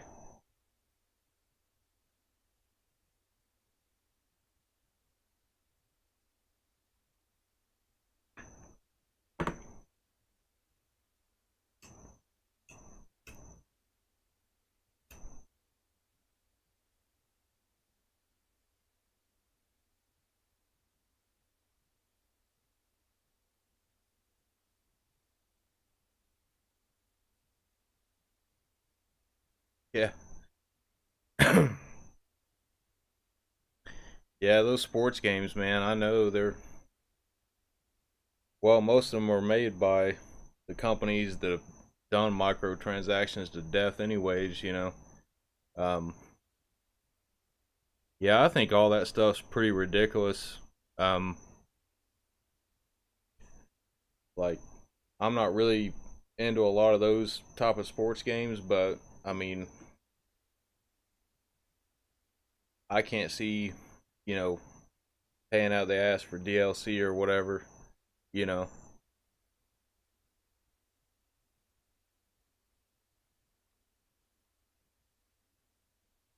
But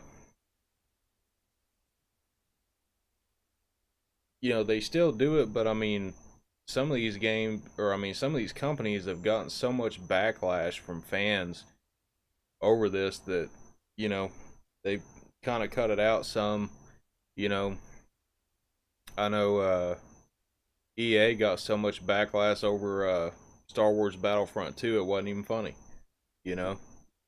And the only reason that I even have that game is because when I got a PS4 Pro, when I did decide to upgrade, um, that's the only one that I could find besides the regular black one. And I figured, well, I'd rather get the Star Wars one if I had the choice, because I do love Star Wars, anyways.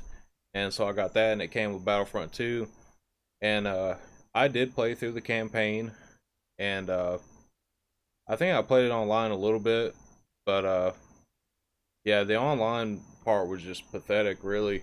Um, and I'm not really too big into a lot of online games, anyways.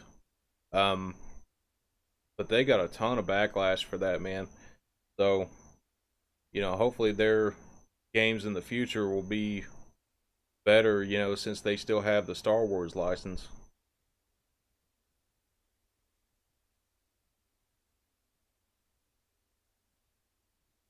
Yeah, yeah, I'm anxious to see what the Xbox Series X UI is, because with me, like, the way I look at it is with the PS4 and the Xbox One, I don't think either one of them are perfect by a long shot. Um, really, I actually like how simple the Switch UI is. It's just extremely simple. I know a lot of people want folders and stuff like that, but to me, that's a very minor type of thing. Um, we may or may not get them. And it was probably, what, 4 or 5 years into the 3DS life that we got folders on the 3DS. Same thing with the themes on the 3DS. But I don't think the themes really make sense for the Switch, because I mean, most of your screen is being taken up by the squares, you know, with the games on them. So I'm fine with, you know, just the black and white um, backgrounds on it, really. But you know, the Xbox one, they've updated quite a bit as well over the years. But um, for some reason, I always get confused with the Xbox one. I don't know why. Um, I think it reminds me, like, not really, but it kind of reminds me of Windows 8 a little bit, and I can't stand Windows 8. I had a computer with Windows 8 one time, and that thing sucked, man. I mean, the computer was good, it had good specs, but man, that operating system was trash.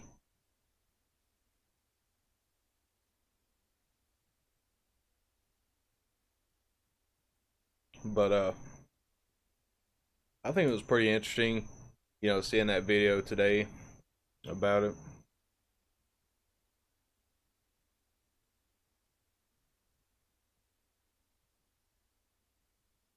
Ring Fit Master says he wants to order Burger King from the PS5. Well, they might do it in the future. Who knows, man? Yeah, same here. I've got my Switch just on the black background. I like it a lot better than the white background. I think I changed mine day one, and I don't think I've ever changed it back, honestly. Um, the themes on the 3DS are cool, but that UI is totally different from, excuse me, how the Switch was. I I'm fine if they leave the Switch UI the way it is, to be honest.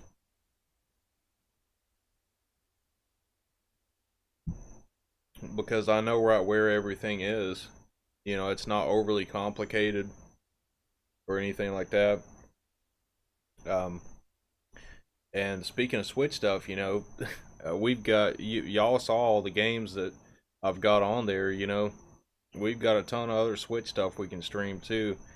Um, and that's the only thing. Like with these consoles, like the Saturn and stuff, I don't have a ton of games for it, so um, it may be at some point it's probably going to get, further between, times when I stream Saturn stuff, just because I don't have a lot of games and I don't want to stream the same stuff, over and over again and bore you guys to death, you know. But some of the ones that are longer, we can do kind of like a series, since I do stream typically on Thursday, Friday, and Saturday nights, we can play some of the longer games over the weekend and, do a few hours the first night, and the second night, and the third night until we beat it. So that's what I've been thinking about doing with the longer games like Symphony of the Night and Lunar Silver Star Story, because I actually haven't beaten that game. I think I'm probably maybe 20 hours in to that game, but it's been a long time since I turned that one on. It's probably been over a year since I've turned that one on, because before I got it, I started a new job, and it took every bit of my time, and then I took a demotion to get out of that position because it was, driving me insane. But now I've got a ton of time, got 3 days off, so I think that'd be cool to play some of the longer games over the weekend. Just do, a series about it.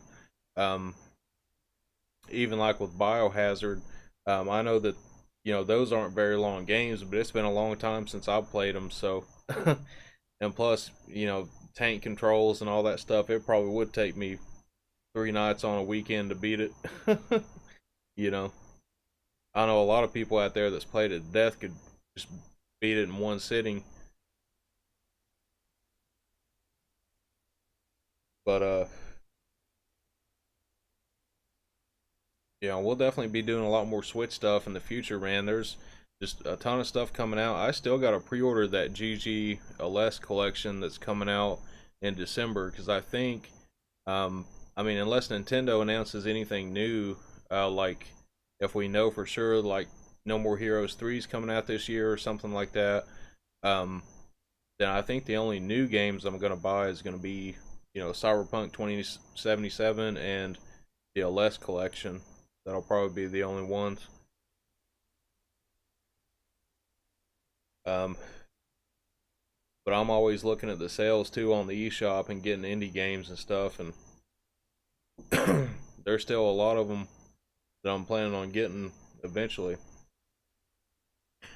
But just some of these systems, I'm gonna have to beef up my library some, to where we can actually, have a bunch of different games to play. Um,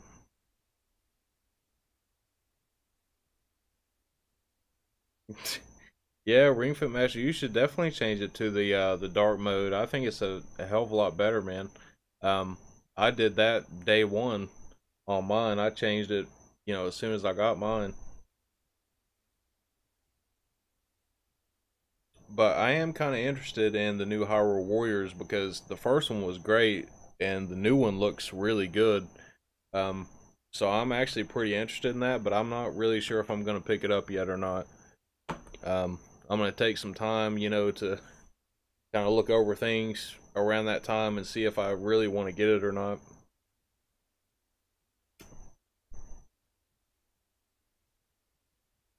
But I've got most of the Warriors games that's came out over the last couple of years. Um, you know, I've got the first Hyrule Warriors on the Wii U. I haven't upgraded to the Switch version yet, but eventually I will, because it does have all the characters from the Wii U version and all the characters from the 3DS version put together, you know, into the definitive edition. So eventually I'll upgrade to that. But I got Fire Emblem Warriors Day One. I got the collector's edition of that. It's actually been a long time since I played that one, because I got it and I played it a lot at first, and then Xenoblade Chronicles 2 came out, and that's literally all I played for months, you know. And then I kept going back to Xenoblade Chronicles 2 as well. I'd play something for a little while, go back to Xenoblade, and man, I'm telling you, if you guys haven't played Xenoblade Chronicles 2, I'm telling you that's one of my favorite RPGs that's ever been made right there. I've got well over 250 hours into it. I still haven't beat the expansion, which is basically a standalone game. It's a prequel to Xenoblade Chronicles 2. And then I haven't even started the New Game Plus mode either. So eventually I'm going to go back to Xenoblade Chronicles 2, and at some point in the future, it'll probably be a long time from now, but I think I'm going to do a series, you know, just playing through the Xenoblade games in order. I actually really want to get back to playing Xenoblade Chronicles X too, because I absolutely love that game. It's not a perfect game, but there's nothing else out there like it. You know, especially, you know, after you play it enough to get to the point where you get the mechs, it's just fucking insane, man. Like, it's really amazing, and there's a lot of super bosses and stuff in that game that you can find. You know, still to this day, Xenoblade Chronicles X is one of the biggest open world games there's ever been. Even at the time, just a few years ago when this came out, it was bigger than Fallout 4, The Witcher 3, and Skyrim combined. I mean, it's a massive open world. And even though it does have some shortcomings, I mean, everything about that game's amazing. It really is. And even if they ever do port that to the Switch, I'll be happy with the Wii U version, because I actually really like how the gamepad is utilized in that game. And, you know, I'm probably going to stream that and make a series out of it eventually. But like I said, that'll be way into the future. Because we're going to be playing retro stuff for a long time, and indie games and stuff like that. At some point, I might do some streams if you guys are interested, like first party Nintendo stuff. I think one night I might like to stream Yoshi's Crafted World on the Nintendo Switch. That's a game I picked up 2 or 3 months ago, and I've played it quite a bit, but it's been, you know, I haven't played it in probably 2 or 3 months now. But that's a really good game. I've always liked the Yoshi games, and I'm going to change to the gameplay screen here real quick. But the one on the Wii U is really good as well.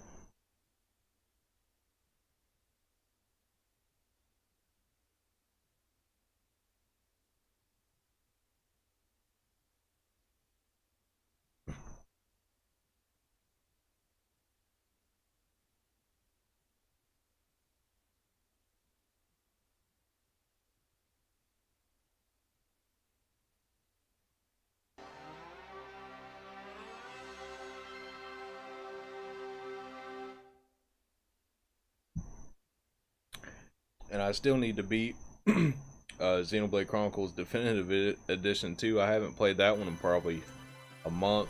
there was one night I did a test stream where I played Xenoblade Chronicles and Astral Chain and stuff like that, just to see, you know, if there were any issues, you know, playing it, because I've never tried to play anything like that before on stream. And it looked okay, I guess. It didn't look the greatest because right now I can only stream in 1080, or I mean, not 1080 but 720. So I mean, for stuff like that, it'd probably be better for me to, you know, get a better computer that I can actually stream in 1080 and stuff.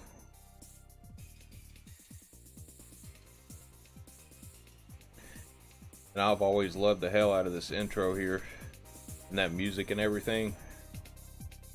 I had never played this game before, and I remember when I got it in the mail, because I bought this and a few other Saturn games with it. This was when I first got the Saturn.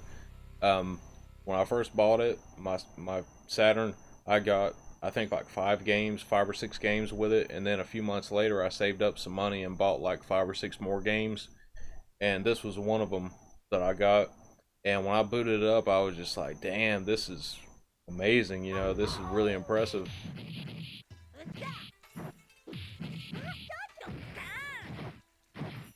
And I'm not a master at any of these fighting games by a long shot, but they're awesome though. They're fun as hell to play.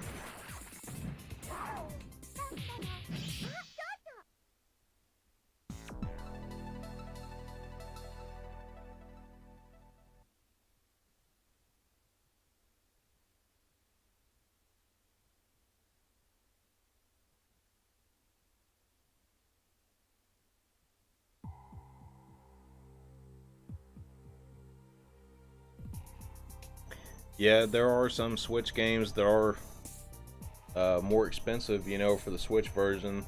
The Switch tax, they call it. Yeah, it's definitely true.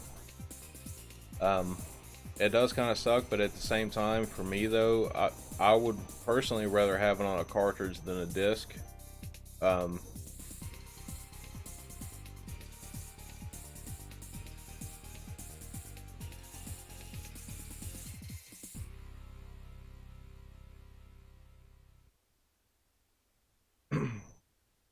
Well, we do actually get a lot of linear games though. A lot of these first party games that come out, even if they're open world, a lot of them are like kind of linear, like it holds your hand the whole way through the game. You know, even really, if you look at a lot of the later Final Fantasy games that came out, especially the 13 games, the 3 games in the Final Fantasy 13 series, those were all very linear. I thought they were pretty decent games, but I was actually not a fan of that, of how linear it actually was. But some of these games that are coming out that are just like really like action packed, you know. Like take for instance the new Spider-Man that's coming out, the Miles Morales game that they've got coming out. That looks amazing, you know, and I'm sure a lot of it's going to be very, you know, action heavy, a lot of cutscenes, a lot of cool stuff in there,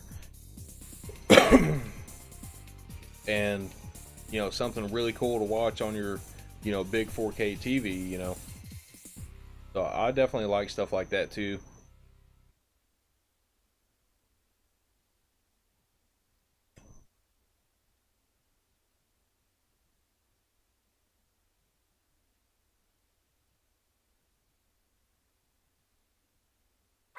Yeah, I think I would have to agree with you, Ring Fit Master. I like, I think I prefer Darkstalkers.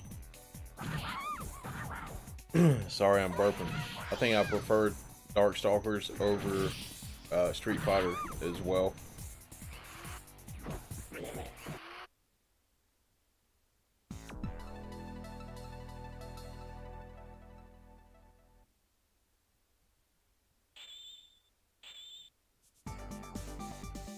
I always like this music too on the intro screen. I don't know who I'm gonna pick though. I know this guy right here, he's got more moves than anybody else in the game. Like, he's got a ton of different moves. But he's kind of hard to master though.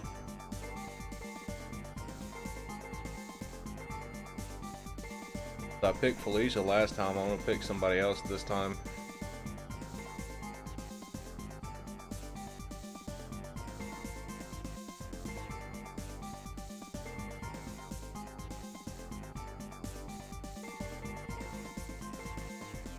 Yeah, I think I might as well just pick this guy.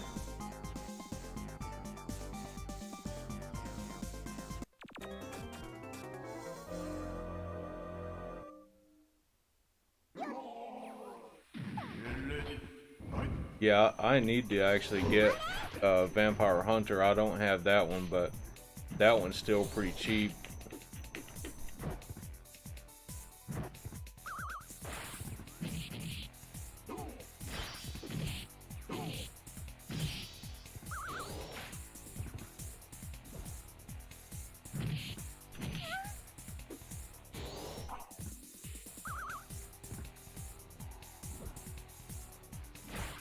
I don't remember what a lot of his special moves are, but there's a, I'm pretty sure in this game there's a secret character that you have to put in a code on the character select screen, and there's like a secret character on this one. There's one or two, I believe.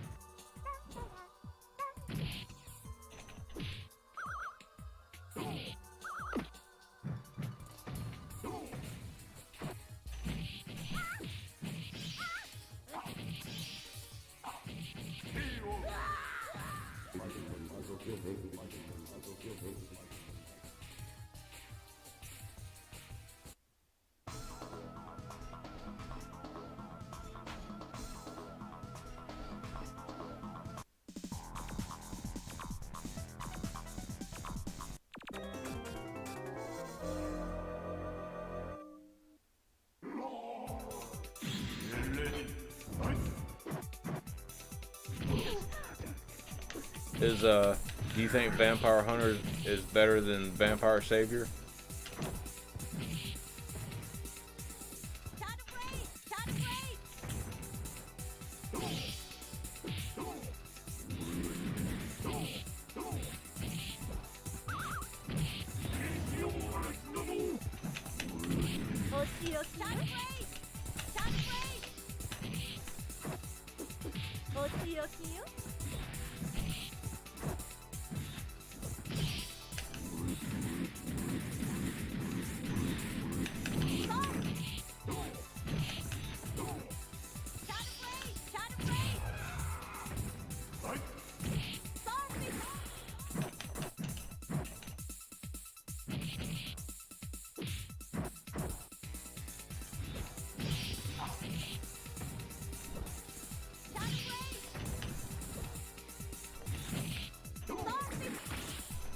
悪い。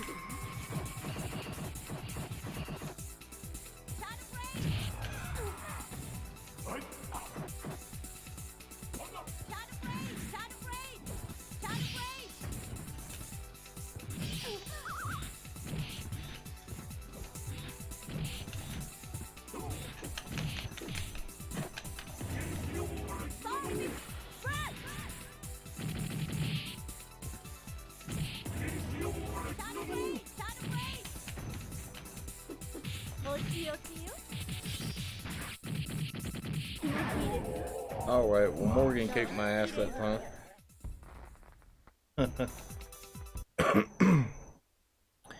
Actually, I think I'm going to pull the manual out here and look at the move set of this guy, because he's got a ton of moves.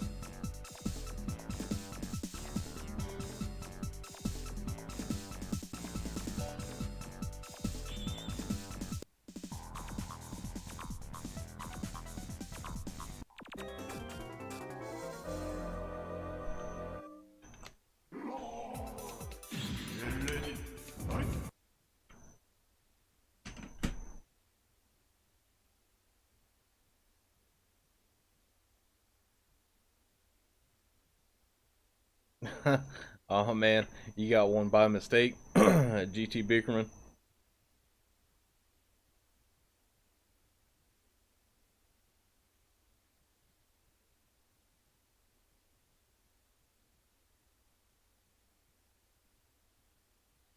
That's kind of a funny story, because when I bought this Saturn, the seller, instead of sending me an AV cord and a power cable, he sent me 2 power cables.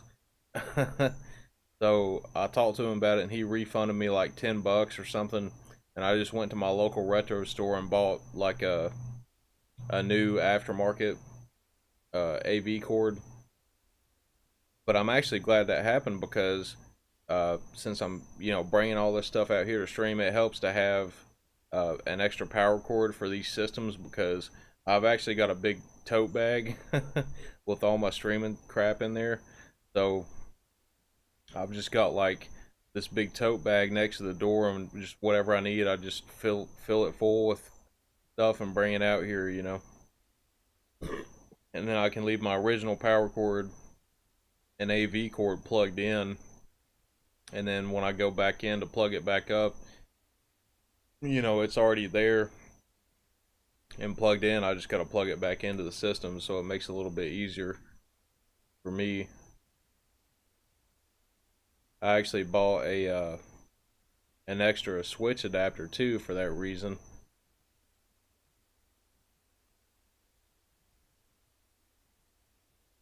Just trying to find the page here where this character is on.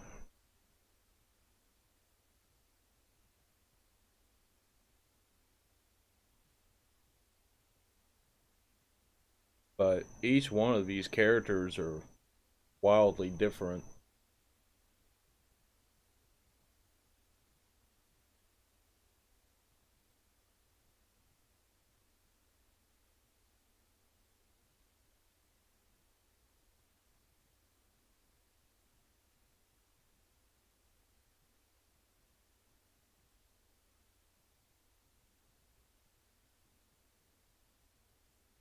I just wanted to show you, well, it's probably going to be hard to see it, but that's his move list. He's got like more moves than anybody else in the whole game.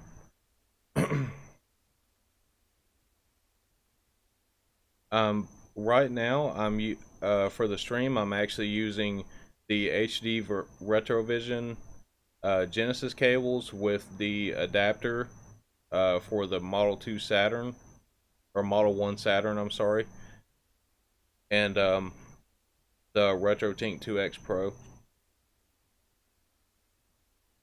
But normally, though, I have this hooked up to my CRT, so I just use standard composite with those.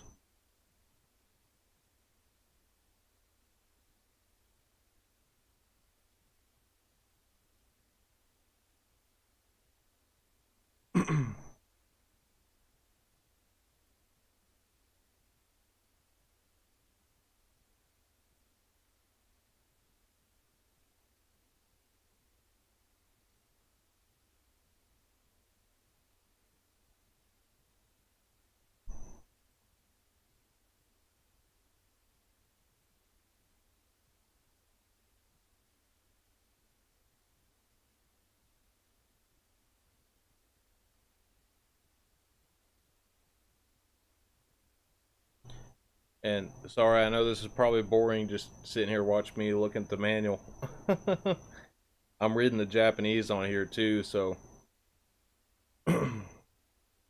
it takes me longer than if I was reading English.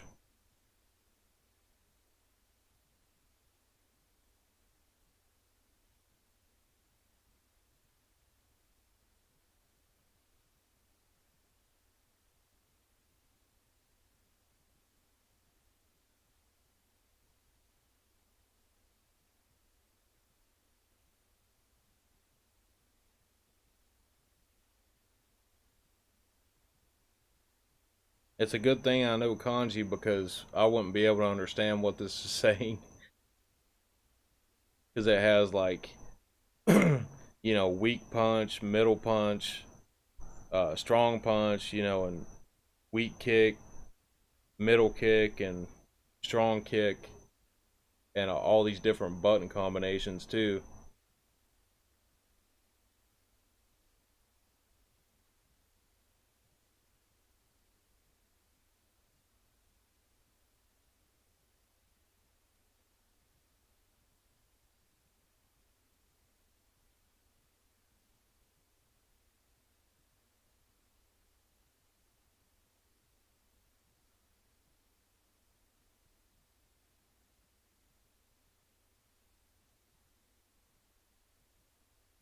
Yeah, some of his specials, like his finishing moves, are pretty complicated.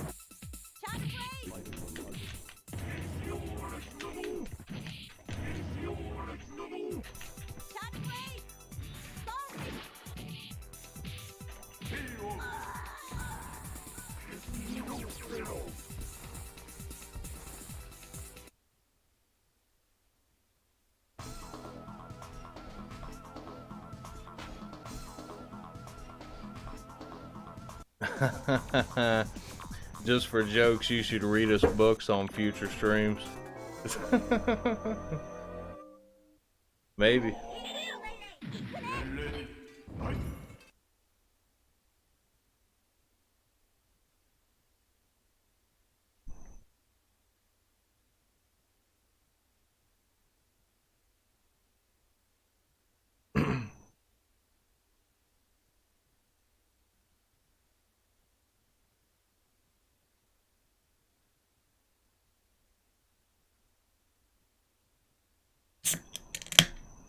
Yeah, I've still never had a TV that actually had an S video port on it.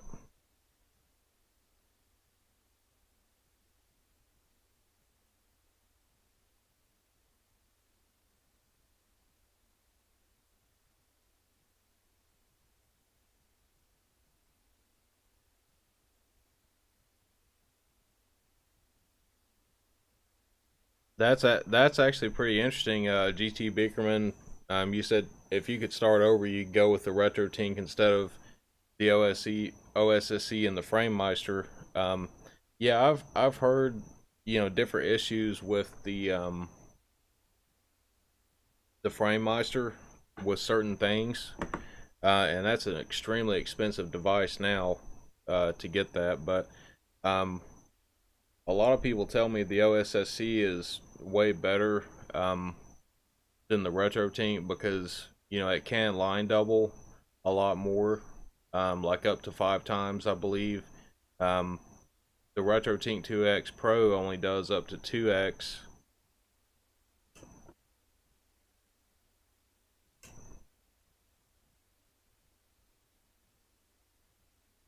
But I do like it because it's so simple just to plug in and play. Um, but I think eventually I might get an OSSC just to try it out, and see how it is. Um,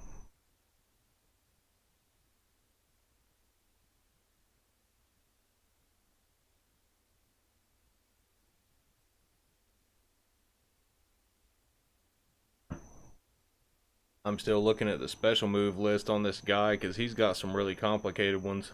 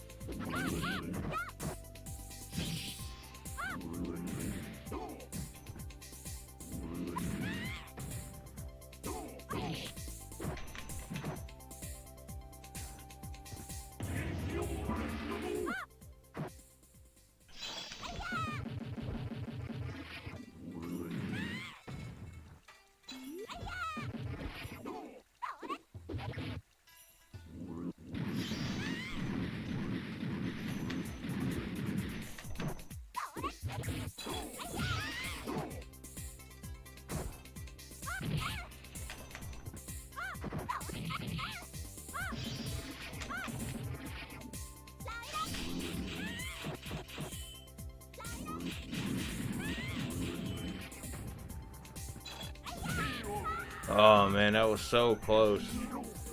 That was so close.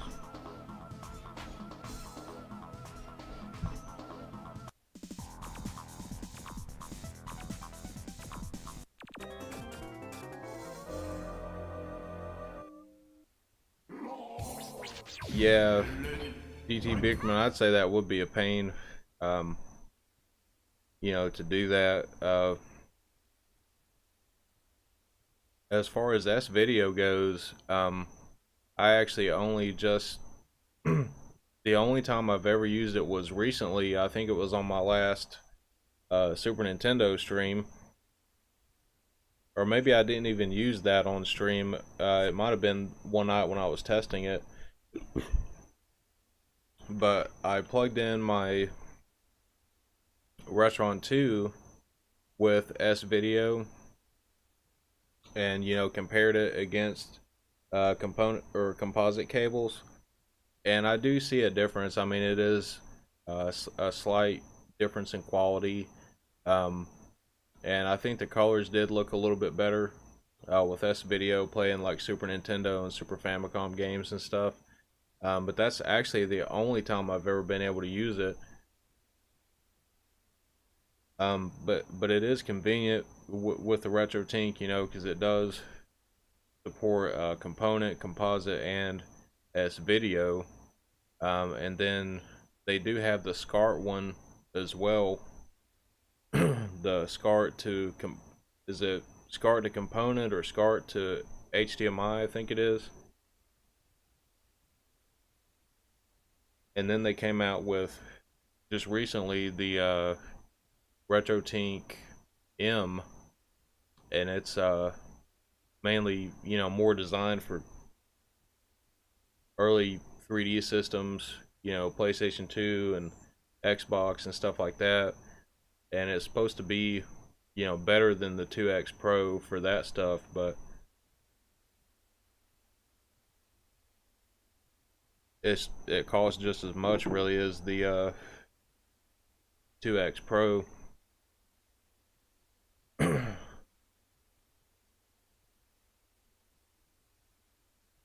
But I'm sure getting SCART cables for everything, it costs a bunch of money, and RGB modding everything and all that stuff. I think I did a lot of research on all that stuff before I really got into it, and I think for me, component will probably be easier to stick with, because I don't really have a lot of systems that would even work with RGB anyways.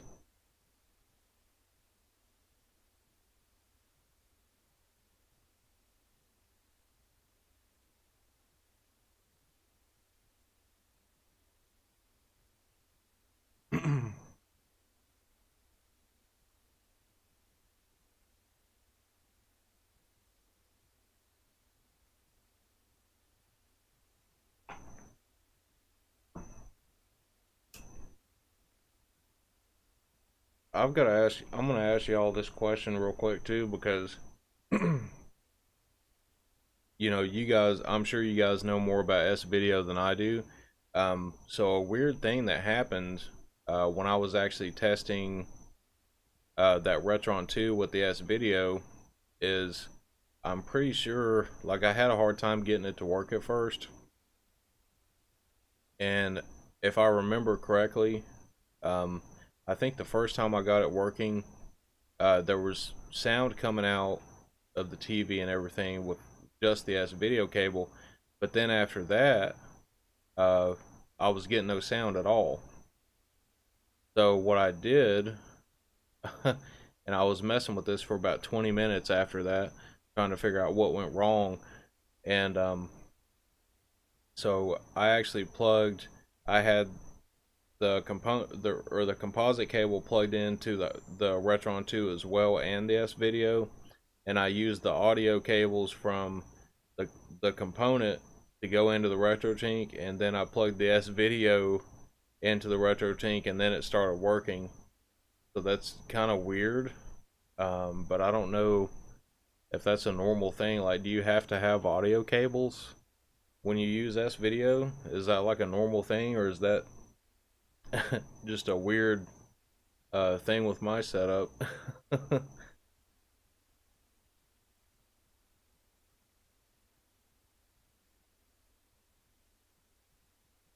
Yeah, I'm pretty happy with the Retro Tink so far. I mean, I think I've had it now for probably maybe 2 months.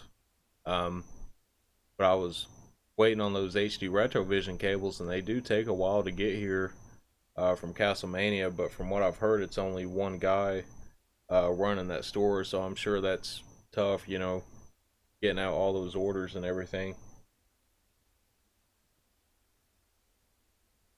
I've been thinking about pre-ordering the Super Nintendo cables that they have that are supposed to ship in December, but I've got a feeling if I order them, I probably won't get them until January.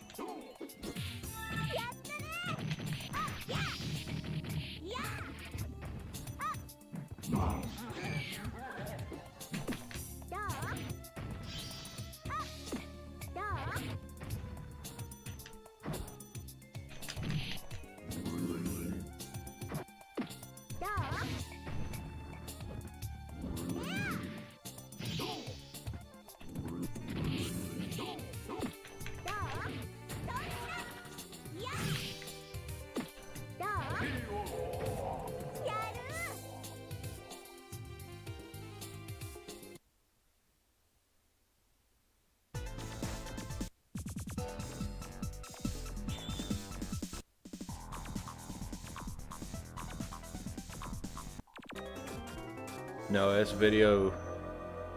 Is video only. Okay, okay. Yeah, I was wondering about that because I was like, why is this not working? Because that was my first experience ever trying to use this video.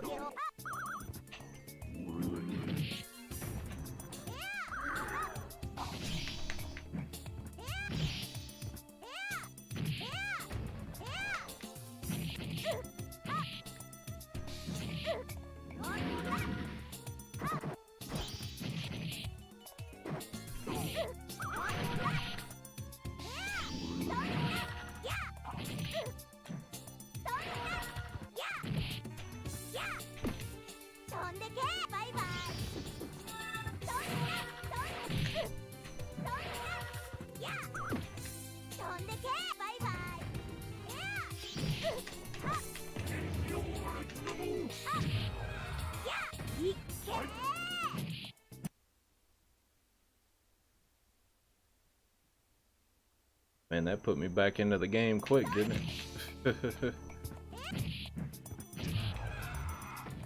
For a lot of these games, I'm like, oh, I've got a second or two to put out a cigarette or take a sip of beer. Nope, I don't.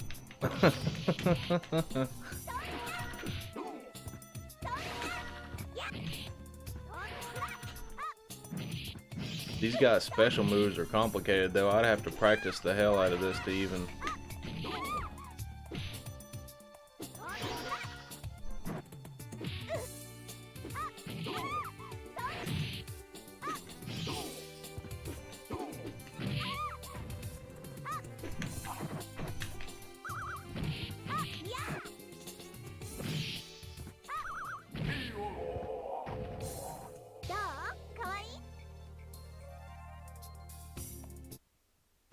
Okay, so it is, you do have to have the audio cables. Okay. Yeah, because I've never actually seen them like the older ones, like the Super Nintendo ones and stuff like that. I've never actually seen them in person, but that's how I got it to work, and I didn't know if that was normal for it to be that way, but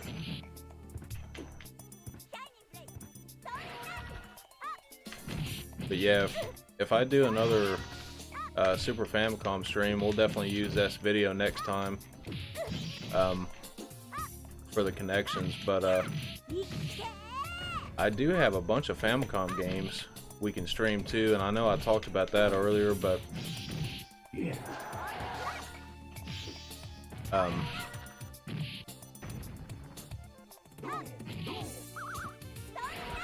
I think with using the adapter, it might be kind of a pain to stream those.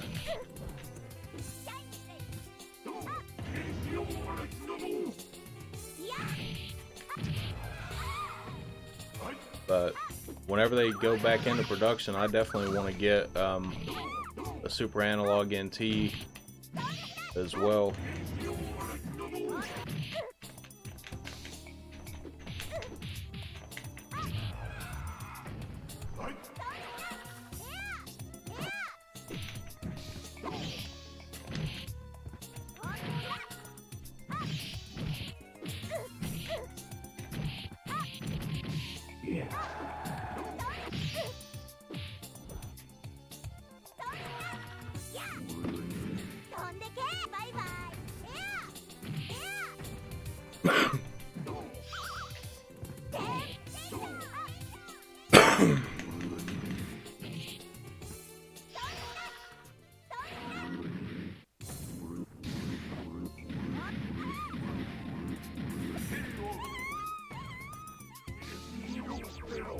Finally.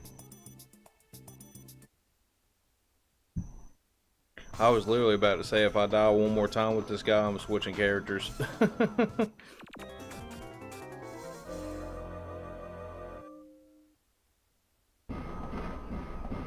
always like this level too, just how weird it is. This like crazy train or whatever, with a mouth on it and eyes and shit.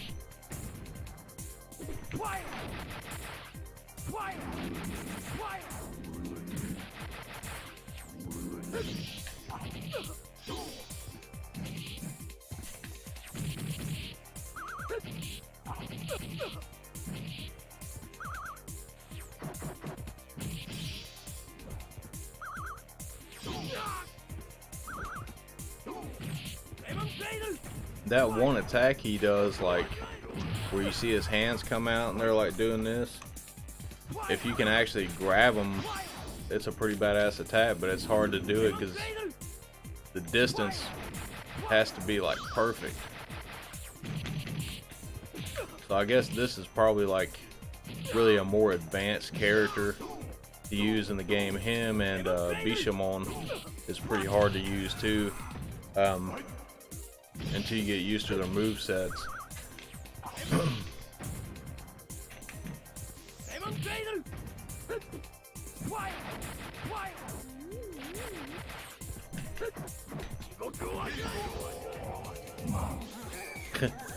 Yeah, I think I'm gonna switch to a different character this time.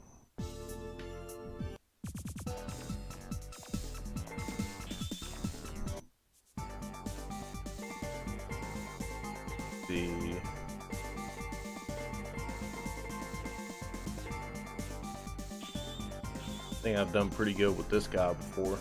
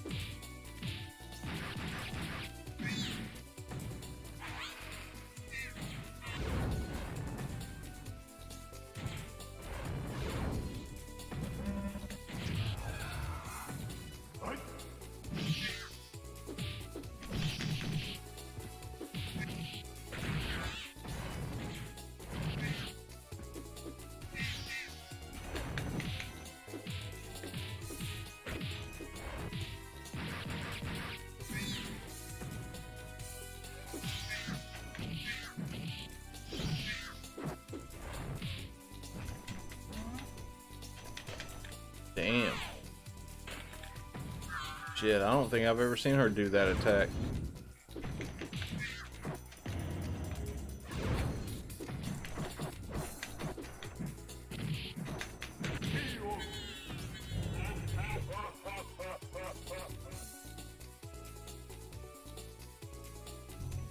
Oh, look at that.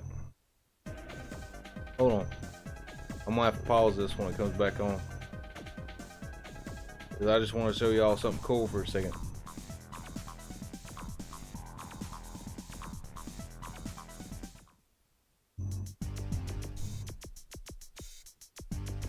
See my shirt here?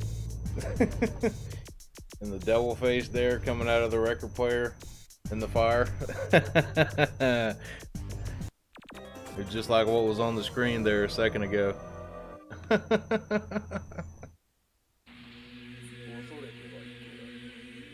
That's him. He's doing the devil music sing along.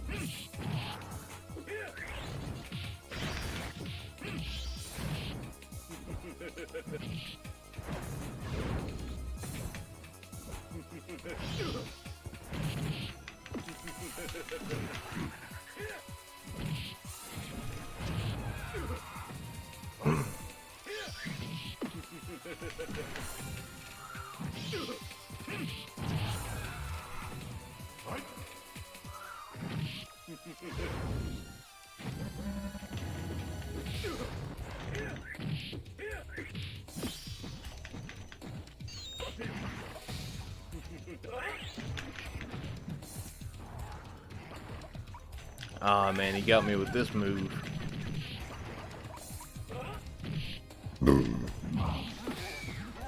Damn.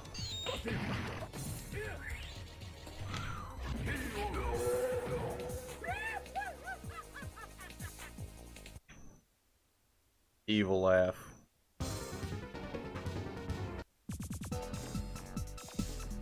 Oh, did he beat me twice? I didn't think he would beat me twice.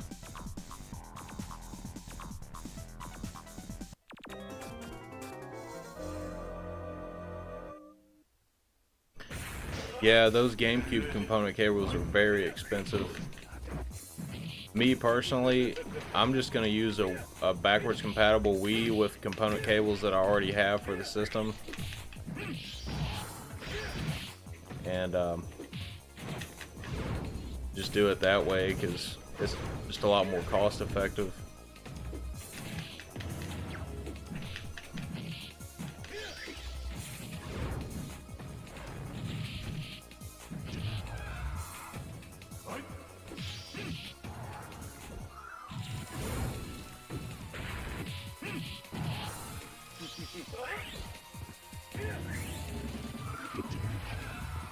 Damn.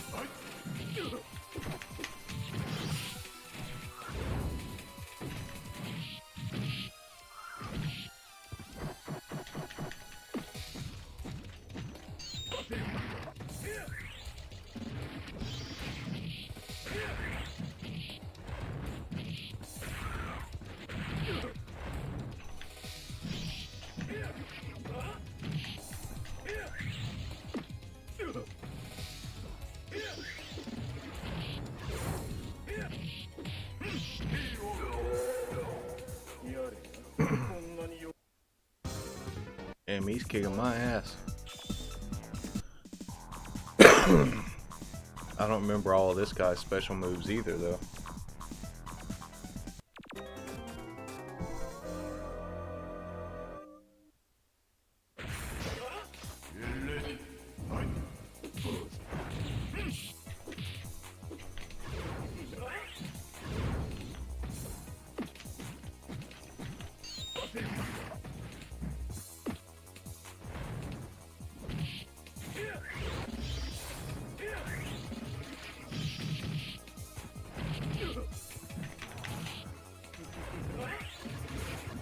Oh man, that was a badass special. I almost did, but he hit me before I could finish it.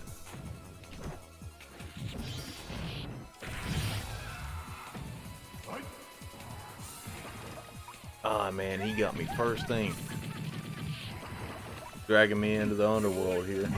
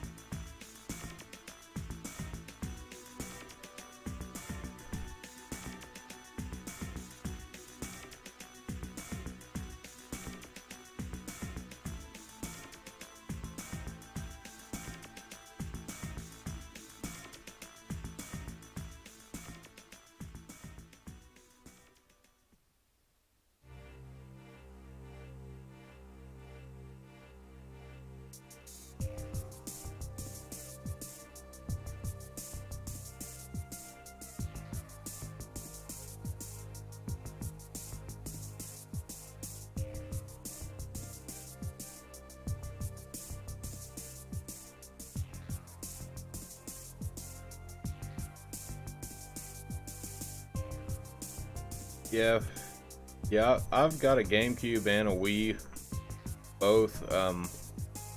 But I wish I still had the first GameCube that I had. It was the Indigo one, and mine was region modded too. But I ended up selling it to a friend for a little while, and he because I had gotten Zelda Twilight Princess for it, and he really wanted to play that game. We were both big Zelda fans, you know, and he asked me if he could borrow it, and to be honest with you, I knew how he was. I didn't really trust him to borrow it because I figured something would happen to it, so he bought it from me. But I told him, I said, as soon as you get done with it, let me know and I'll buy it back from you. And well, what did he do? He ended up selling it to another person, so that kind of screwed me out of that one, because the original one I had was region modded, and I had a Game Boy player and all that stuff with it. And I think I charged him like, I don't remember how much it was. I think it was like 120 or 130 or something like that, and he just kept on bitching about it, like, man, you fucked me over on that GameCube and that was too much money and all that stuff. And I'm like, well, sell it back to me then. If you don't want it, I'll buy it back. I've told you that. Like, when you get done with it, tell me and I'll buy it back from you if you want your money back, because I want the GameCube back anyways. Well, he went and sold it to somebody else. Oh, that was probably 10 years ago. He's dead now, that guy, my old friend. We had a falling out probably about a year before he died, but still bothered me when he did die, though.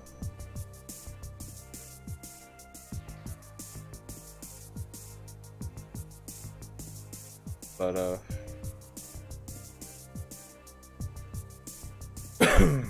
yeah, I would have liked to have still had that GameCube. A region modded one. But now I've got a silver one with a Game Boy player, and I actually got a pretty decent deal on that. I bought that more than 2 years ago now. Got it on eBay, and the guy was selling that, the Platinum GameCube with a Platinum controller, and the Game Boy player with the disc, and he has Super Mario Sunshine, Luigi's Mansion, and Metroid Prime 1 and 2. And I'm trying to think how much I paid for that thing. I think it was about $150 or something like that. And that was a good deal even for a couple years ago, you know. So I'm still happy that I got that, but I haven't really bought many more games for it since I got that. I know I got Beautiful Joe and Geist. I think that's probably the only ones, because most of the ones I wanted were like really expensive now, you know. But yeah, we'll definitely have to do a GameCube stream one of these days. I've still got my Wii and stuff. It's actually packed up though.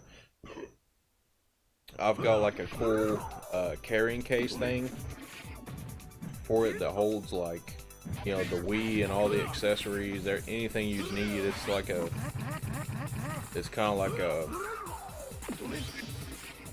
almost like a briefcase or something, but it's, you know, got a zipper on it. It's pretty big. It's a pretty big case, but it's still in that case packed up because I've got my Wii U and stuff hooked up to the HD TV. But I've thought about maybe streaming Wii games sometimes, but I think it'd probably look pretty funny me sitting out here swinging around a Wii remote. So I don't know. I might one day, but I don't know if I will.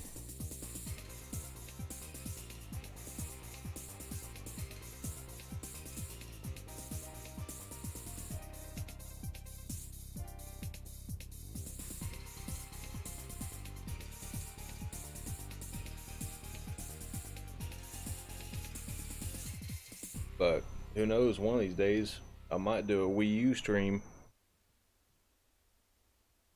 Stream some Yoshi and some other cool stuff. And I was talking about Xenoblade Chronicles X earlier. You know, Xenoblade Chronicles X is still one of my favorite games ever. But if I was going to do a series of that, man, it'd drag on for months. If I wanted to actually play everything in the game on stream, it'd take months to do all that. Just doing it 3 nights a week.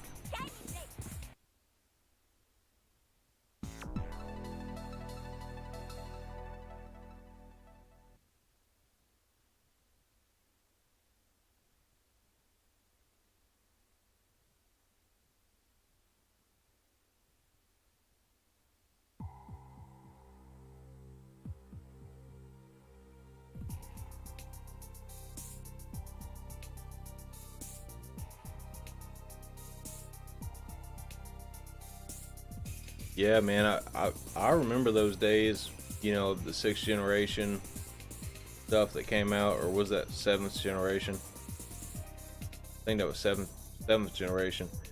Yeah, I had a Dreamcast before I had any of that generation of systems. And I loved it. I love the Dreamcast. I still do.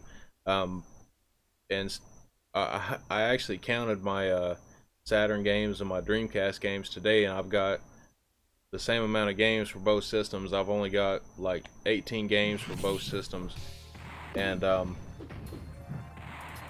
you know, a lot of the game I don't really want like all the games on the Dreamcast, because there's some of them I just don't really care about. But it seems like for the last, I don't know, 10 years or so, like even back then, like a lot of the ones that I wanted were just kind of expensive for the time, you know, and now they're even more expensive, and I really wish I would have got them back then. But I think from now on I'm basically going to get, you know, Japanese import Dreamcast games as well because of that.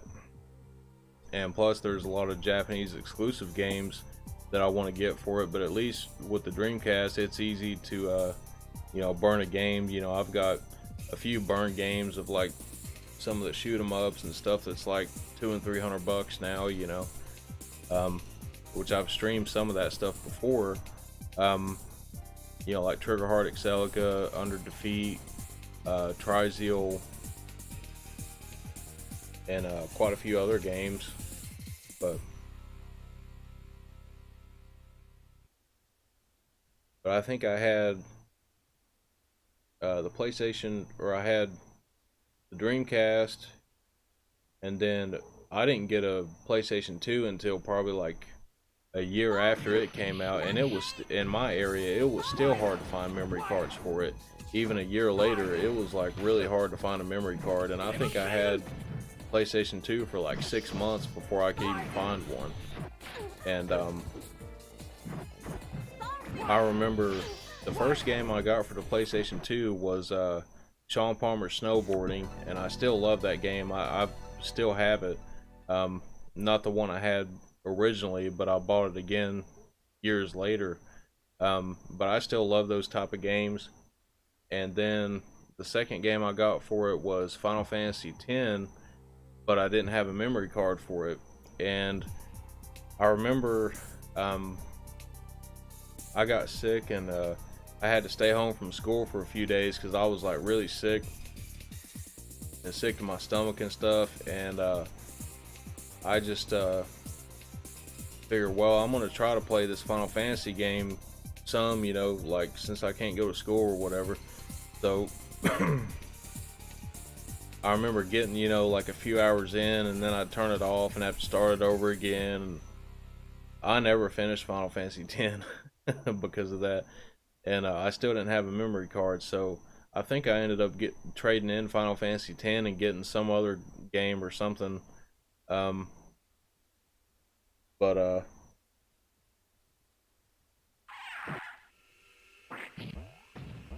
then I got the GameCube, and then I got the Xbox last. I got the Xbox when I was in like 8th grade. I think I was like 13 or something like that. And the one that I got had the pack in with Sega GT and Jet Set Radio Future, and that's the main reason I wanted the Xbox, was because of Jet Set Radio Future. And I still love that game to death, you know, just the Jet Set Radio series in general.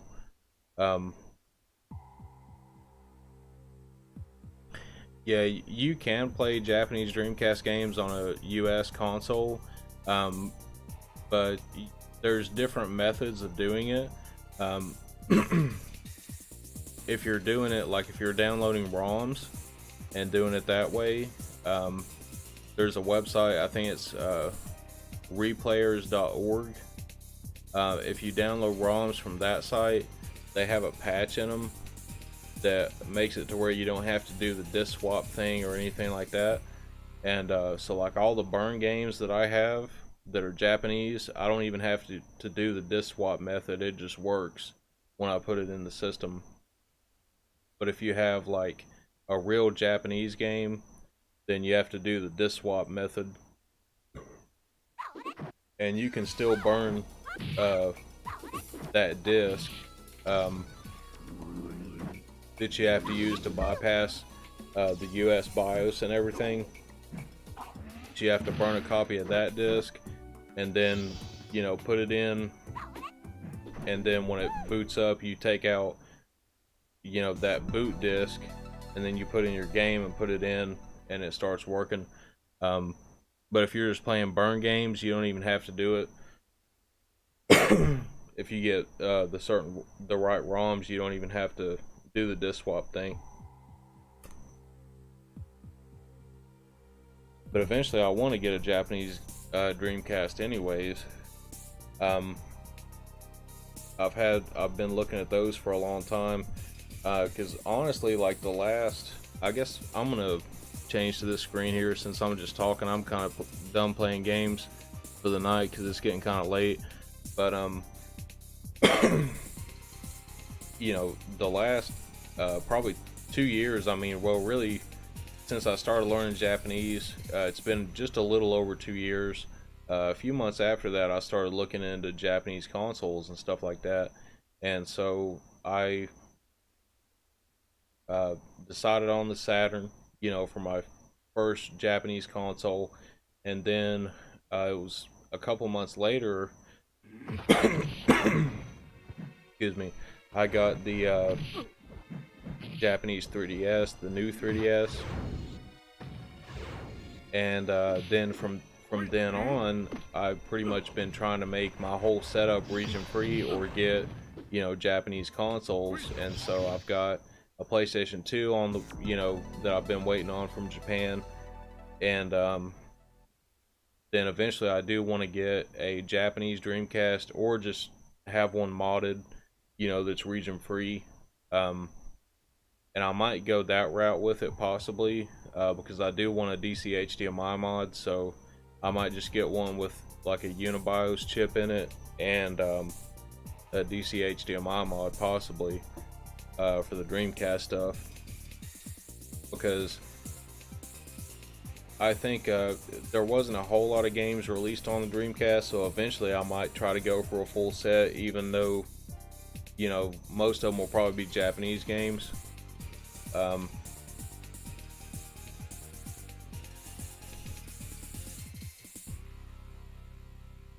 But with the PlayStation 2, you basically have to have a Japanese console, because I know they have the free McBoot software that you can put on a memory card, but supposedly how it works is you can't actually use real Japanese games on the system. Like, you have to download the ROMs onto a USB and then play them off of the USB or some shit. Some like crazy setup they got going on with that. But I'd rather just have the system anyways, and plus the PlayStation 2 got a lot of awesome systems. I've been actually looking at them the last couple days because I'm so tired of waiting on mine to get here, and I've been looking at them and debating on whether I actually want to buy one from a US seller or not right now. And who knows, I might end up doing it, because I'm really kind of tired of waiting on that one to come from Japan. But I've got my eyes on one in particular from a US seller that I might end up getting, possibly, but we'll just have to wait and see. I'm still kind of debating on it. But you know, with the Saturn, I've got a Japanese Saturn. You know, GameCube stuff, I don't really have many games at all for the GameCube. I think I only have 6 or 7 games. I sold my N64 earlier this year, but I do want to get another N64 with one of those region-free tray slots in there, the 3D printed slot. So eventually I'll get that back, and you know, a bunch of games for it and stuff, because I would like to stream some N64 stuff eventually, especially F-Zero X, because I love the hell out of that game. I could sit here and play that for hours. But I guess my point is, I've been trying to make everything region free if I possibly can, you know, with my setup that I have. Luckily the newer stuff is region free, so we don't have to worry about that anymore.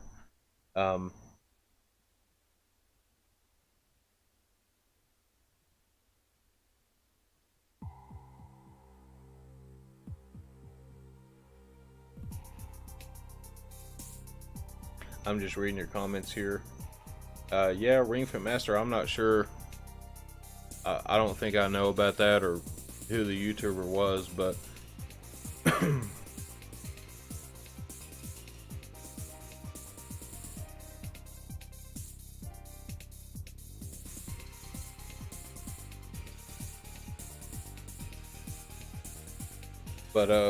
I've been streaming for a long time now, for more than 5.5 hours, so I'm probably going to end this here pretty soon.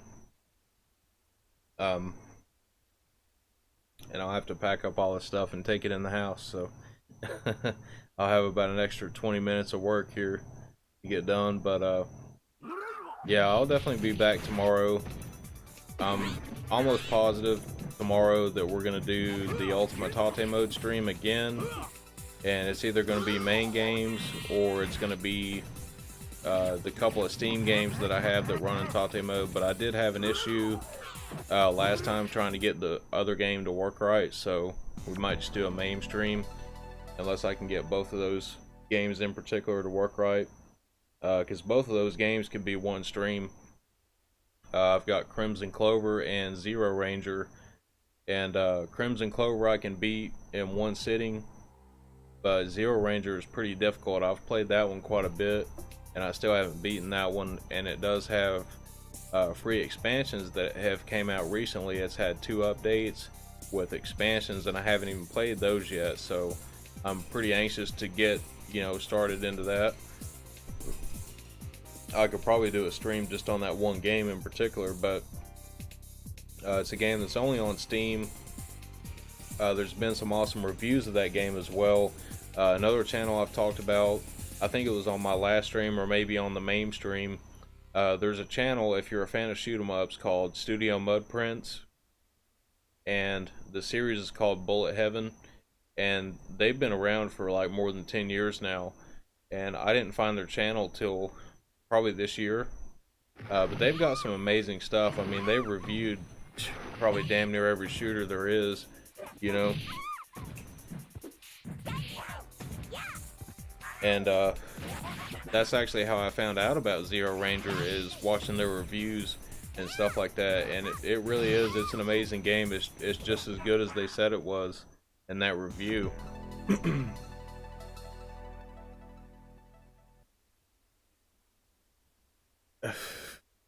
Yeah.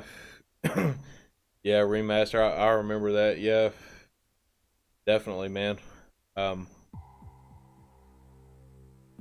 That was more of a test stream, but I didn't even think anybody was watching that night. But yeah, I'll keep an eye on that too in the future with the chat box.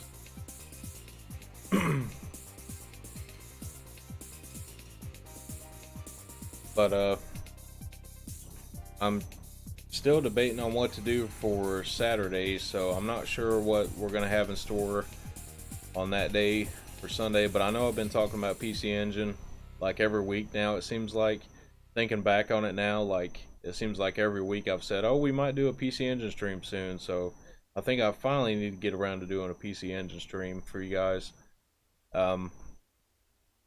So we might have to do that on Saturday.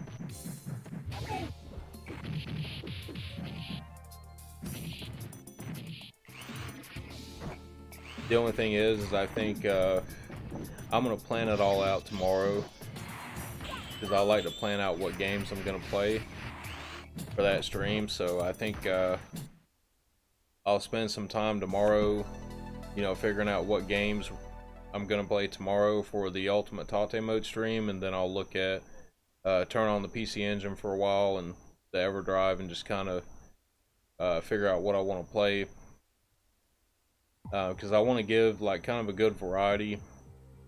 For the Tate mode streams, of course, those are just going to be shooters only, but you know, for the other streams, I'm thinking, you know, I want to give kind of a variety. I don't want to play like the same type of game just over and over again, like nothing but fighting games or nothing but shooters or nothing but platformers or something like that. You know, I kind of want to switch it up so that it's you know, more entertaining to watch. So I'll definitely plan all that tomorrow. But I guess I will go ahead and end the stream, guys. But it's been a fun night. I definitely appreciate you guys, you know, watching all this time, and you know, yeah, thanks, Ring Fit Master. I definitely appreciate that. And you know, I had trouble with that test stream because that went for 2 hours. I had trouble for an hour and a half trying to figure out how to get it to work. So I already know the issues that I'm facing with doing that, because it's so weird, because like anytime I click off of anything and start doing something on the computer while I'm streaming, I get that encoder overload thing, and I know it's lagging for you guys, so like everything's gonna be lagging, and So that's another reason I want to plan out the games too, because I don't want to be looking through lists and stuff and while everything's lagging for you guys on the screen. I want to know like exactly, you know, what I want to jump to in Launchbox and just pick that game and load it real quick. You know, that way it kind of minimizes the issues with streaming. So until I get a better computer and stuff like that, you know, I just got to work with what I have. So but I'll definitely try to make it, you know, as good as I possibly can.